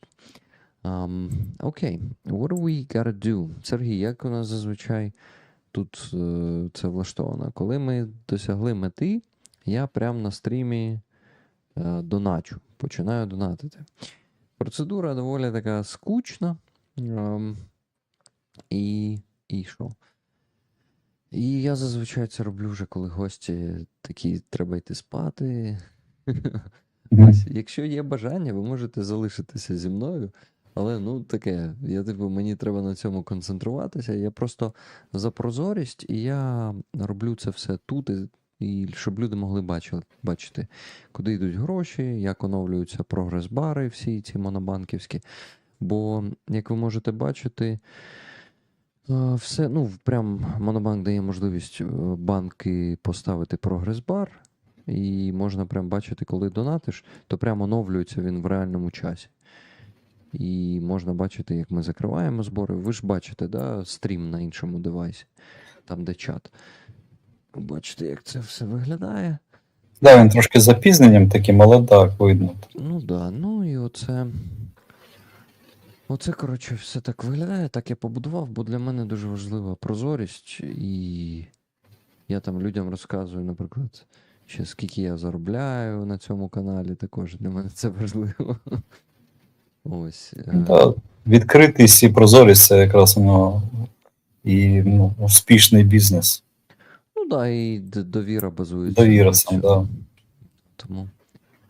Guys, I explained to Serhii how it is built here with donations and how I do it and what boring part of the stream it is. And and then I explained that transparency is important to me, and he said that transparency is actually a good base for, well, a fundament, if we can use that word, for the trust. And I also said that I'm transparent of how much I earn here, and you guys, well, and then he said, well, that's actually a base of a good business, transparency and honesty. And I agree with that. Honesty – це чесність, відвертість. No. Окей. Я ще не переклав той шматочок про мобілізацію. Я думаю, це буде цікаво. І мені важливо, щоб люди почули вашу думку, бо мені вона сподобалась. Хороша. Good point. Знаєте цю фразу? Good point – це типу слушна думка або хороша, типу як це важко перекласти. Типу як влучно сказано або хороша думка, от якось так. І, коротше, you had a good point about that. Тому хочу перекласти. So, Serhii said there's also a big problem with mobilization in Ukraine, a conscription, which is, okay, I don't know to say that, but the mobilization is built in the wrong way. In Ukraine, the focus is not on motivation, but on demotivation. And there were some idiots here wearing the t-shirt that were t-shirts that were saying Dodger, which means like a draft dodger. Ухилянт is a dodger. I think the translation for that is going to be like that. And they stopped wearing them because because we make them realize that that's not a good idea. But also the problem is in here that with mobilization is that when recruits are coming to Azov, and Serhii asks them why did you choose Azov? They said, oh, I got a summons, and I know that if I go to the armed forces of Ukraine, I might be thrown to the front line without being prepared. So I decided to go to a brigade where I'll be prepared, and where Serhii also adds how it happens in their brigade that soldiers are being prepared for 3 months. У вас підготовка триває 3 місяці, так? Військових? Ні, 1,5. 1.5 months? А це, тут там далеко від фронту. І безпосередньо там уже десь близько до місяця. Ну, тобто, там також, типу, в такому обережному режимі, як ви кажете, потихеньку заводять на... Так. So, guys, in Azov, for example, the training in the rear happens for 1.5 months. Then soldiers for about a month being brought to the front line, but like in a safety mode, they are being sent to positions in the group of experienced soldiers bit by bit, like some recruits being added to experienced groups, and the chance of survival is pretty big for them, and they are being sent there for small periods of time. So it's like to make them to get them used to the shelling, to the shooting, and just bit by bit, not like throw them there for weeks or months. No, it's like a safety mode, and then when that months end, I think they spend more time on positions. До речі, Сергій, а є в вашій бригаді, я от спілкувався, ми передавали машину у п'ятницю, назбирали також там на 2, одну з них передавали в 3-ю штурмову, там, до речі, філософа, знаєте? Так. Це в його підрозділі, його дружина, я їй передавав машину, Соня, позивний у неї, вона з морально-психологічного забезпечення офіцера. І вона розказала, що вона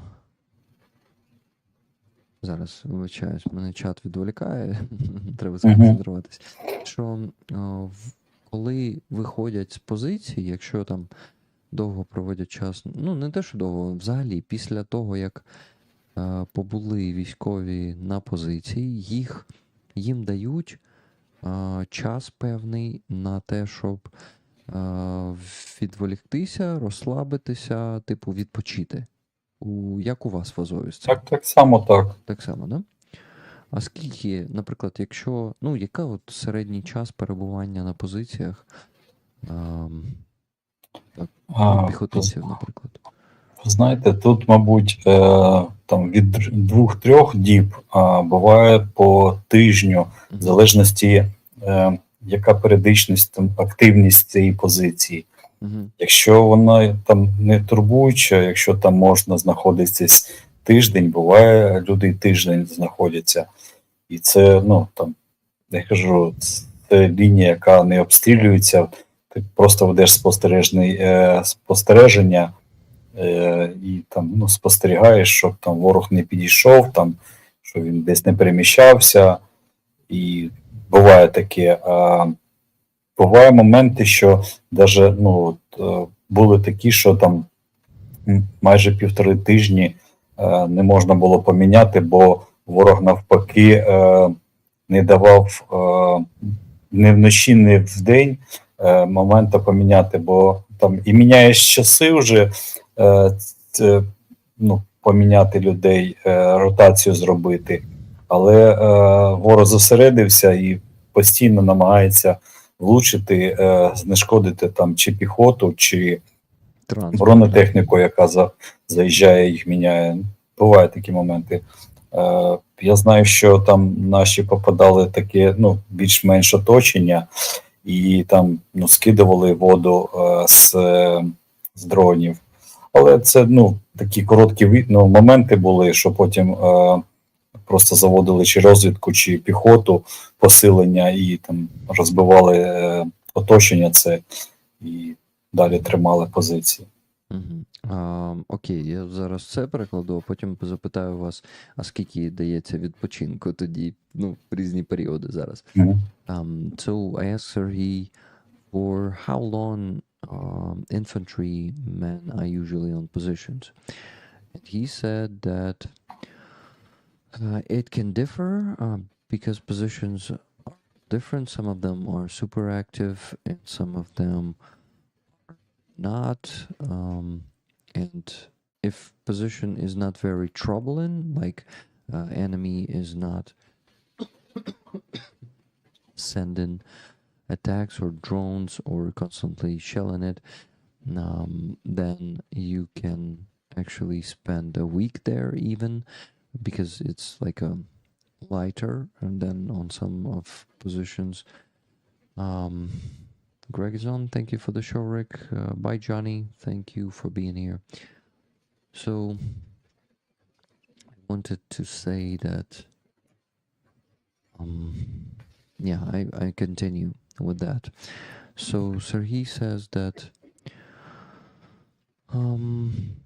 some positions can be, like there was a case when soldiers spent 1.5 weeks on positions because Russians were focusing their fire and their troops on that position to actually not let them do the rotation of the forces, because they constantly wanted to strike soldiers when they are getting out of the position, or the transport that is moving to pick them up, I think the APC in this case.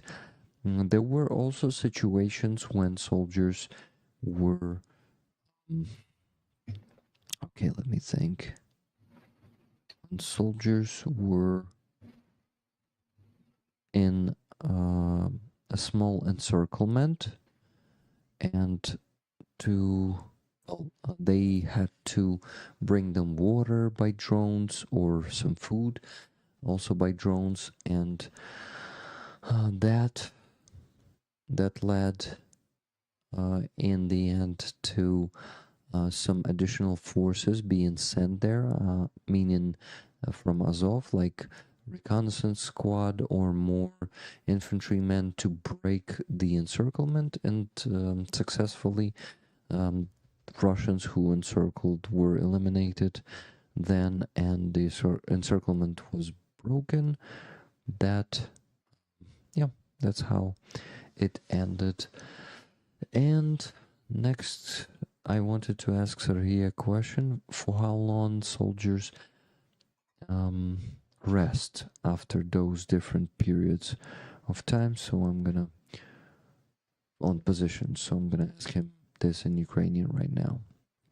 Кажу, Сергій, що тепер хочу запитати, а скільки військові, от, наприклад, якщо вони перебувають 3 дні на позиції, скільки вони отримують після цього відпочинку? Потім, якщо тиждень, якщо 1,5 тижні, це, типу, якось пропорційно? Ну, типу, якщо там 1,5, то, ну, коротше, ви зрозуміли, походу, мене. Я зрозумів. Це не зовсім пропорційно. Ну, як ми практикували це, заходить, наприклад, рота, а в нас їх там 4, да?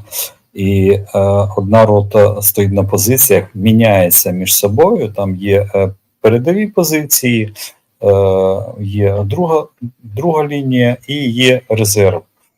І от резерв знаходиться, ну точніше так, є перша рота, яка зайшла на позиції, друга рота знаходиться в резерві, а третя рота відпочиває.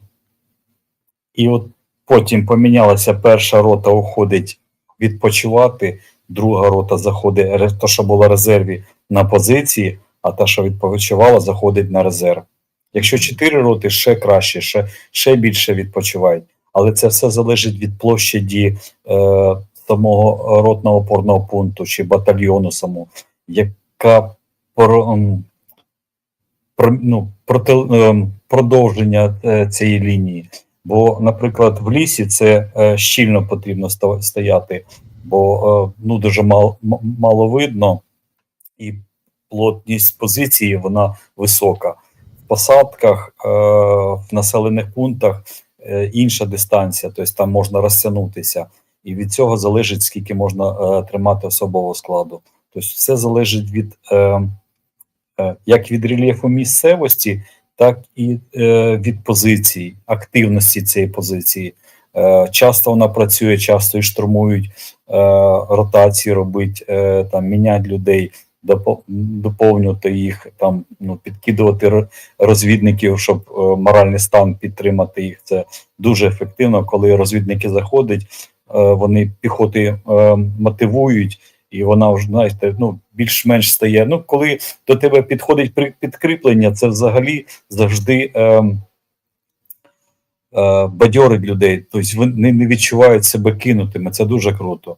Хоча там може легка така ситуація бути, але коли там ти висилаєш підсилення, ти бачиш, що і колектив вже по-іншому реагує. Навіть по станції чуєш, що навіть там командири відділень, у них навіть голос вже інший. Тобто вони розуміють, що це колектив, це одна сім'я, і ми підтримуємо один одного. Клас. Окей, перекладаю. So we have the system where in our battalion 3 companies, they stand on 3 different positions. Like first position is a 0 line, they are positions. Then there's a second line. So on the first positions, on the positions themselves, the first company stands holding those positions. Behind them, there's a second line where the second company stands. And on the third, well, no, there's no third line. They call it reserve. That one, the third company stands in reserve, so basically resting. Then, during rotation, the company that stands on the positions goes to rest. Company that were standing on the second line goes to the positions, and the company that was in rest goes to the second line. So you see, guys, there are like 3 stages: rest, second line, first line, rest. Then again, after rest, second line, then first line, and rest. Then Serhii told me that they actually, well, it all differs. The rest is different for different positions, for different battalions or companies, because it depends on the sizes of not companies, yeah, battalions, and also on the terrain. Positions are different. Because in the forest, in Serebryansky forest, where Azov is currently standing, holding positions, it's a different terrain. The visibility is not that good, so that also affects the rest. It's kind of not obvious. Also, Serhii said that when you send reinforcement to your men, it always lifts their spirit very much. It brings them, well, it basically even changes their voice when you send a reconnaissance unit or maybe some reinforcement of infantrymen. It always boosts their morale. Even on the radio, you can hear their voice changing and they're becoming more, well, encouraged. And because they, like, they understand that they are one family, that they are a collective, and they will support each other no matter what, and they have each other's backs. Наче впорався. Матки такі виходять великі, вже намагаюся нічого не забути. Я хотів ще запитати у вас, з якого ви батальйону? Був 3-го. Третій Був батальйон. командир 3-го батальйону. А скільки зараз в Азові батальйонів? 6. 6. Ага. І не міняється кількість, да? Поки ні, можна штатку міняти, але це треба ж теж плануватися, розписати, подати на керівництво, потім розглядаються. Поки це стандартна штатка для бригад Нацгвардії. 6 батальйонів. А в батальйоні скільки у вас людей, якщо це не секрет? Трошки секрет. Зрозумів. Бо він змінюється дійсно, але поки це ще секрет. Добре, без проблем. Я, не знаю, що не секрет. Просто питаю, а там, що не можна казати, а вже ж не кажіть. Окей. What I need to translate, yes. I asked Serhii in what battalion he serves, and he said the 3rd Battalion. He was a commander of the 3rd Battalion. And I asked how many battalions are in Azov Brigade, and he said 6 of them. And basically he said that's a standard structure of the brigades of the National Guard brigades. Yeah. And also he said what?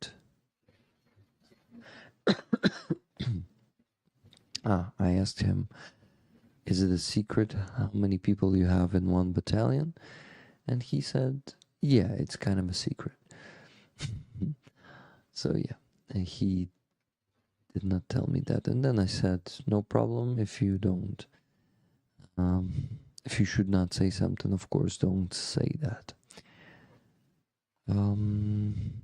Okay, I also wanted to ask you something about captivity, Serhii. Like how it was there, and only if you want to talk about that, because I know your boys are still there, you guys, so maybe you don't want to talk much about that. А тепер перекладу. Хотів ще запитати вас про полон. Чи хочете ви про це взагалі говорити?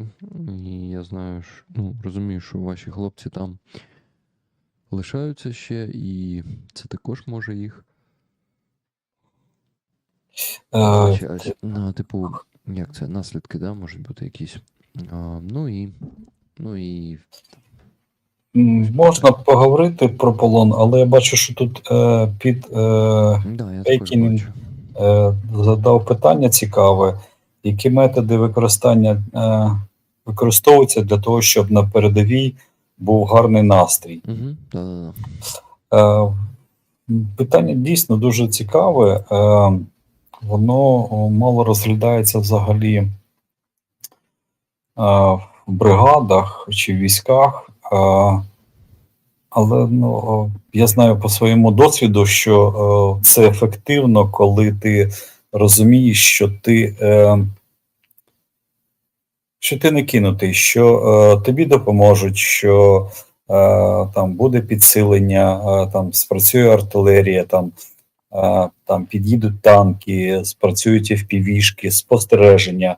Тобто це та колективна робота, яка є якраз в Азові, що ну, якщо в тебе щось не вийшло, там чи вийшло з ладу, то тобі допоможе там лівий фланг чи правий фланг, чи резерви бригади взагалі.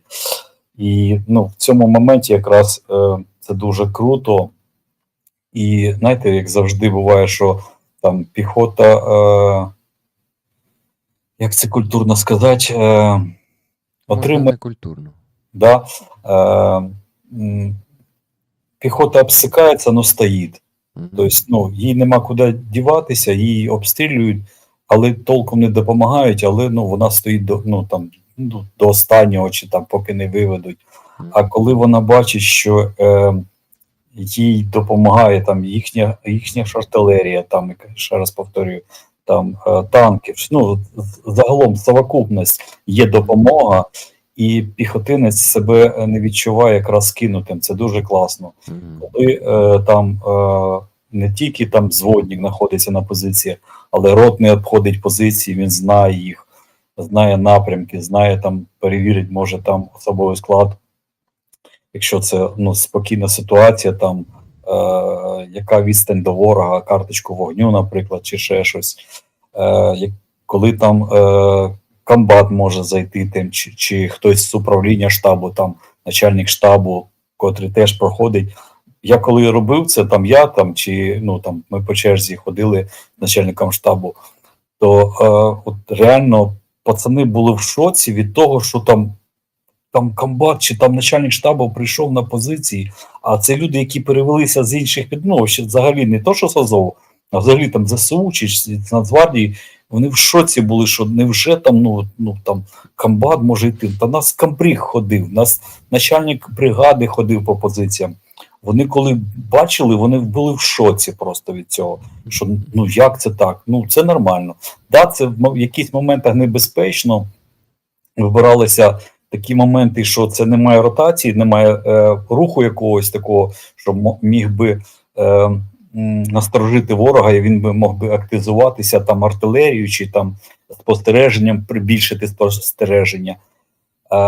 Але ну, є моменти такі, ти пройшов всі, люди такі, ого, класний, і вони, ну, це психологічна мотивація.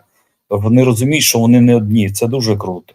Тим паче, у нас вже давно працює як хорунжа служба, як психологічна підтримка. Це ну раніше ми називали їх. Це ще в радянські часи були замполіт. У нас це зампороз по роботі з особовим складом. Це мотивований, головно, щоб він ще знав класну історію, щоб він міг нормально щось донести. Це дуже круто. Це якраз і є загальна підтримка всієї бригади. Окей, буду перекладати. Okay, Pete, that was a great question and a great answer. I'm just afraid that I'm gonna miss something because, yeah, it's a bit late. I'm a bit tired, but I'll try my best.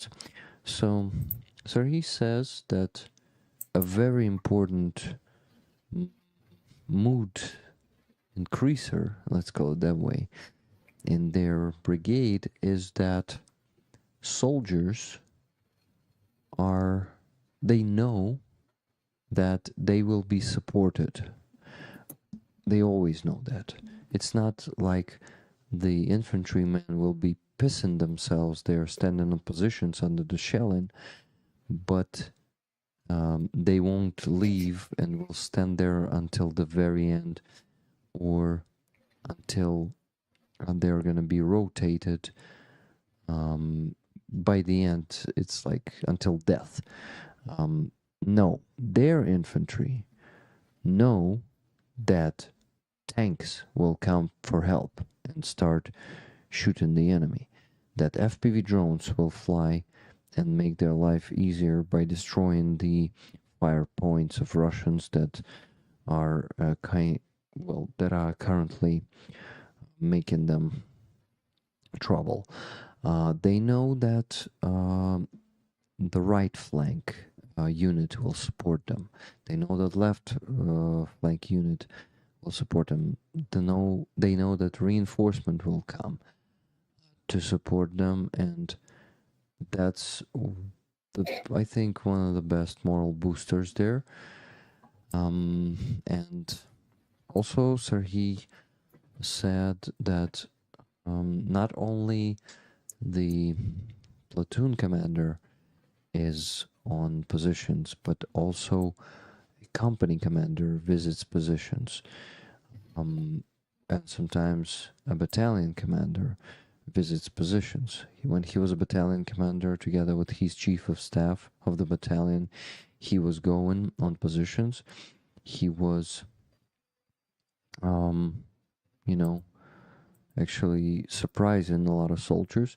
He says some of the soldiers who transferred from the armed forces of Ukraine to their battalion, or from other how do you call that? Them other units, okay? And they were really surprised to see the battalion commander there, but they constantly visit position. Also, they have a commander of як ви кажете, називається замість замполіта? Зампорос. Зампорос. Роботі з особовим складом. Робота з особовим складом. So, а зам це зам кого він? Це є на батальйонному рівні, на ротному і на ротному рівні. Тобто це в кожному підрозділі є. In every unit, like on battalion level or on company level, there is a deputy that works with the personnel.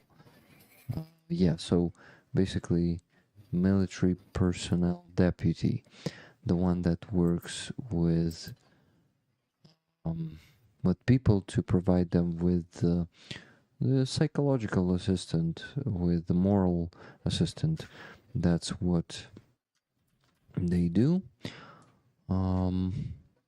And those should be guys, and they have those guys who know the history, who can really support morally, and who can lift the spirits of soldiers. And I bet in Azov those guys are going through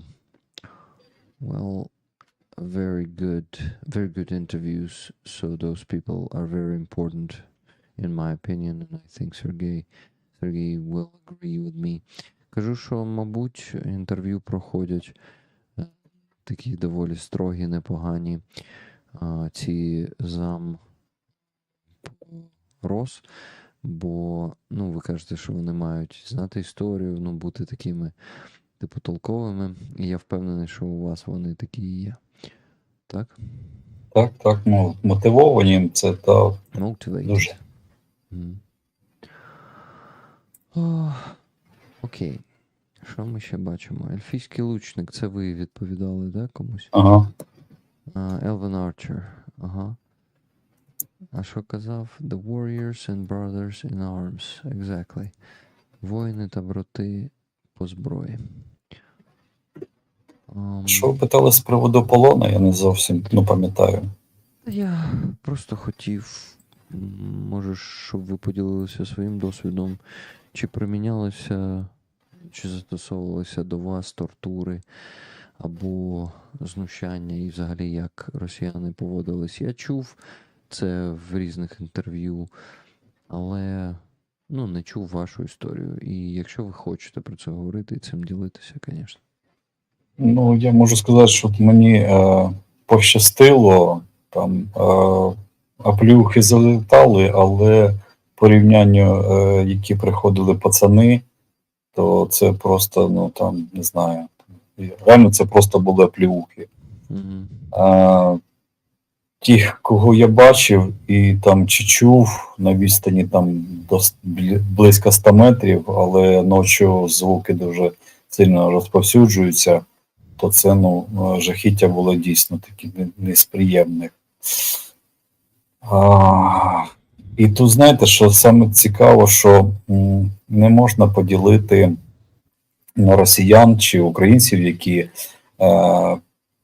перейшли на сторону ворога, бо як там є неадекватні, просто не знаю, як це можна сказати, дикарі якісь, так і наші чомусь, не знаю, звідки в них стільки ненависті, хоча там, коли починаєш дізнаватися там в тому ж полоні, там же, що ця людина навіть не була на війні, в неї там вона не одружена, там сім'ю не втратила. Я не знаю, там може хтось там ще загинув з родичів далеких, але вроді нічого такого немає, але ненависть просто пре, і ти дивуєшся і просто думаєш, звідки воно це все. І там є адеквати, і там є неадеквати, і особливо пацани, які їздили в Таганрог і були там, то це, навіть боляче слухати, реально. Ти розумієш, ти там чи бачив, я своїх пацанів бачив, коли вийшов з полону, росіяни скидали відео і фото, і там писали статті, що вони робили там по моєму наказу. І я так читаю, розумію, що, по-перше, їх там не було на тій території, бо ми працювали тільки так можна сказати, тільки на правому березі, що ми там не виконували всіх завдань, але я зрозумію, що він підписав це, каже, бо не знаю, чи правильно це казати, краще не треба, що там я просто їм озвучив, що пацани, треба головне зберегти своє життя. Що вам не писали там, хер з ним. Головне, щоб ви були цілі, здорові, без ампутації, слава Богу, це саме головне. А там все буде. І тому це от дикість просто вражає, і ти дивишся, чому, від чого це все? От не розумію.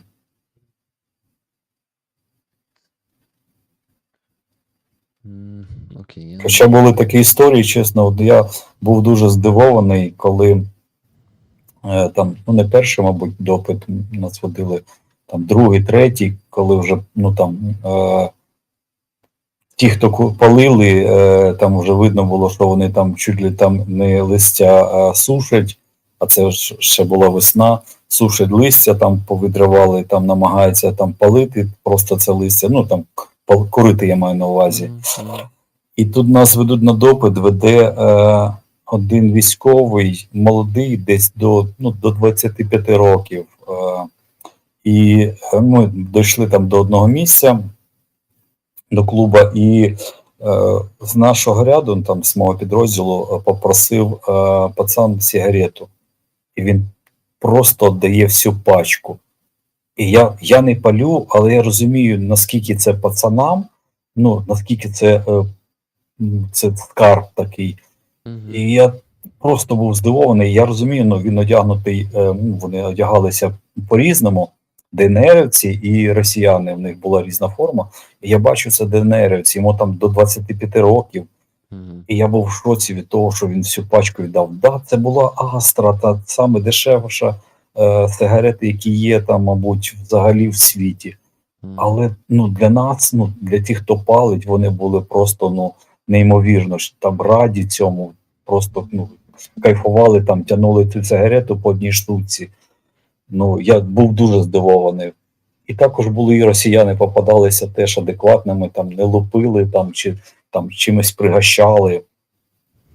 Я пам'ятаю, що теж ми якраз і побратим сидить за одним столом, а я сиджу за одним, якось, плечами касаємося. Тобто ми не спиною один до одного, просто плечами там збоку сидимо, і бачу, він п'є чай. І мені теж пропонує А хто ж це був? Невсіновець. СК це Слідственний комітет. І він мені пропонує чай. Я такий, пугу. І я кажу, да, там він мені наливає, там цукор дає, там ще щось, якусь фіню дає. Ну там ложечка пластмаса. Я цей пакетик заматую, там, типу, вижимаю його, щоб будь, і так відкладаю в сторону. Він так каже, на що ти, ну, типу, зачем ти це робиш? Я кажу, ну, якщо дозволите, типу, я з собою заберу. Та я тобі дам так. А потім каже, та як ти винесеш, типа, тебе шмонать буду. Я говорю, я вынесу. Та ну, хочу посмотреть. Он мне дает, ну, типа, 2 пакетика. Я зав'язую ці 2 пакетика, і на теніски є там лейбочка така. Я тупо на цю лейбочку засовую, ну, 2 пакетики, щоб вони висіли в мене там під футболкою. Він такий, ну ти хитер. Я говорю, ну да. Хочеш смачно попити чи поїсти, що хочеш придумаєш.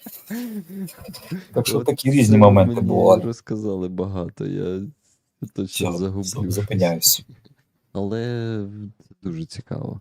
Guys, this is mega interesting. If you could only understand the Ukrainian, it would be much more information for you than I will redirect to you. So, let me begin.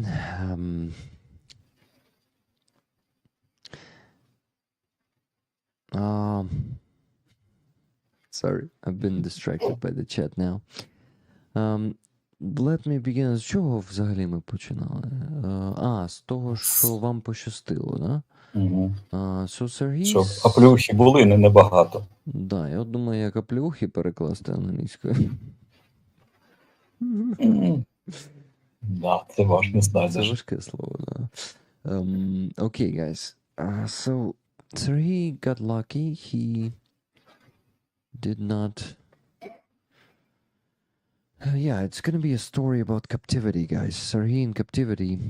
This is gonna be interesting, very interesting. It was interesting for me. So, first thing, Serhii said that he was lucky, not like other guys.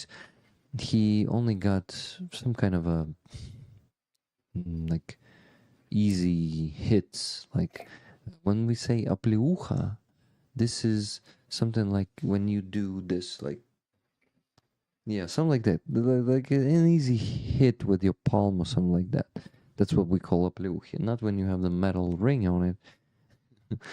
But anyway, he says that he got only something like that there. Of course, there was some beaten, but it was really light to him comparing to other guys.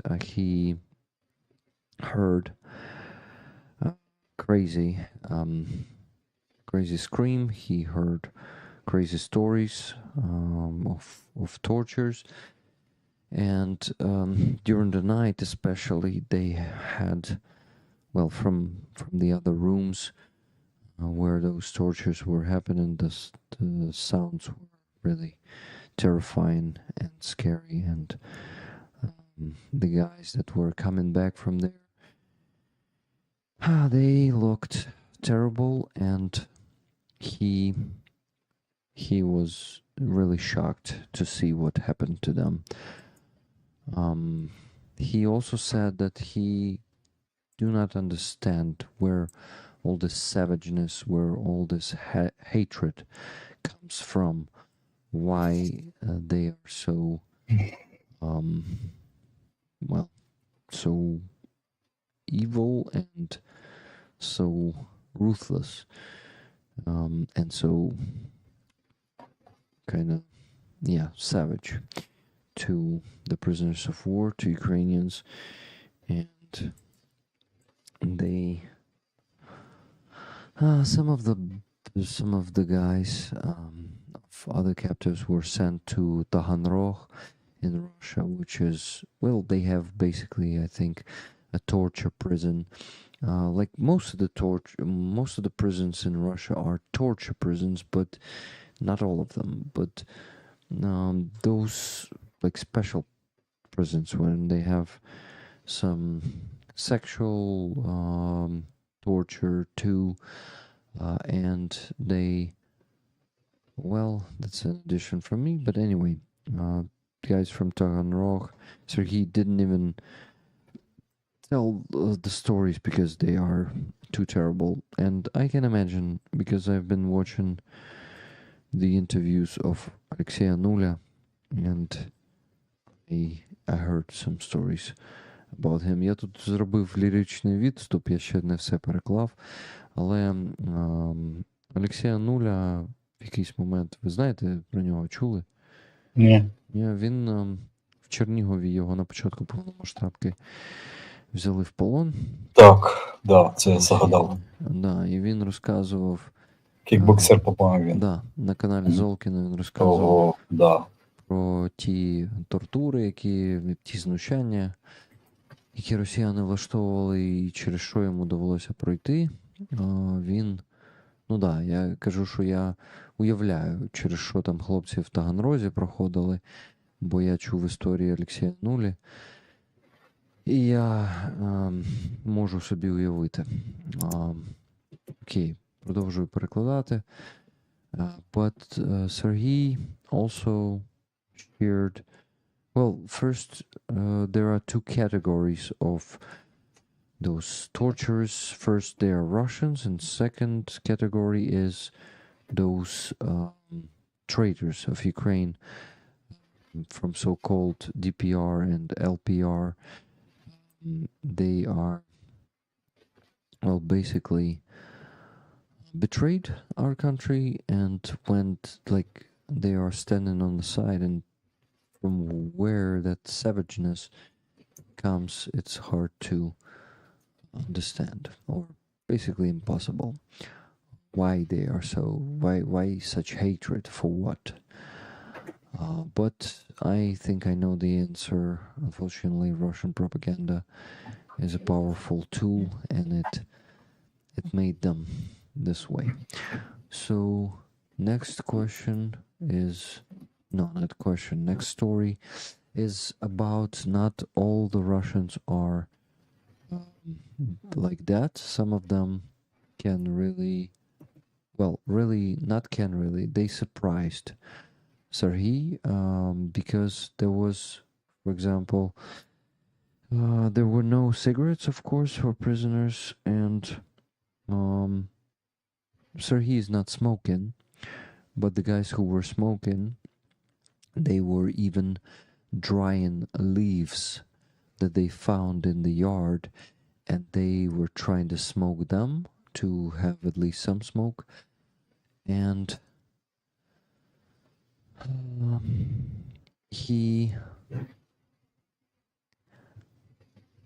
okay, I'm sorry, I am again distracted by the chat, but he said that there was a situation when the young soldier was kind of walking with them in the yard, or I don't know, through facility, or he didn't specify where that was, and they got to a certain place, and that soldier has given, well, he was like under 20, 25, a young soldier.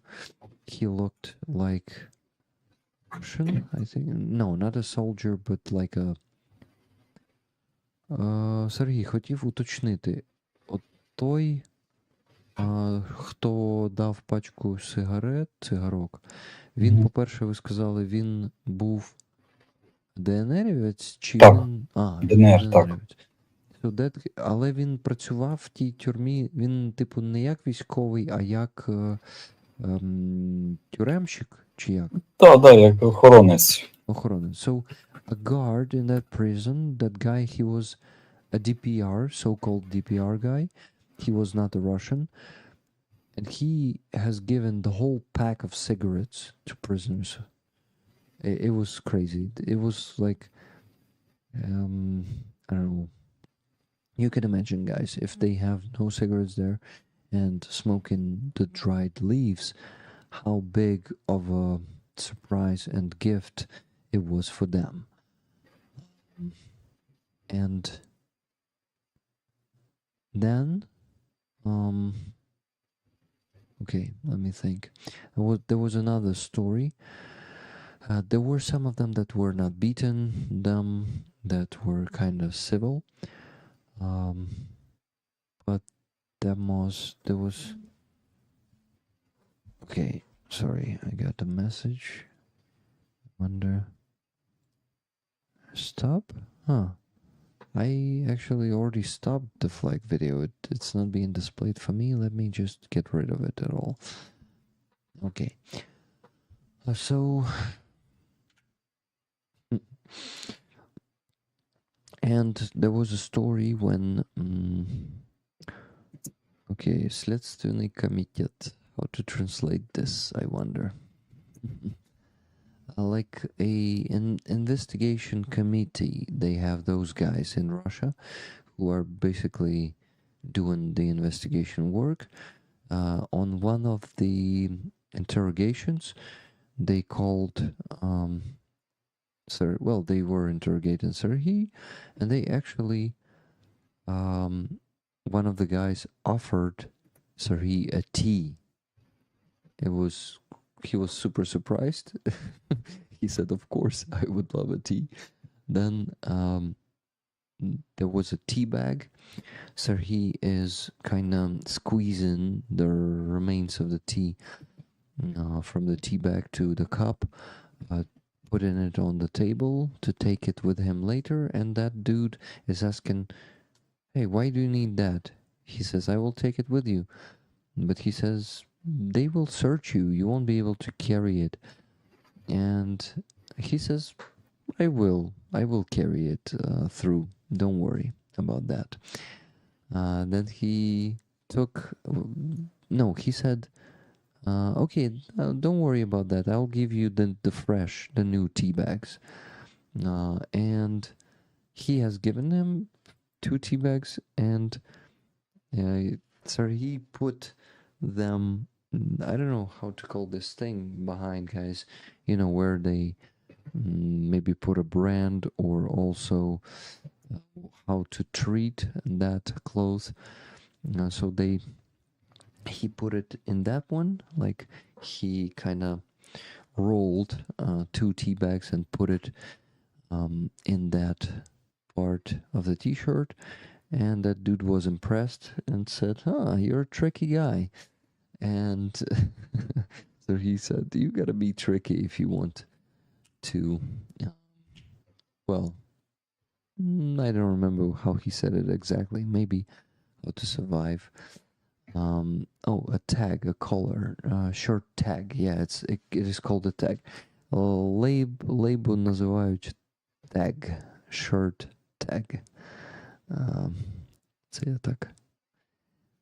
Самому цікаво було, я не знав. Окей, ну наче все переклав. Може щось і забув, але мені цікаво, вам вдалося той чай попити в підсумку? Звичайно, так, з друзями попили. А як? Да, без цукру, Що, але. кип'ятку вам давали, чи як? Да, у нас в підвалі була вода, вона трохи там набігала, бо нам то її приносили, але то, що було у нас на бараку, це на одному поверсі було, де повинні жити там близько 88 людей, там було, що написано табличка, нас жило 345, якщо не помиляюся, максимально. І пацани навіть спали на, у нас був другий поверх, а перший поверх ходив на іншу сторону. І нас люди навіть спали на сходинках. Це, жесть було. Там, я не кажу, що на полу в коридорі, чи там третій ярус, там під ліжками, але дуже багато людей було. А це було в Оленівці? Так. Mm-hmm. So guys, it's crazy what Serhii just told me. I asked him, "Did you get a chance to drink that tea?" And he said, "Yeah, me with the boys, we drank it together." And I asked Serhii, "Wait, did they get you the boiled water?" And he said yes. And then he did not specify about that, but he started telling me about the Olenivka prison where they've been held. One of the barracks, there were supposed to live 88 people, but it was 343 of them. guys, just imagine. And some of them were sleeping on the stairs. There was not enough space. I think it's just like another type of torture, a psychological one also. It's crazy. Так от, а ви хотіли за воду, за кипяток розказати і не договорили?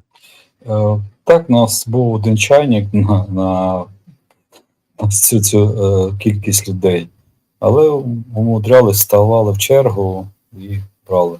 Нам вони привезли пластикові такі, це не бочка, ну, контейнер, мабуть, такий пластиковий 500-літровий. Ми туди набирали воду, чи вони заливали, приїжджала там пожежна машина. Пожежна машина, щось було на ній написано, яке місто, але чесно, я не запам'ятав. Щось, ну, з пам'яттю взагалі після контузії там тяжко. І от вони привозили, наливали, хоча там була вода ще гірше, ніж та, що у нас текла у нас в крані внизу в підвалі. Але тим не менш кипятили її і нормально вживали. Або там її, ту, що привозили нам пожежники, там буквально день-два вона постоїть, і вона зеленіє. Oh. So they had one teapot. А чайник був електричний? Так. Піт Хайкінен каже, Рік, це звучить як Аушвіц. Да, як це? Too many, поміщати забагато людей в маленький простір. Да, там камери, там де по 6 людей, там 20-24 людини залишалось. Пацани спали, ну, графік робили, бо не було де спати. Хтось стоїть, хтось спить. Мій командир взагалі вийшов, ну, він був зі мною, а потім його забрали в Донецьк. Він настільки був худий, висушений, ну, просто жесть. Ну, тяжко було впізнати його. І те ж саме зараз прийшли теж пацани, які оце крайній полон. Один з нашої розвідки, серпень, можна впізнати, але ну, ти коли довго людину знаєш, то ще якісь черти ти впізнаєш. А так, якщо давно хтось не бачив його, ну дуже тяжко впізнати його. І Аманіт там зі снайперського взводу. Оце дві людини, які от я розумію, що це вони, але все рівно тяжко впізнати від того, що вони настільки висушені, ну, замучені, просто жесть. Це, ну, дивишся і, ну, я то розумію це, бо я через це трошки пройшов, але для ну, простого громадянина дивишся на людей і думаєш, ну як це може бути? Ну, такий час, 21 століття, там електронне, там все таке сучасне, там Wi-Fi, космос літаємо і так от поводимося з людьми.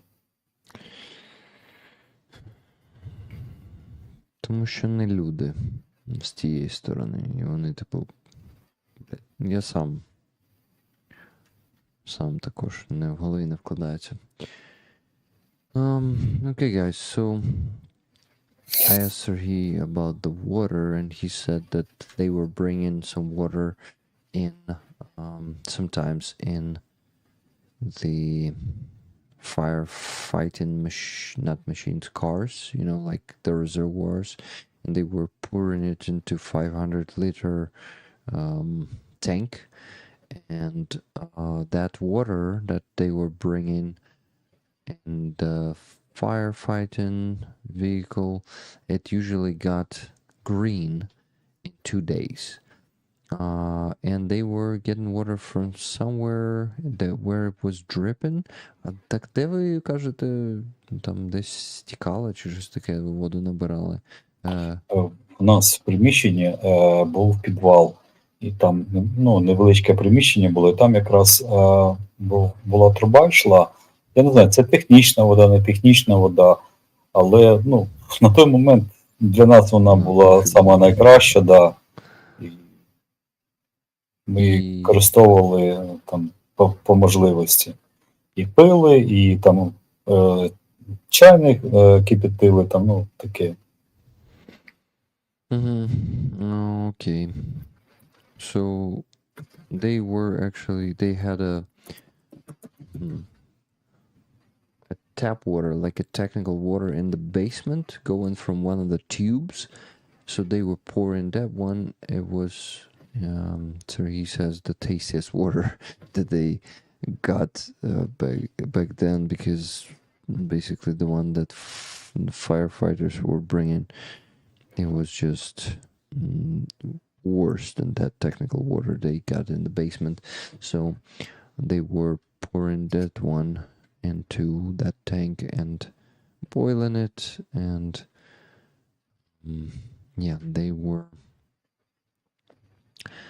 actually I'm thinking, yeah, they were actually drinking only because they had that water. It's crazy. Окей, я можу говорити з вами годинами, але вже майже 2 ночі, і мені все ще треба донати поробити. І це займає зазвичай мінімум годину, так що я раніше 3-ї не лягу в будь-якому разі. Да, мені теж дружина вже маякує. Та я розумію. Як вам взагалі тут сьогодні сподобалось? Знаєте, нормально, і я ще раз повторюсь, ми там з вами спілкувалися з приводу цього, що ти коли виговорюєшся, реально тобі стає легше. Yeah. Погано, що щось я там намагаюсь напечатати, а мене щось перескакує, хоча бачу і клавіатура українська, але різні символіки, вони щось перестрибують з права наліво. То я зараз потім розберусь з цим, але хотілося там повідповідати, бо питали там, чи отримав поранення в полоні, чи в Маріуполі, чи на Азовсталі, там таке, ну щось не виходить у мене. І от Піт Хайкінен вже 3-й раз питає, що Серхій думає, яка типу найскладніша частина реабілітації? Ну, знову ж таки, у вас були різні поранення, і ця реабілітація ще не почалася щодо цього поранення. Ну, да. Я думаю, можна лишити, може, це питання на наступний раз. Не знаю, але або можете сказати, може у вас є швидка якась відповідь. Ну, та реабілітація була саме емоційно важка, бо було здивовування, мабуть, злість якась, нерозуміння, чому так трапляється, що якісь, ну, по-перше, це як предісторія. Коли нас міняли, ну, там, ми йшли по одну сторону, там військовослужбовці Росії йшли з іншої сторони, там я там, ну, казав, все нормально було, тобто, ну, відчував себе як завжди, як і зараз, тобто, ну, нормальний стан. І тільки я зайшов на нашу територію, там побачив, ну, наші там швидкі, підходжу до водія, там кажу, можна позвонити там родичам, дружині. І я, ну, там тільки почув її голос, ну, кажу, що я на Україні, що я, ну, вже тут, вона каже, да, я чекаю, і мене просто так накрило. Я не то, що я можу сказати, що я плакав, я просто ридав настільки, що я був в шоці, що я не можу, по-перше, зупинитися, що, ну, так накрило, я чесно, я думав, ну, що ти, от реально, як проститутка, просто розривівся, ну то, що ні з чого. І от я поки не почав спілкуватися з психологом, і вона каже, це саме класний варіант, що це воно виходить таким чином, що це не алкоголем, не наркотиками, не агресією. І я так кажу, класно, все, да, супер. Але я кажу, я командир, я воїн, я там спецпризначенець, там все це таке, що ти, ну, тігром був на війні, а тут ти, як, ну, я кажу, як баба розривівся, такий, та що це таке? І реально вона каже, це нормальний вихід. Це краще, ніж то, що от, ну, є варіанти. Я кажу, чудово, але мене це не влаштовує. Це саме болюче було для мене якраз це момент, щоб мене не тригерило при там нагадуванні, чи там щось про Маріуполь, чи про полон, чи там про загиблих пацанів. І поки воно мене не відпустило нормально, я себе відчував, ну, дуже дискомфортно. Бо, ну, ти людина, тобі там 50 років тоді було. І я, ну, ти не можеш тримати сльози, ну що це таке, що це хижня? І от коли мене це відпустило, там я працював з психологом, там ще був Литвіш, і що саме цікаво, я дуже запам'ятав, і пацанам це кажу, ті, хто зараз повернулись, приїхав психолог, жінка, вона в натовській системі працює, і тоді було ще чи 4, чи 5 прикордонників, дехто був з Азовсталі, а дехто був, ну, з інших міст, теж з полону. І вона їм каже, що ну, я вам пропоную, типу, ну, там, щоб я з вами позаймалася. А вони такі, ні, там. А там якраз пацанчик був, який був зі мною в одній кімнаті, в одному номері. Кажу, стоп, ти що, на приколі? Кажу, я, ну, просипаюсь від твоїх криків ночі, що ти там підтриваєшся, починаєш кривати міни, там, падаєш кудись, там, кажу, тобі точно треба. Вона каже, це у вас, от я вам пропоную, там, ну, прошу, там, що я вам можу допомогти. У нас так не працює в НАТО. У нас, якщо ви хоч день побули на бойових діях, ви мінімум півроку працюєте з психологом. Мінімум, а то й рік. І ну, це ви можете відмовитись, але це зразу закінчується контракт і зразу соціальні виплати ви не отримуєте. Тобто там все так підв'язано, що там не можна відмовитися. Кажу, пацани, ну це не шутка. У нас це так іграшка, а тут, ну, це дуже, ну, серйозно. І воно саме хірово, що воно потім відражається на твоєму житті. Бо я якраз, ну, коли вийшов з полону, я десь 1,5 місяця я сам, не то, що мене не відпускали, я сам не їздив додому, тому що, ну, от, ну, таке і агресивно, ну, більше такі агресивні були моменти, і мене це, ну, дратувало, і це, ну, я не хотів зриватись на своїй сім'ї, і це, ну, для мене було дуже боляче. Не дай Бог, що зі своєю сім'єю там порвати якісь відносини, це дуже погано. І я спеціально був в лікарні там, щоб не виходив. So, translate me. Я бачу, ви там конспектуєте, мабуть, вже. Та ні, я не такий організований, все в голові тримаю. Ну, наче справляюсь поки. Да, я просто від себе хотів, поки я не почав перекладати, сказати, що вихід емоцій – це важливо, і як би вам це не подобалось, але, ну, тільки так можна пропрацювати якісь такі травмуючі події. Навіть якщо ви ну, там, не визнаєте, що вони травмуючі, це не вам вирішувати, а мозок у нас у всіх однаково працює. І, типу, яким би ви спецпризначенцем не були. Розірвало як бумажку, просто так. Фу, я.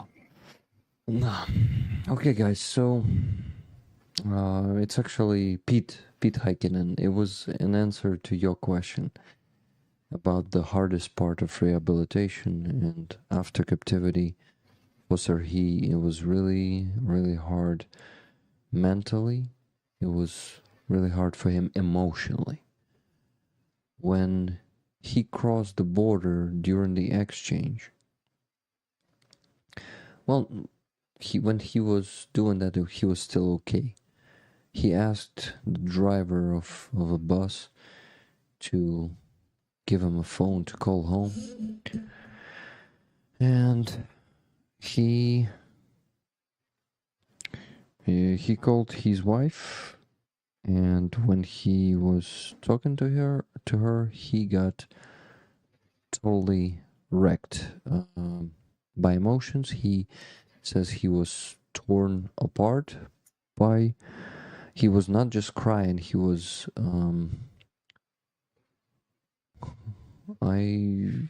Як це ридав англійською.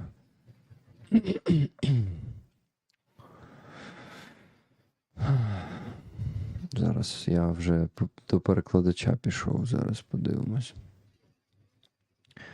Like crying out loud. He said he cried like a baby or something like that. I try to translate it. Sob. Yeah. He sobbed. And he, for 1.5 months, he really could not, sobbing, weeping for, he could not get a hold of himself for 1.5 months. He could not deal with emotions, and only when he started working with a psychotherapist, psychologist, she, was it she? Це була вона чи він, психолог? Вона. She said that it's a very good sign and it's a very good way to process those emotions. It's much better than alcohol or drugs or some other ways to deal with that, as some soldiers do. So Serhii got lucky to do it that way. And Serhii said, but it's not okay for me. I am a grown man. I'm a special forces, basically. I'm a tough soldier. It's not okay for me. I don't want to cry like that. And she explained to him, like, I think he understood that in the end, that it is, well, it's good after all. But he also had some aggression. In the first 1.5 months, it's very healthy. I agree. Cheryl, he understood that. No, not understood. Sorry, guys. Thinking, where did I? He did not want his family to get under that aggression, to become an object of that aggression. This is why he stayed in rehab for 1.5 months. First 1.5 months after the exchange, and only then he was ready. He felt better, and he processed, so he could go to his family after that. And а що я ще? Що в кінці було? Про що ви в кінці розказали? Про 1.5 місяці? Чи що щось? Було ще щось після цього? Що я розмовляв, взяв телефон у швидкій і там позвонив і вже розридався. Ні, це на початку було. І що 1.5 місяця я спеціально не їздив додому, це я також розказав. Ну, все, мабуть, да? Про хлопців, які про стандарти НАТО і про хлопців з ПТСР. Також. Окей, що там є правила у НАТО. Стоп, а питання, це до вас приїжджала якась психологиня закордонна? Я був в Литві якраз на реабілітації. Да, і це була провідна психолог з Литви, сама крута. Okay, guys. So it was in Lithuania. I missed that moment. And they're one of the best psychologists there in Lithuania who's working with PTSD. She said to Serhii that actually there is, in NATO, when you've spent 1 day in combat, you have to go through 6 months of rehabilitation. You don't have a choice. And the guys who were ongoing rehabilitation there in Lithuania with him, One of them was a border guard guy, if I'm not mistaken. He was waking up at night, not Serhii, but that guy, screaming, and he refused to get the therapy. I really am pissed sometimes by those superstition, you know, guys. Me personally. And I just...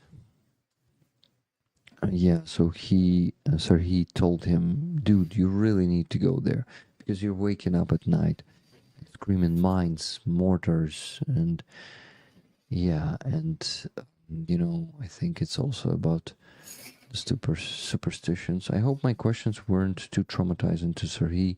I wish you all a very good night and all the best for Serhii. Thank you, Pete. Thank you. Lettercat in the chat says, please tell him that to cry is human and it makes him a better man, a better human being than the monsters imprisoned him. Yeah, I think Serhii knows that, Lettercat, but I will tell it to him in Ukrainian. Перше, що хотів повідомлення від Піта. Останнє, я сподіваюся, що мої питання не були занадто травмуючими для Серхія. Я сподіваюся, ні, я бажаю вам на добраніч і всього найкращого Серхію. Це Піт. Дякую. Написав.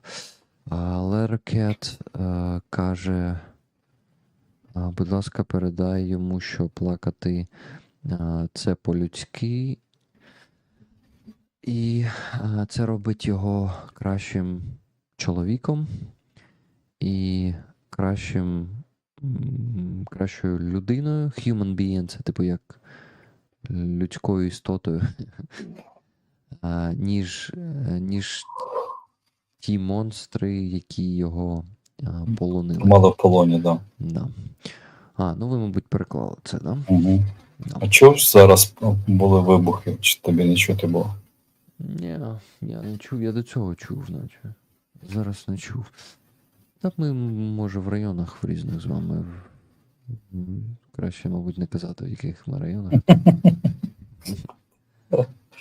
Ось, ну, від Кіта Кейна, Серхій, ви неймовірний чоловік, і ми вас поважаємо, сер. It is very hard not to hate all Russians after stories like this. I agree, Doina. Campaign каже, дуже важко не ненавидіти росіян після таких історій. Я, бляха, погоджуюсь. Я, чесно кажучи, оце під час останніх історій ваших про реабілітацію, про полон. Я дуже вдячний вам за те, що ви поділилися. Це все, мабуть, не просто розказувати.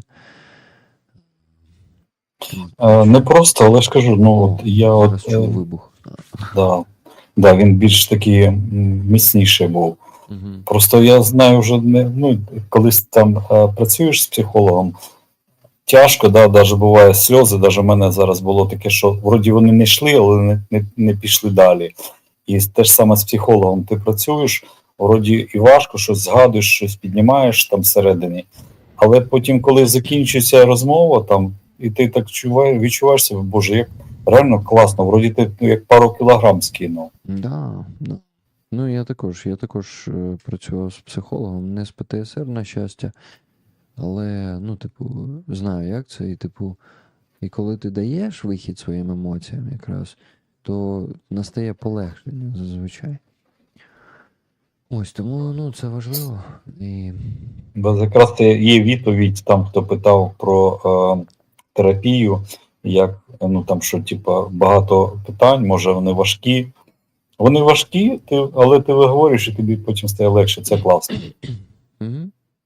Yeah, guys, air defense is working pretty loud right now outside. I can hear it, even with the earplugs in. You just feel it with your body, distant last waves. But Serhii said, you know, people were asking about the therapy in the chat. Serhii is reading the chat all the time. He's translating your messages. Cheryl Waitley каже, only real men cry. Тільки справжні чоловіки плачуть. Я раніше це не розумів, а зараз навіть там ходили в кіно з дружиною на граф Монте-Крісто, і були моменти такі, там сімейні такі, і я, ну, знаєш, навіть не стримував себе. Буває такий момент, там стримуєш себе, потім думаєш, що ти себе стримуєш? Ти прийшов відпочивати, розслабся реально, там ще зайняв там останні місця, бо в мене ж нога пряма зараз, з'їбається коліно. Я там на диванчику собі ліг і просто кайфую, да, там щось поплакав, але, ну, получив задоволення і все класно. So, Serhii says, I didn't understand that before, that only real men cry. But now I do, and I even give myself that pleasure. Sometimes, for example, we went to the movies, to the cinema with my wife and on Graf Monte Cristo movie, and there were some moments, touching moments, the family moments, and I did not give I thought it was like I feel like I would start crying, and then I would usually push it, you know, down, but then I thought, why would I just give yourself a freedom to cry and enjoy. You're resting right now, you can allow it to yourself.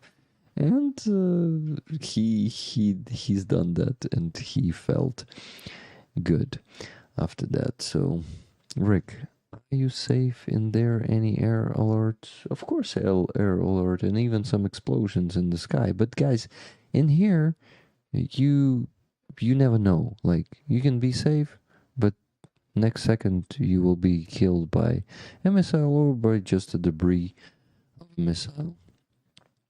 And yeah. Лінда С. з Австралії. Читали її повідомлення, ні? Да, я спочатку не зрозумів, а потім да. Ми дуже вдячні вам за силу і відданість.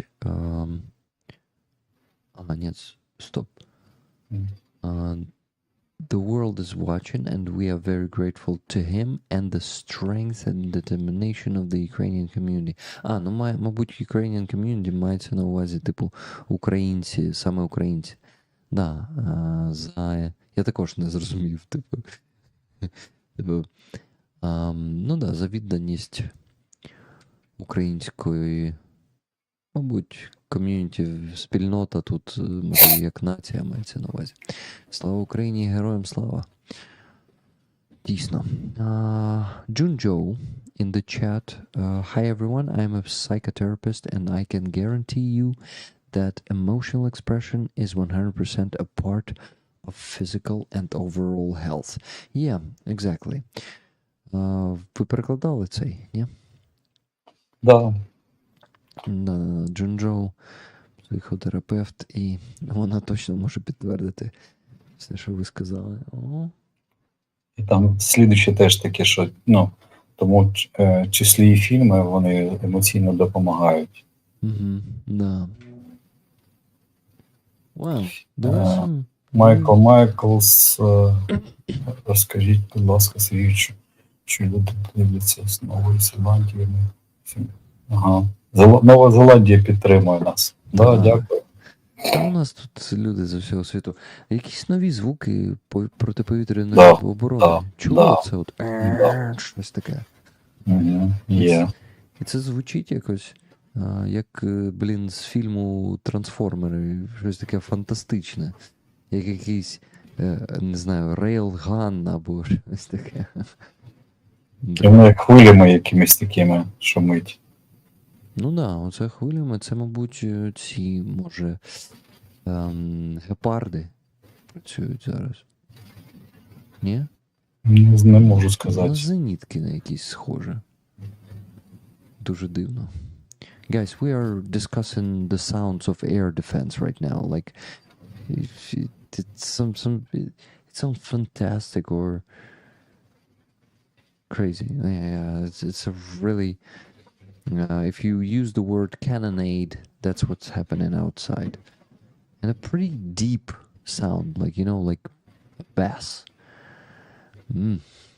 Okay, we have a donation from Johanna, $117.46.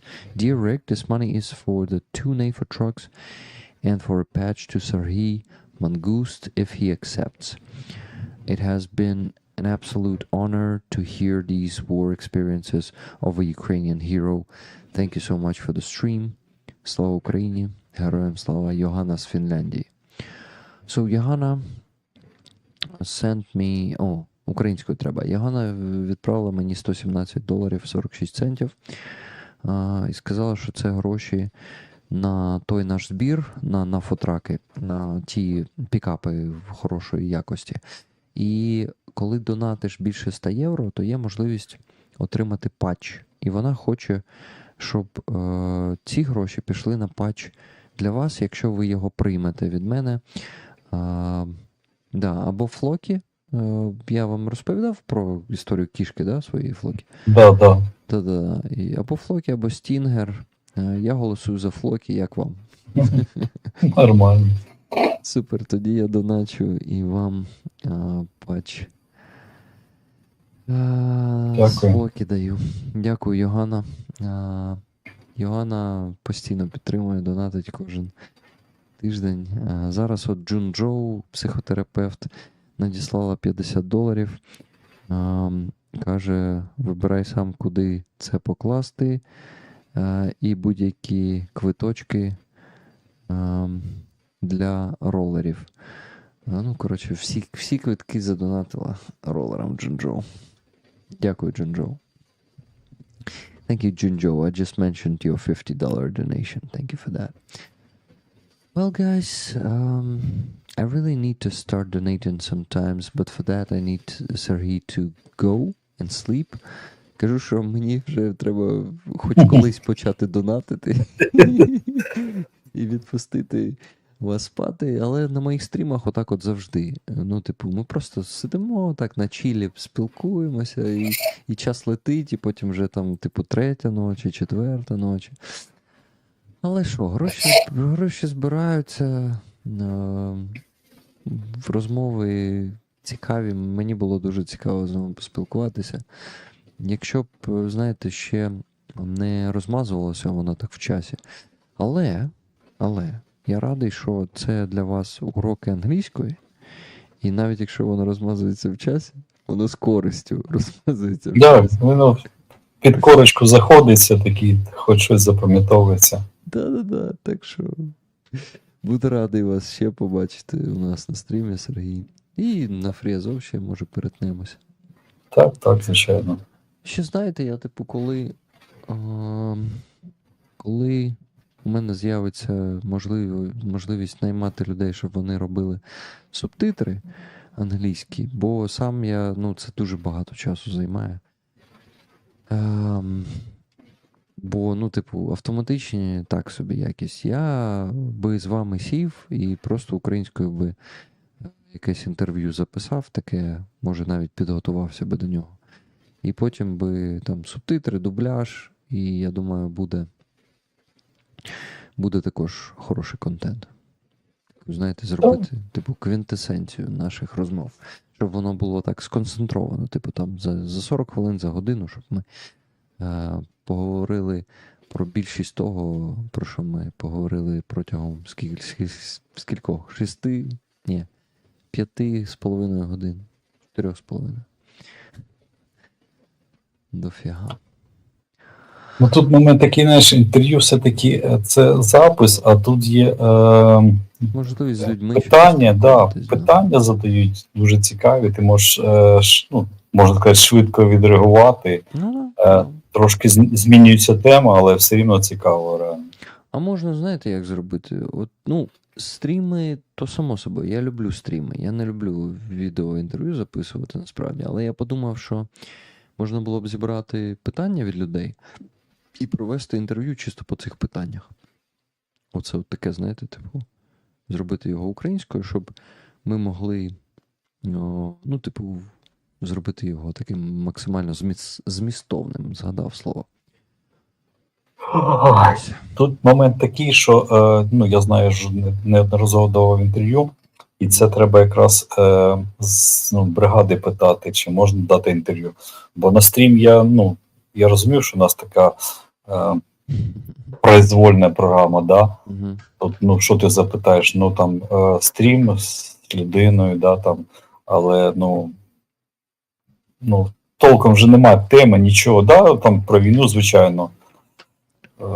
А тут вже, коли вже інтерв'ю, тут треба вже дійсно питати, яка тема там. Ну, да.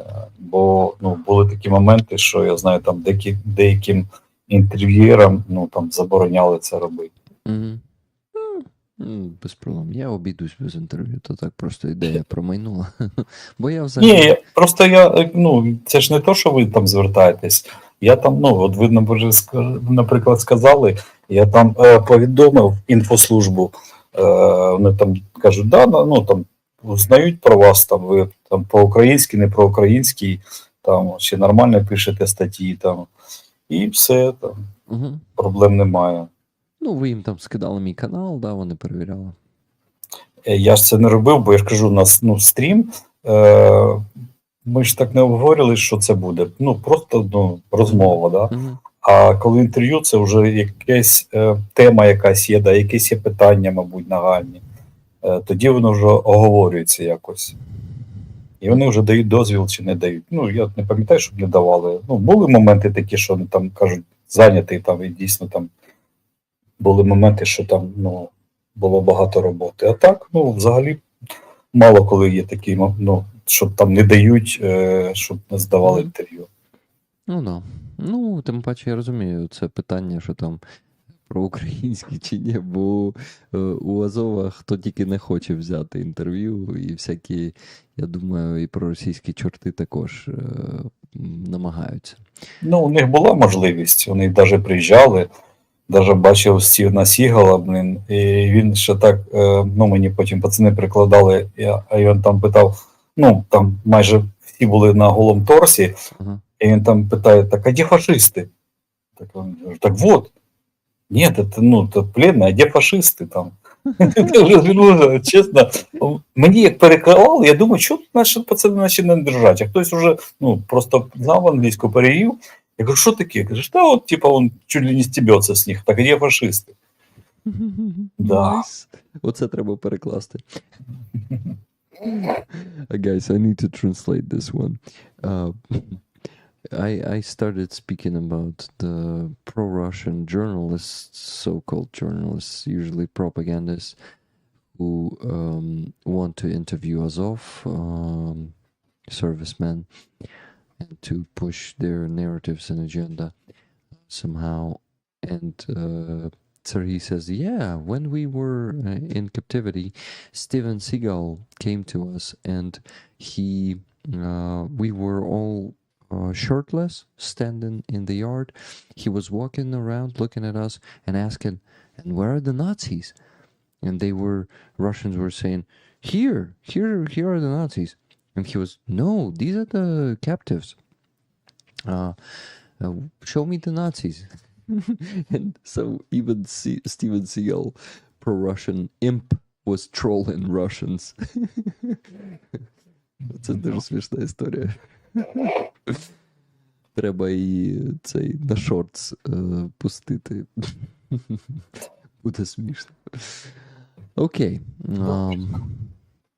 Що? Хотів від Йоганни ще повідомлення, не знаю, читали, ні? Ні, якраз тут приключився був.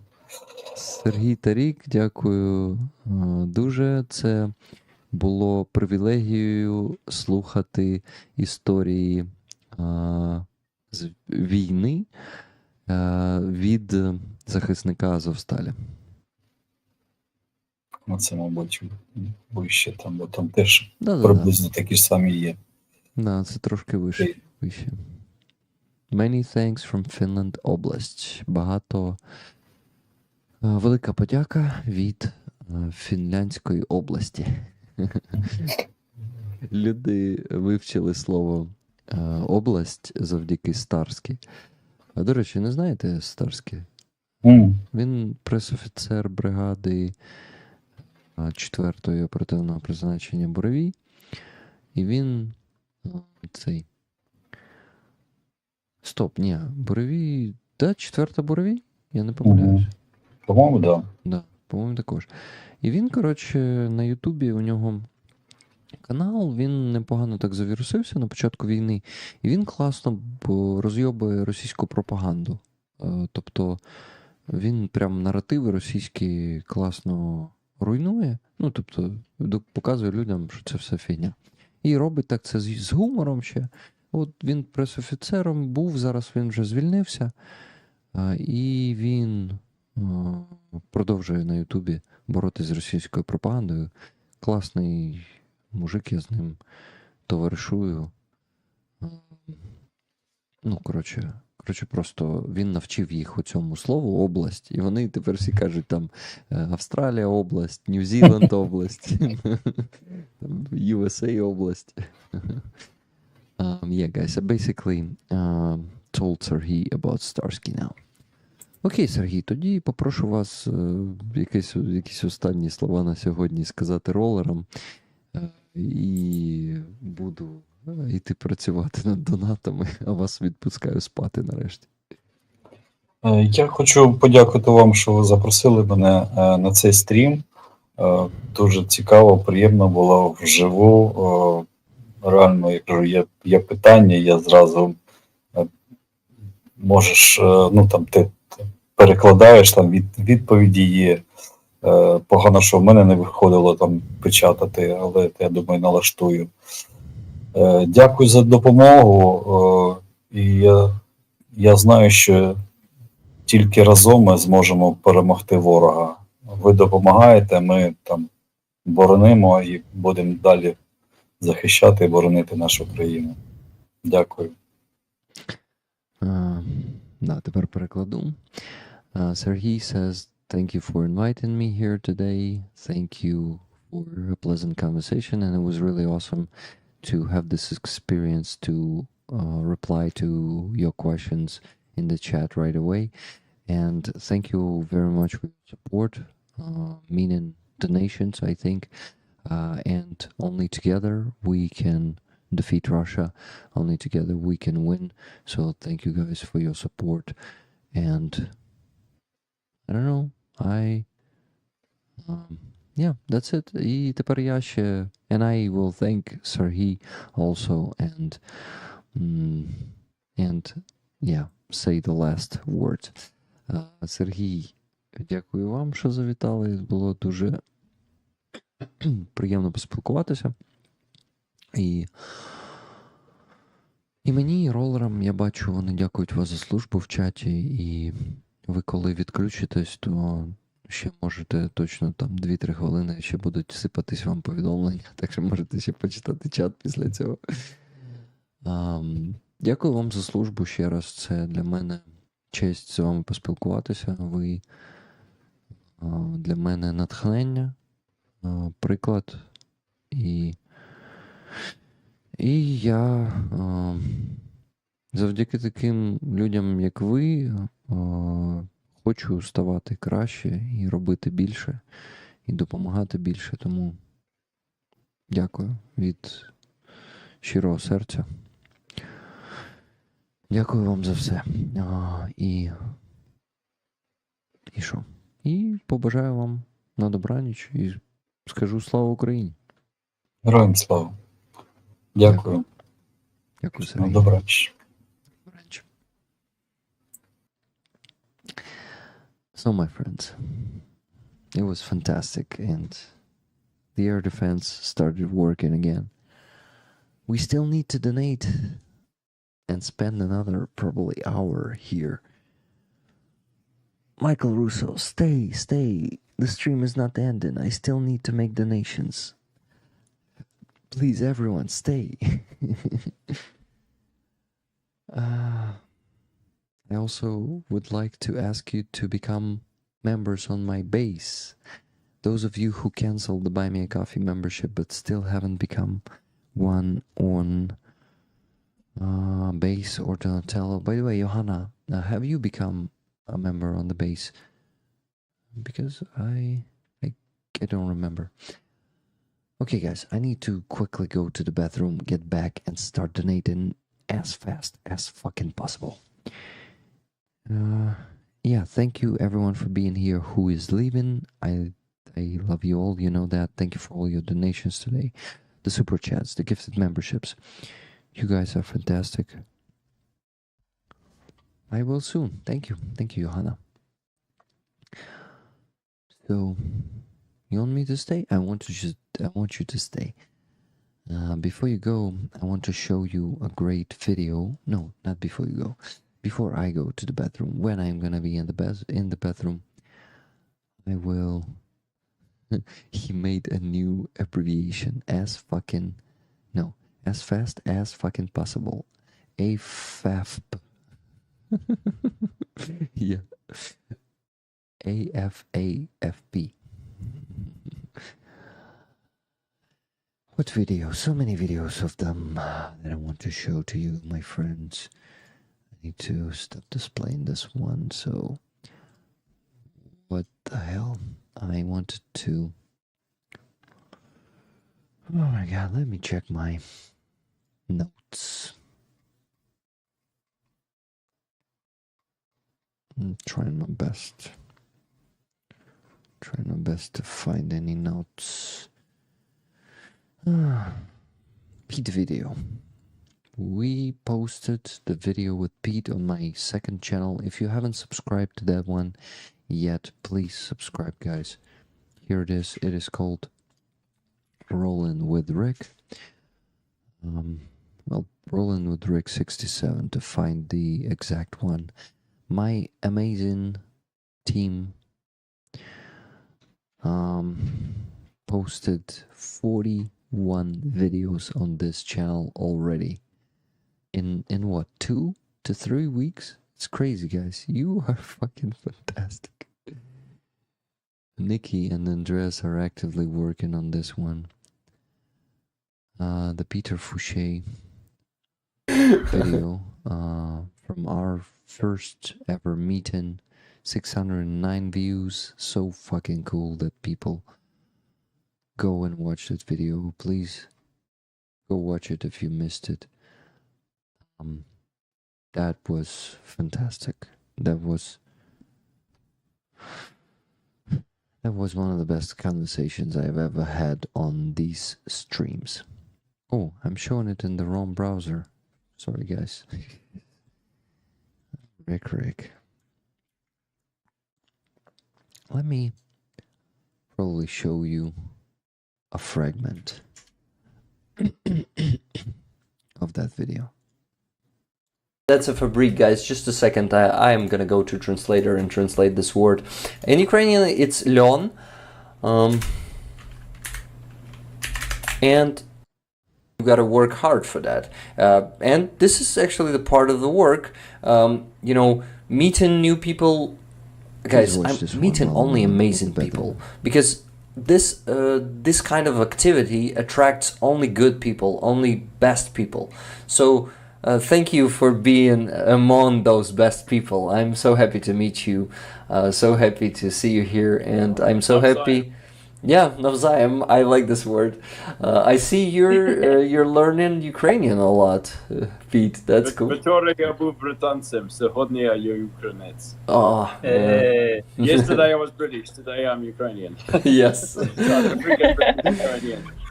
So, He actually has the T-shirt saying "I'm Ukrainian. What's your superpower?" He has the official T-shirt, so he is Ukrainian right now. Well, Rick, I remember you were giving a very specific number earlier. What would be your number right now if you were to give give that percentage. The percentage, but that was for Greg Terry. I Yeah, still that's need right, to do the research on Pete. Just give me a 5 to 10 minutes, okay?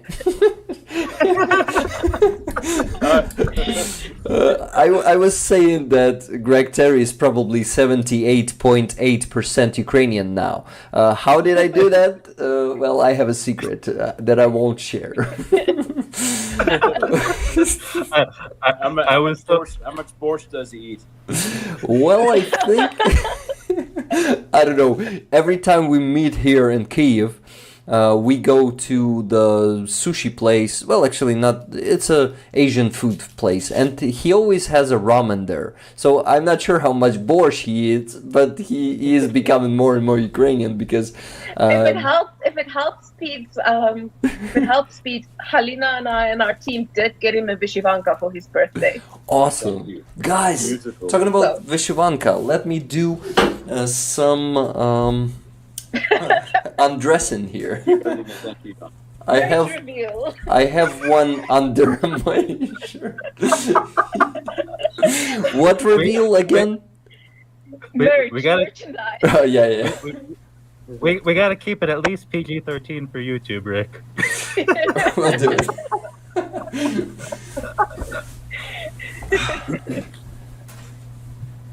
Oh, nice. Wow, beautiful. So, here's one. Awesome. I would grab mine, but it's 2 kilometers away. Ah, damn it. Now, this one is a fake one because it's a synthetic t-shirt, but this one is really embroidered. I mean, it should be like the real one when it is made out of lawn. Helena, do you know the word for lawn? Okay, that's a fabric, guys. Just a second. I am gonna go to translator and translate this word. In Ukrainian, it's lon. And in English, it is linen. So simple. Yeah. Oh, listen. It should be made out of linen, I think, the original one. And yeah, I've bought myself, but I'm keeping it. I'm not showing it on the stream. I've bought it 2 weeks ago. Not showing it on the stream for the Vyshivanka day, you know. I plan to live until that and be showing it then. Though I'm not in danger as you, Pete. Not in such a danger, but in Ukraine you never know. Rocket can hit you any second, anywhere. So anyway. Joking about death is helping. It helps us, you know, get through all of this shit. Do you joke about death a lot, Pete? Sorry for the tough question. I'm just trying to remember the jokes. A lot of the jokes are in Ukrainian. It's how many. When you come back from a mission, it's how many mortars did you eat, or did you have a helicopter rocket breakfast, or a grad lunch, these kinds of things. Yeah, and the closer you come to death, the more of a salute you get when you come off the front. Yeah, so we do joke about it. Yeah. Yeah. And and it's something along the lines of how many toilet rolls did you use today? You know. Well, yeah. Knowing their love of toilets, I hope that the orcs don't steal any of the toilet paper. So funny you say that. My commander sent me to his apartment the other day. That was such an amazing stream. I'm back, guys, as you can see, but.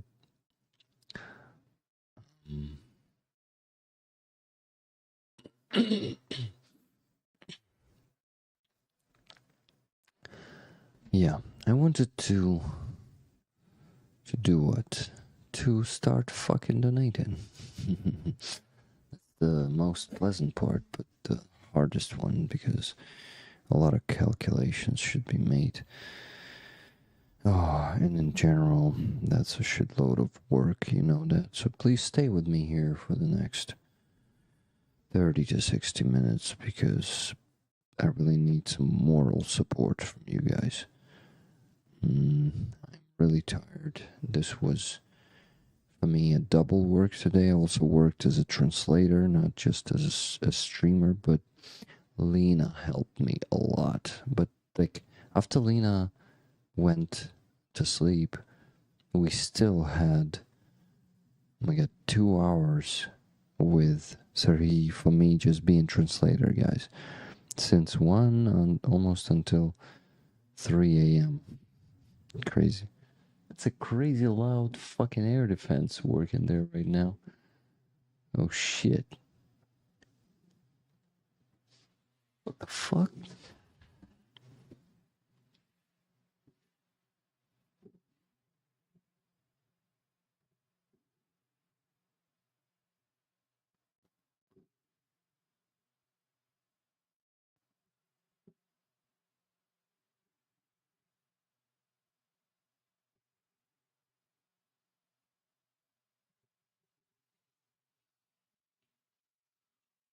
Oh my god, guys, that's crazy. That's crazy. They are those kind of air defense, like the Zenith one. I don't know if you use that word, which makes small explosions in the sky, like during, like in the movies about World War II, the the ones that are exploding next to the planes, and it goes all around our neighborhood in the sky, and they're trying to hit the shaheeds, I think, and they are missing them. That means those shaheeds, flag, yeah, probably flag. I think I saw 2 explosions behind me. Maybe you did, because they are pretty visible here. It stopped. No, it continues now. Well,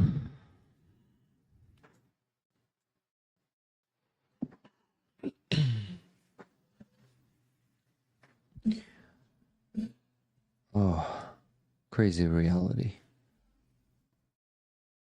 Crazy. Yeah, just realizing that any second that Shahid can strike your home. It's not that funny. Not a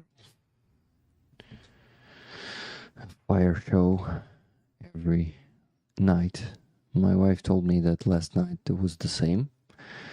I just slept like a baby through all this. I'm gonna let you down. Slava? Thank you for that $5 donation. Is it VD Schneider or VP Schneider? I've seen you in the chat. Never gonna run around and explode you. You know what I'm talking about. I'm so sorry that you guys have to live in the middle of the war, all the time in Ukraine right now. I had a perfect, I really hope I saved that one. Just give me a second. Oops, you didn't see that face. You didn't see it. Okay, I'm trying to figure out if that was if I saved the meme there. It's a pretty good one that explains the situation. No, I don't think so. I don't think I saved it. I saved so many news, and I basically don't discuss any of them with you. Well, I'm all about fundraising. No, I did not save that one. Anyway, fundraising is fucking important. Go if you have to. You mean like die? No. I won't go. Not that easily. Rick, do you want me to use some of the 30-60 minutes to talk about the 30-day challenge idea or save for tomorrow, etc.? You mean like you join the stream and talk to me? It's almost 3 a.m. here and I still haven't started donating Junjo. But I would like to invite you to other stream, probably like guns. Yeah, probably that. Just in here in the chat. I want to invite you to the stream actually, to be a guest because I think people need to trust you to get into that challenge because it's basically like a psychotherapy, right?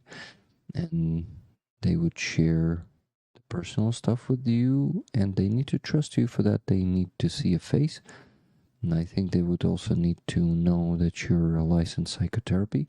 It would be awesome if you can give us the document. But when all that's sorted, I really like the idea. I really like the challenge that you want to start. Would be awesome. My face. It won't be officially psychotherapy. Will just be coach and motivation. So you don't want people to share the personal information because posting your personal goals in the public chat is not something people would like to do, but I don't know, I gotta ask them.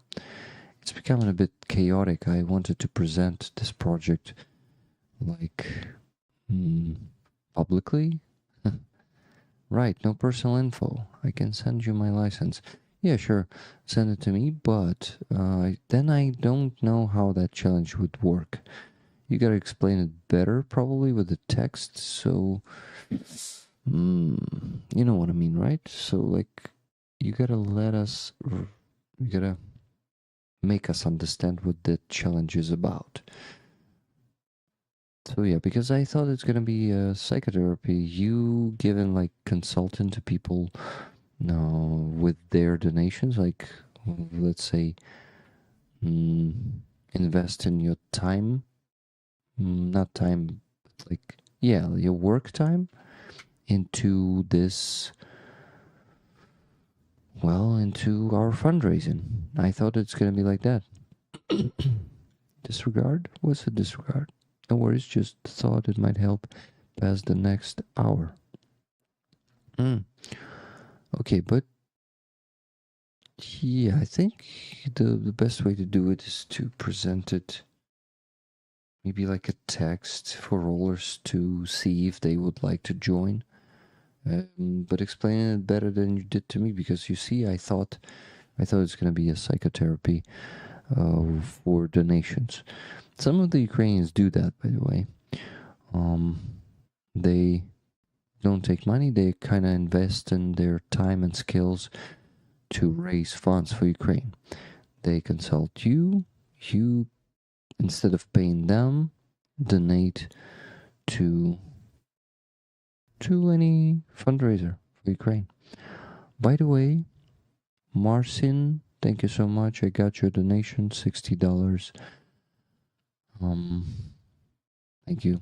I got it. You have the tickets for the new raffle item. Let me actually put it out of the box. It's been sent to me.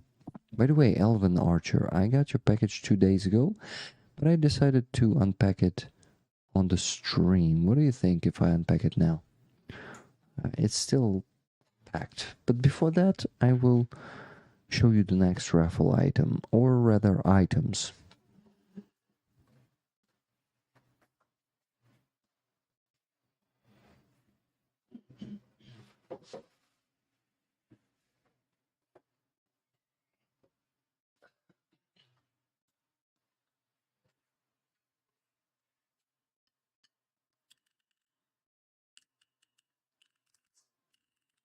ASMR stream begins.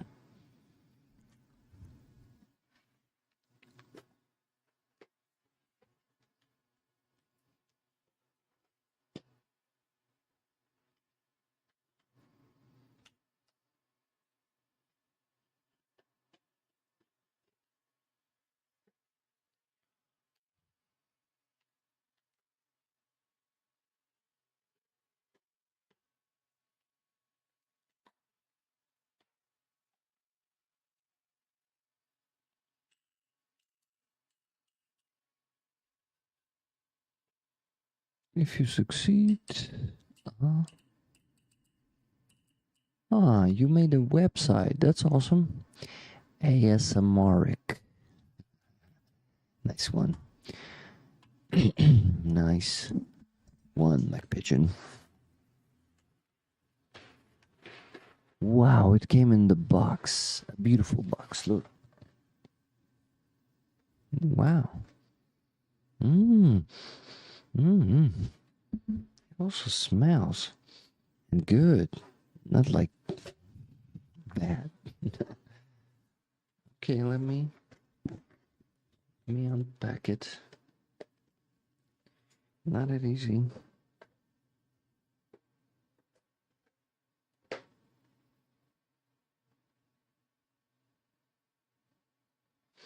Okay. Beautiful, beautiful gift for you rollers from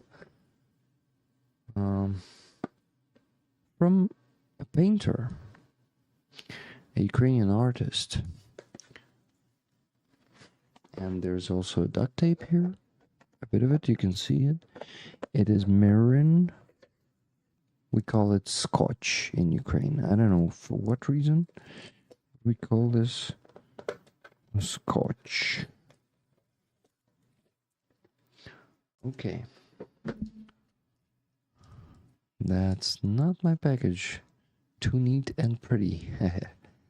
Yeah, this one is not yours. This one. That smells right. What is that? That's a napkin. And beneath the napkin, there are candles. But they are not the simple candles. They are special candles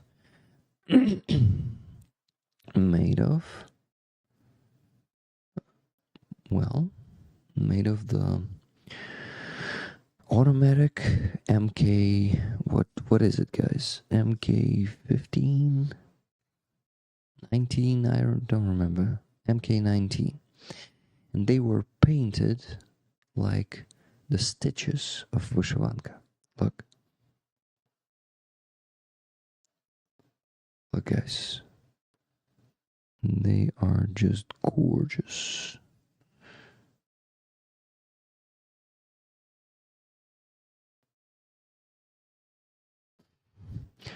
And they smell amazing. So, guys, I'm planning to put all 4 of them on the raffle right away and spin the wheel 4 times next Sunday. What do you think?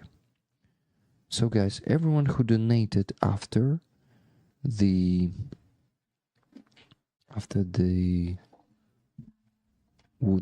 flag raffle happened today.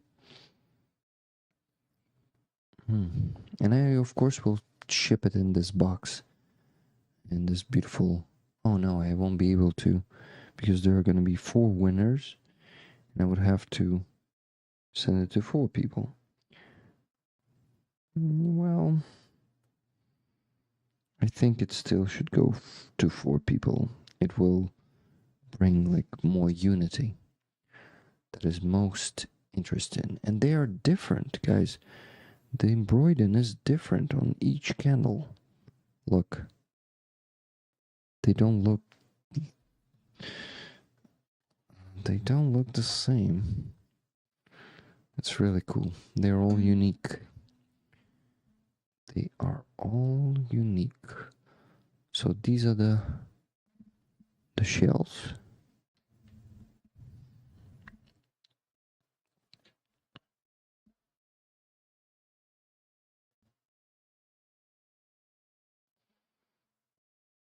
Come on, focus on this.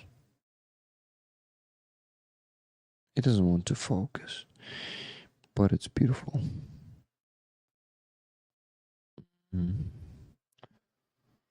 Rick knows about art. Rick, does my 150 go through to this raffle? I think it went to the previous one. I already put it to the previous one, but yeah, I think it's not gonna be fair to exclude it. Shit, I'm sorry. You just donated it before we did that raffle, so I automatically put the donation there. So then, what can we do? I think excluding it won't be fair, right? Because then, like the thing from the past, the different. What am I talking about? Oh, the explosions are getting loud again.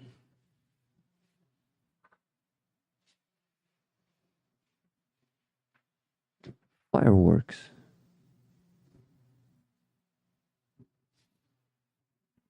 Fuck's sake, right above our block.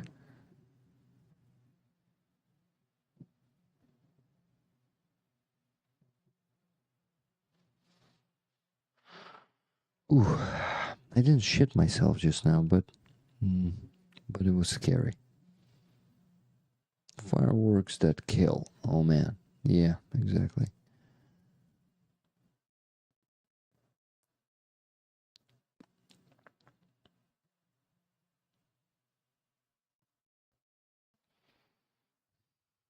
Lynn, so tell me, are you too disappointed because of that quarter time? Nope. Nope.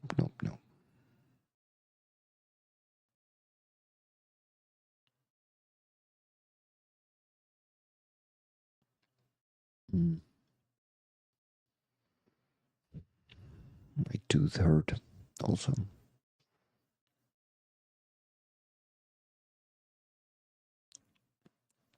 Okay, guys, I got really tired right now. Let me put the candles back.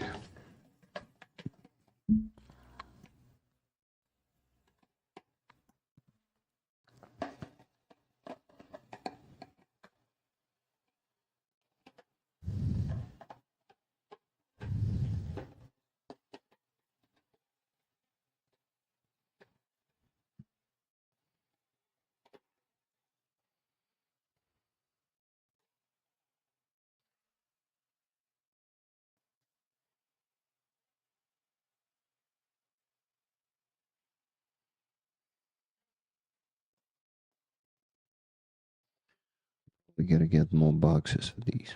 Rick, will you email me about my auction? About the auction for my info, etc.? You need to email me, actually. Or message me on Discord. Are you on Discord, Screamboy? Let me know. Everyone who won the paintings on the auction today, you gotta send me money and send me your info. So, yeah, they really are gorgeous candles. I agree. Awesome stuff.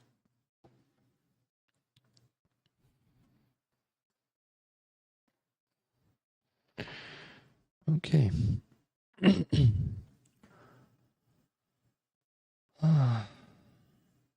Rick, this is just a thought, but would it be more valuable to win the whole set than only one candle if they are mean to be a set of 4? Yeah, I think so. And also it will be less work for me.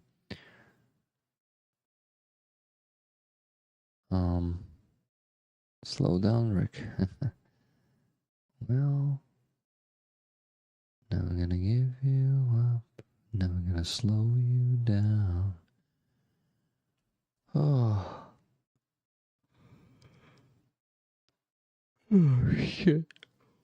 I'm sorry, guys. It was such a long day and hard working in terms of translation. Be good to yourself. Probably. No, I need to fucking donate tonight, so get to fucking work, Rick. I just have things to do tomorrow, and I won't just have time. I just won't have time to stream and donate tomorrow. Thank you for your reminder, Lorraine.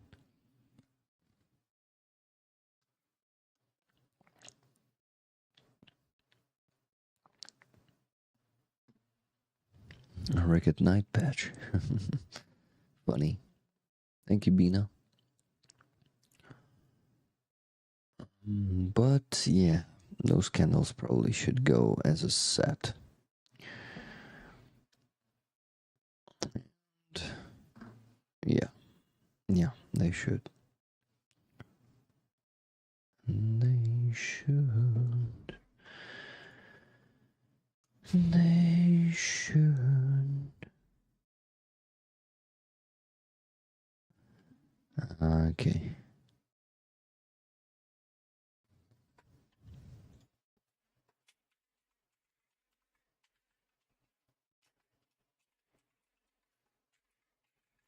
Sorry guys, need to reply to Kate Bell right away.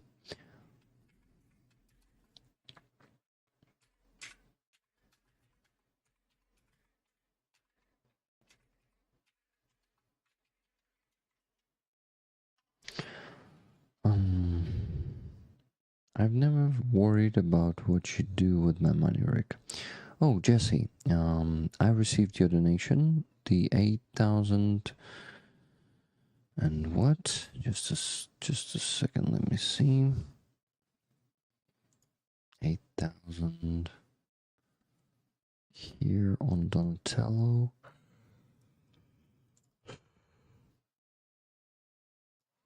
There are just so many donation platforms these days, guys. I'm getting lost in all of this. $100 for Mickey and $100 for Aziza. Jesse. Oh, and not only Jesse, from Corbin? It's like, Corbin is your family member, right? Your son. Awesome. I've seen that in the chat, I just didn't react to it. Ukrainians are extremely creative people, just like the Irish. Rick is so transparent, sometimes we can hardly see him. Yeah, guys. You can hardly see me sometimes. Silvers, they really are gorgeous candles. So creative. So guys, what do you think about Johanna's idea to make them one item on the raffle, not 3 of them, 4 of them?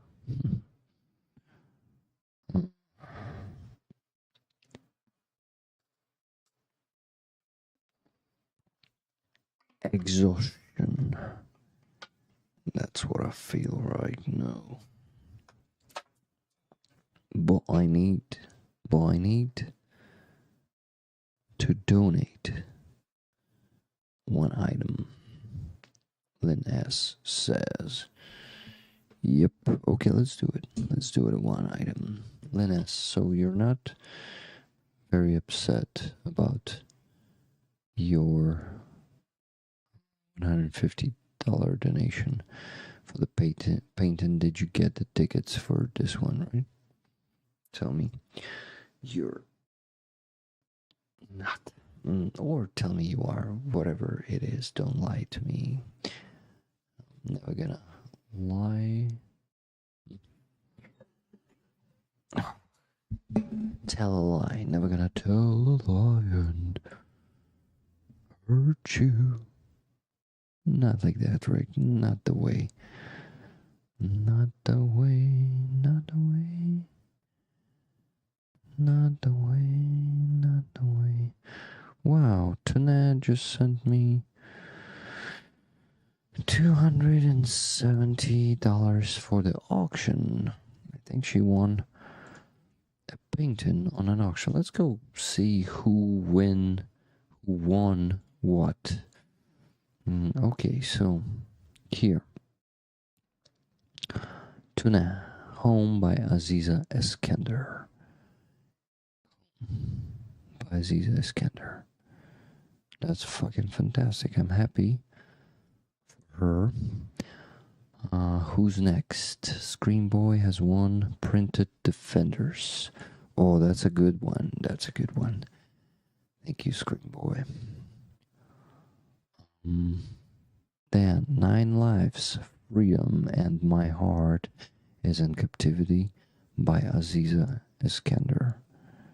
Wow, Privit Philip Owart was outbid in so many of them.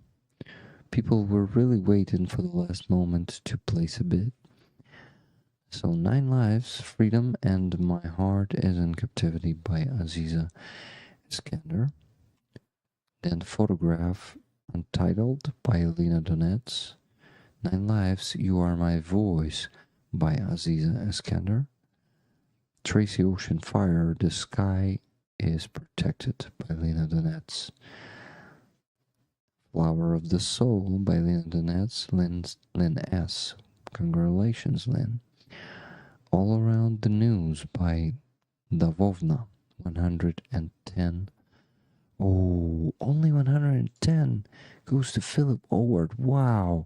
Philip Oward, that's a really good deal for this collage. Ukrainian flag. Oh my god, I envy you. I would love to have that one, to be honest. It's just fantastic. Who's next? It's Usual by Anastasia Miroshnichenko goes to Scream Boy. Unspoken goes to No One Yet. And Untitled by Anastasia M goes to Philip Oward 2. Well, congratulations, rollers. Awesome fucking victories. Photograph gets this one, Untitled by Lena Donetz. Wow, Photograph, that's a good deal for this one. Also, 2.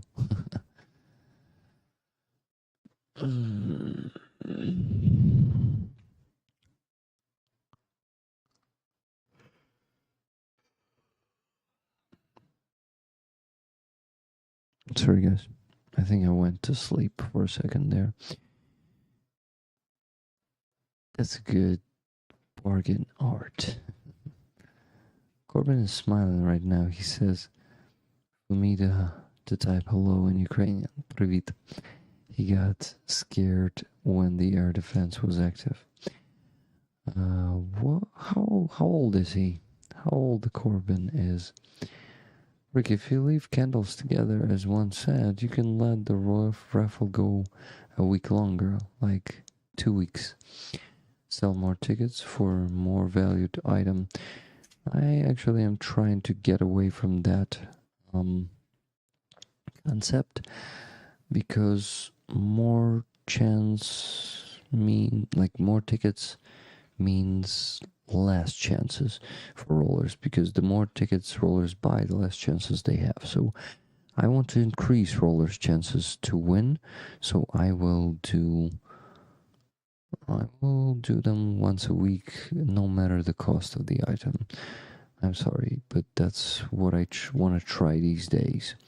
I've been trying to listen while chatting with a friend about the destruction in North Carolina.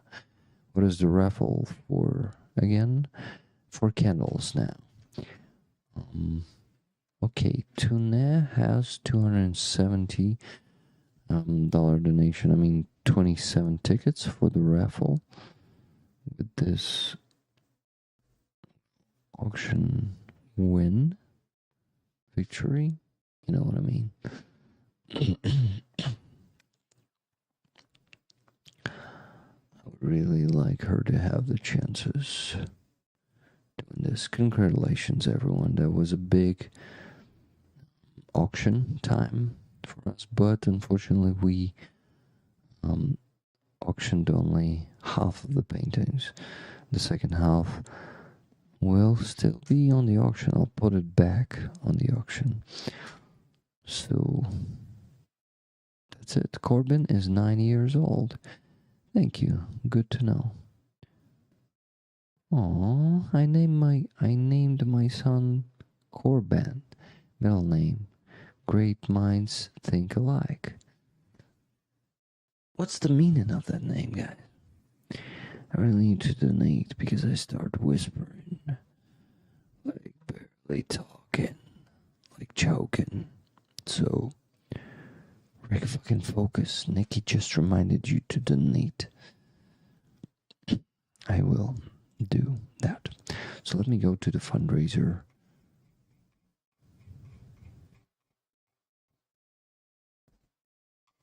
Fundraiser. No, the Raffle spreadsheet. What do we have here? Fred Dolbury donating $112. And here's gonna be the candles raffle.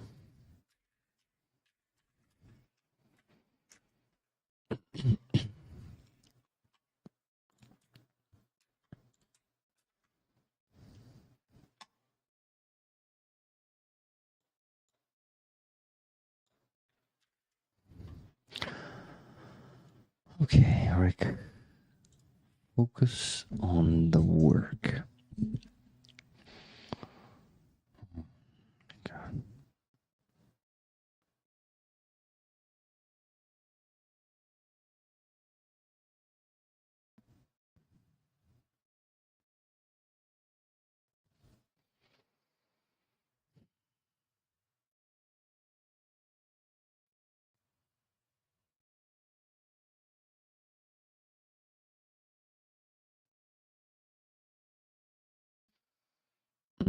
Guys, I'm thinking of just going to sleep for once and do an extra donation stream tomorrow. But fuck.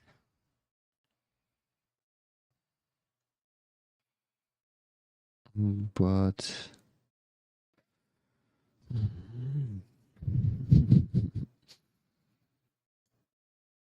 it will pile up. Just like Rick, I don't see my 150 on there. Let me show it to you. You did not see it because I don't know why. Here they are then. Let me make it bigger. Yeah, I think now they are visible. Definitely go to bed. It's been a good night. That sounds a wise idea, Rick. Donate on Wednesday stream. Yeah, I can do that, but then Wednesday stream is gonna be just only about donating, and I hate that. So the best way to do it is just do an extra stream tomorrow just to donate. Go to sleep, Rick. This is not healthy for you. This is not your right. Really not healthy. No, I also don't want to drag it until Wednesday, so I will donate tomorrow. Because Oles from 28th Brigade, he needs the... Yeah. He needs the...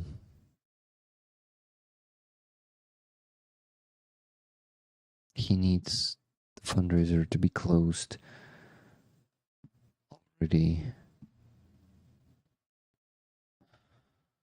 Silly head dance? I don't like it, Leathercat, to be honest. It is silly, sorry. You should not do that. I'm kidding, of course. Yeah, sorry, but I now expressed it openly. I don't want to be an asshole, but I also want to be direct and honest. So sometimes it could be an asshole. Well.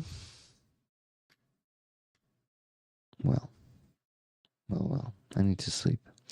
So guys, for the first time, I go to sleep during the Sunday stream, not because the Monobank app is not working, but because I'm fucking exhausted and I better do a stream tomorrow, one more, or maybe on Tuesday, but I planned the one with Bill on Tuesday. Fuck.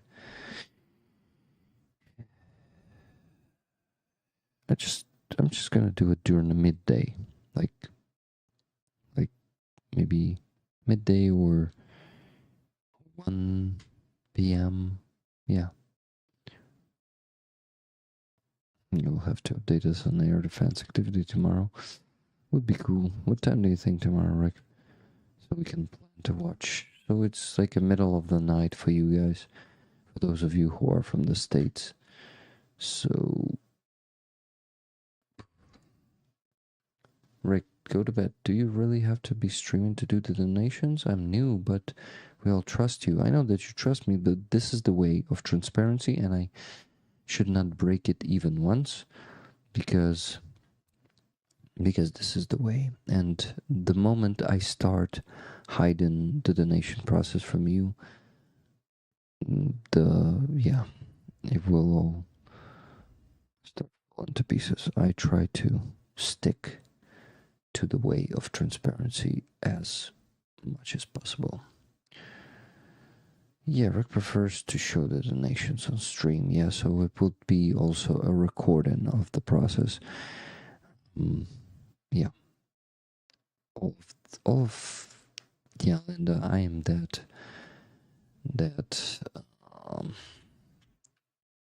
how do you call that? Boring? Or just, you're not hiding it, your health comes first. But I need to do another stream then to show it. So the way remains the same. If you are pissing out, go to bed. We'll watch it anyway. You're a good person, Rick. Thank you, Lena. I just know how this world works and how trust works and how you should be if you want people to support you. You should be honest, you should be transparent, and you support me, but you also support an army through me, despite that you subscribe to my base and Donatello and actually pay me a lot of salary. Oh, by the way, Keith Kane finally managed to subscribe. I think he found a new bank to work with.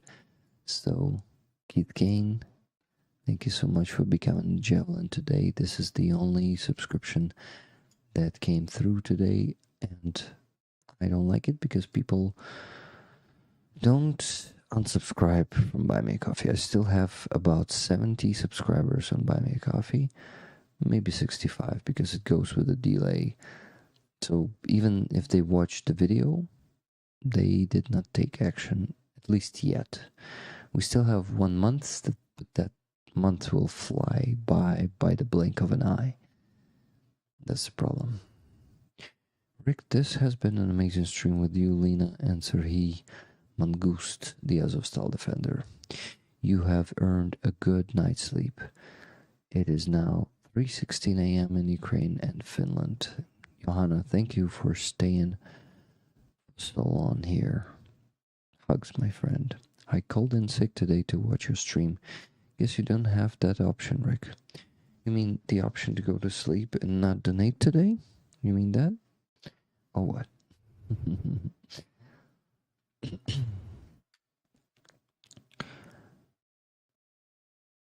We love you and trust you, Rick, but we know how important your ethics are to you. Yeah, thank you.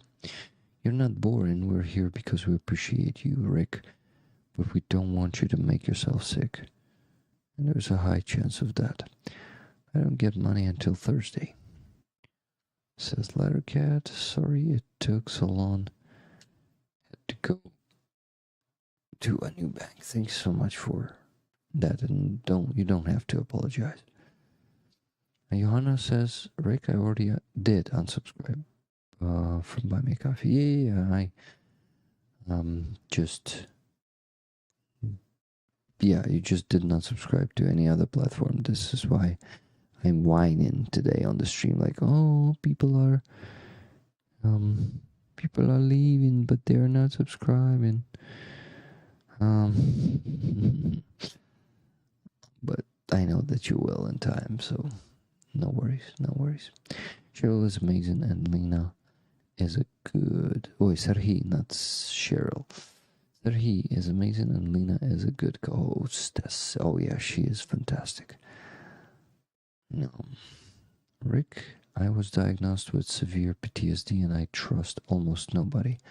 I trust you, Greg, Professor Curtis, and PK. Wow, that's already a big number of people, so you're making progress. It's really cool. Linda, thank you for joining us, rollers.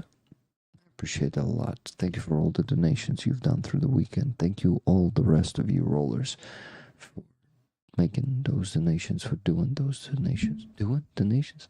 Making. So guys, I will see when I will do the stream tomorrow, because I will also need to, well, synchronize the schedules between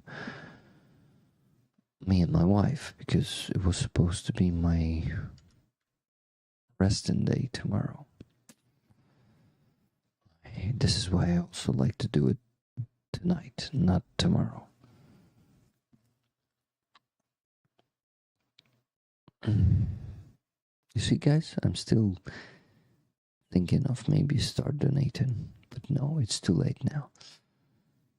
Well, 6 hours. Yeah, it's almost 8 hours of the stream. So, and without donating, it would be a failure. Like, fuck. I feel bad now.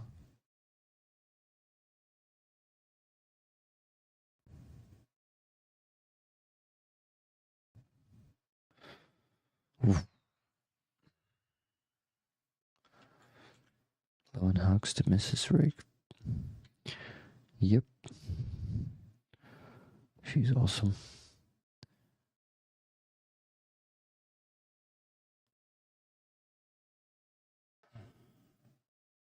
No, I'm going to sleep. Yeah, that's it. It's decided. Whenever I'll be able to donate, I will donate. Either it's tomorrow or Tuesday or Wednesday. One of those days. Whatever happens. Stay safe, Rick. Another awesome stream. Good night. Good night, Ronnie. Or Ronnie. And March and Lai, hello to you. Yeah, hugs to you guys. Tired hug. Okay, rollers. Live long and prosper. And donate. I love you. Good, Rick. We'll watch for you, and we'll watch rest of the stream now. Thank you, Cass.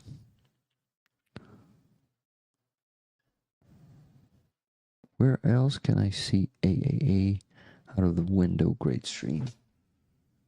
Do you really see it like in that part of the window? That one? Pretty cool. Indeed a great stream. Good night, and thank you so much. Thank you so much, guys, for donating today, for coming and listening, and for staying for so long. And by the way, Epa Talks, thank you for those gifted memberships. Thanks, Rick and Co. Lofty 419. Thank you, Lofty, for being here with us. Good night, Rick and Roller. Sweet dreams, my friends. Nini, Rick. Yeah, be safe. Be safe too. Thank you, guys. Love you, rollers. You're the best people on earth. And blessed to have you as my team. You know, we are a team, and we are rolling together to Ukraine's victory. Once again, live long and prosper, and slava Ukraine. I'm taking a small pause because it's gonna just cut out.